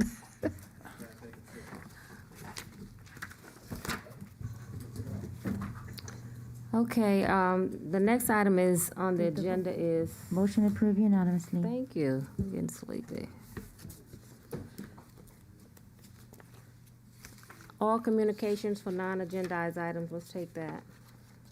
Does anyone want to speak? Come on down. Madam Mayor, there were Yes. 2 written comments on I beg your pardon? non-agenda. I beg your pardon? There were 2 written comments on non-agendized item, so will be made. part Will of the you record. distribute them to us? Okay, Yeah. okay, thank you. We'll go back to memorial adjournments, but I know Kim has been waiting here for a while.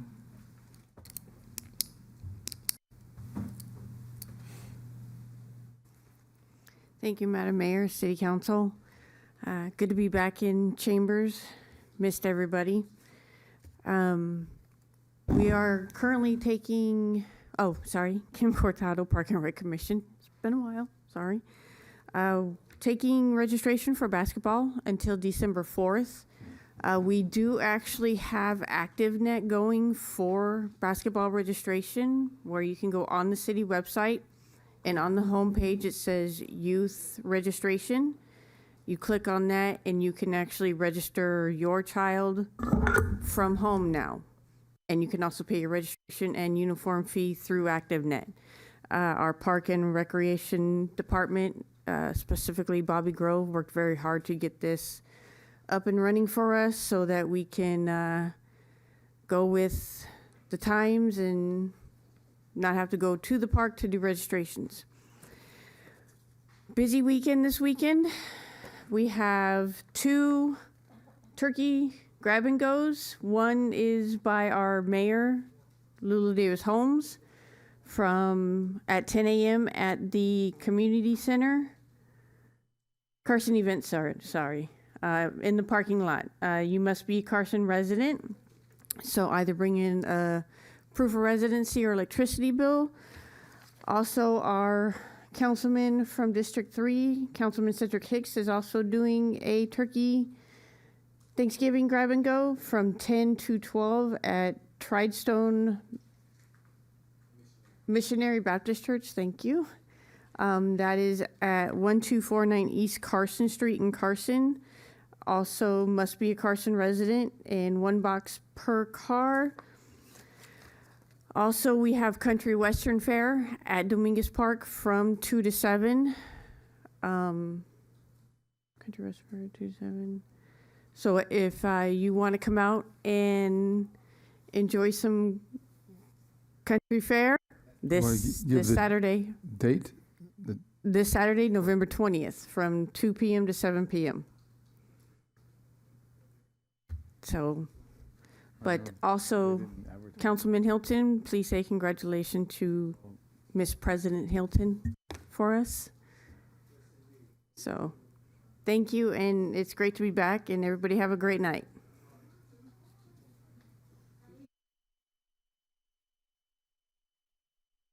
Kim, for waiting so long. Thank you, Kim. Thank you. We're gonna have memorial adjournments.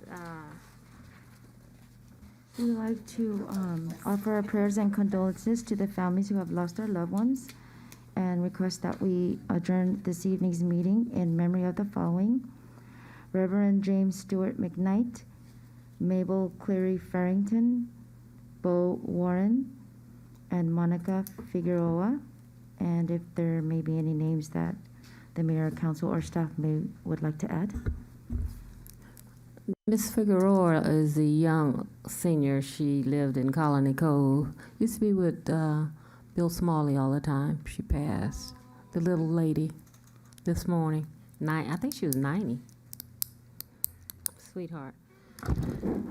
And Mayor, in addition, Mr. Bo Warren and I were friends since we were 12 years old. And we went to junior high and high school together. And we were together the day in 1968 when it was announced on the news that Martin Luther King was assassinated. And Bo Warren and I were the 2 students that stopped the the crazy anger that was coming out from all kinds of students against one another, and we were able to organize 7th, 8th, and 9th graders into a productive conversation about how to better America and not hate one another. So Bo Warren, a very good friend, and his children live in Carson as well. So I just wanted to comment about Bo Warren. He's quite an individual, a great man, a great loss for our city. Thank you. I don't have a name, but I just learned last night that the County Department of Public Works lost their first worker to COVID, a 54-year-old gentleman whose father worked for them and he's worked for them. And I don't think he was vaccinated, and he only found out that he had COVID because he got tested, and he learned that he got COVID, and 7 days later he passed away. So I don't know his name, but because I'm in contact right now with Mark Pastrella, the Department of Public Works Director, and I learned that last night, it just is a reminder to us how deadly this really is. And although I don't have a name, I just did want to add that to our memorial adjournments. Thank you. Maybe we can get the name, because we should have Okay. a name and a certificate. And also, I want to remind everyone that our founding father, Gil Smith, his son's homegoing celebration is this Friday, I believe, 11 o'clock. I do, but I'll give it to the city manager. It's in Long Beach. I'll send you the information. Yeah, he was young. Sickle cell. So I'll text you the information. It's in my phone. Yes, thank you. It is. First son has a sickle cell wing named after him at the Martin Luther King Hospital. Okay, thank you. So I'll text that to you. Next, council members' request to add items to future agendas. Madam Mayor, I'm going to ask for the same two that I've asked. We had a closed session, a consent item on the zoning, so I'm glad to see that's moving forward. But again, I'm requesting that the process and the ordinance come to fruition, that we have a mobile home park zoning ordinance in the city of Carson. I bring it up at every council meeting because I want to emphasize the importance of that. And equally important, I want to bring up a request for the ordinance to eliminate the amendment known as the dictator amendment that requires a supermajority of the city council to put something on the agenda in the two-step process. It wasn't designed originally for that. It wasn't designed to be convoluted and corrupted in that manner. So I'm asking for that ordinance to be brought forward so we can eliminate once and for all the dictator amendment. Thank you. Thank you. Madam City Attorney, the ordinance for the mobile home park, I want to make it perfectly clear that this was included in the charter that we had, because it was in the charter that we have a mobile home park. Could you kind of elaborate on that? And also, we will be bringing back agenda item to address it, but this has been going on since the charter was passed, that there would be a mobile home park zoning ordinance. It's not something that's new. I know one of our mobile home park residents requested it, but this has been around since the charter. That's correct. The city council and the charter put provisions that directed staff or said that the city should adopt mobile home park zones. There was directive to the staff to start working on those zones. At that time, the staff reported to the council that that would be done in conjunction with the general plan amendment. After MPT was got on the council, he brought it up again, and again, staff said that we would be working on it in conjunction with the general plan. And I think we're at a place where we're getting close to bringing the general plan to the city council. The overlay zone has been now vetted, and I think the direction is for the entire city to actually have an overlay zone so all the mobile home parks can be protected. And that will go to the Planning Commission. In connection with that, there will be other zone changes that need to occur to further protect these issues, but we can do a further briefing on that for the council before it goes to the Planning Commission. Yeah, and I just want to let everyone know that the city attorney, myself, and the city manager and Saeed have been meeting on this, so it didn't go on deaf ears, but it is in the charter and it's not new. So with that, Well, to comment on that, it's 2 years overdue, because if the charter calls for it and we still haven't acted on it, there's a problem. So I think we need to get actually a reality, not just discussion, meeting. It's being dragged out from the perspective of the residents, and we represent the residents. So we want to abide by what the residents want. And that means that we need to get this before the Planning Commission as soon as possible. I mean, you can always delay things. You can always say, well, we have to wait for the general plan. But the staff making that decision is essentially making a policy decision. And the staff does not make policy. The city council, with the power of the people of the city council members make the policy. So the policy should be to do it now and not wait until the general plan, because if there's a delay in that, there's a delay in the ordinance, and that's not what the residents want. So again, I emphasize we need to move forward, not just talk, but action. Thank you. to the staff, we will meet, we will define it, and we will bring it back when it's ready. Madam Okay. Mayor. Thank you.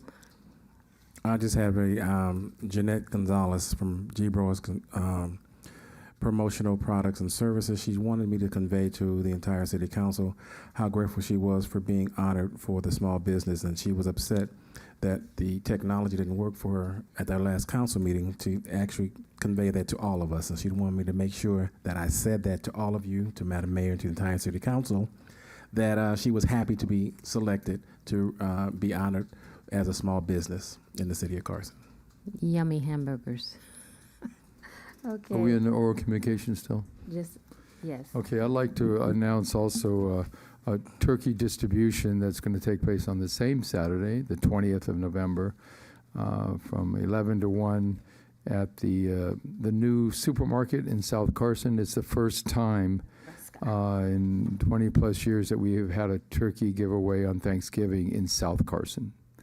And it's so it's Councilwoman-elect Arlene Rojas' first annual. It's my 20th plus annual, but she and I are doing that together, and we expect to give away hundreds of real frozen turkeys. And we're doing it in conjunction with a number of sponsors. It's across the street from Scottsdale, which is the most needy neighborhood in the city of Carson, and it's in the shopping center with Fresco supermarket, the new supermarket that is having their anniversary December 2nd, their 1-year anniversary. So we're going to celebrate that as well. I just want to invite the public, if you're in need of a turkey on the 20th, you can come to one of the turkey distributions. We have, looks like 3, one from Councilman, one from the MOC, and one from myself and the new Councilwoman Arlene Rojas. But again, I want to emphasize this is the first time that South Carson is being the venue for this Thanksgiving turkey giveaway. We're also going to include with LA Regional Food Bank dry goods food given and a goodie bag from the Port of Long Beach, Los Angeles. They're contributing that as well, and so it'll be a very nice event. Again, drive-through events, so we're handling all COVID-19 pandemic protocols will be in place. And the criteria is that you should be a person representing a family in need. Thank you. City manager, the new marker, they were supposed to come so we could recognize them at a meeting. What happened? Yes, we have contacted them, and because they won't be open until I think April, they asked if they can come in at the beginning of the year. Oh, okay. Yeah, Okay. but we will have them here. Thank you. Any more comments? Councilman Hilton. Yes, I just want to say happy Thanksgiving, and I'll be at all y'all turkey distributions to get my turkey. In a real sense, just want to say happy Thanksgiving to all the residents of Carson. I know it's been a tough 35 days for us as a community, but we've been together, and it is my hope that as the smell subsides and our community comes back together, that that we're moving the city forward. So thank you again, and happy Thanksgiving. Happy Thanksgiving. Happy Thanksgiving in unison. Yes, Happy Thanksgiving. It's good to see everyone back. Thank you. Until we meet again, the meeting is adjourned.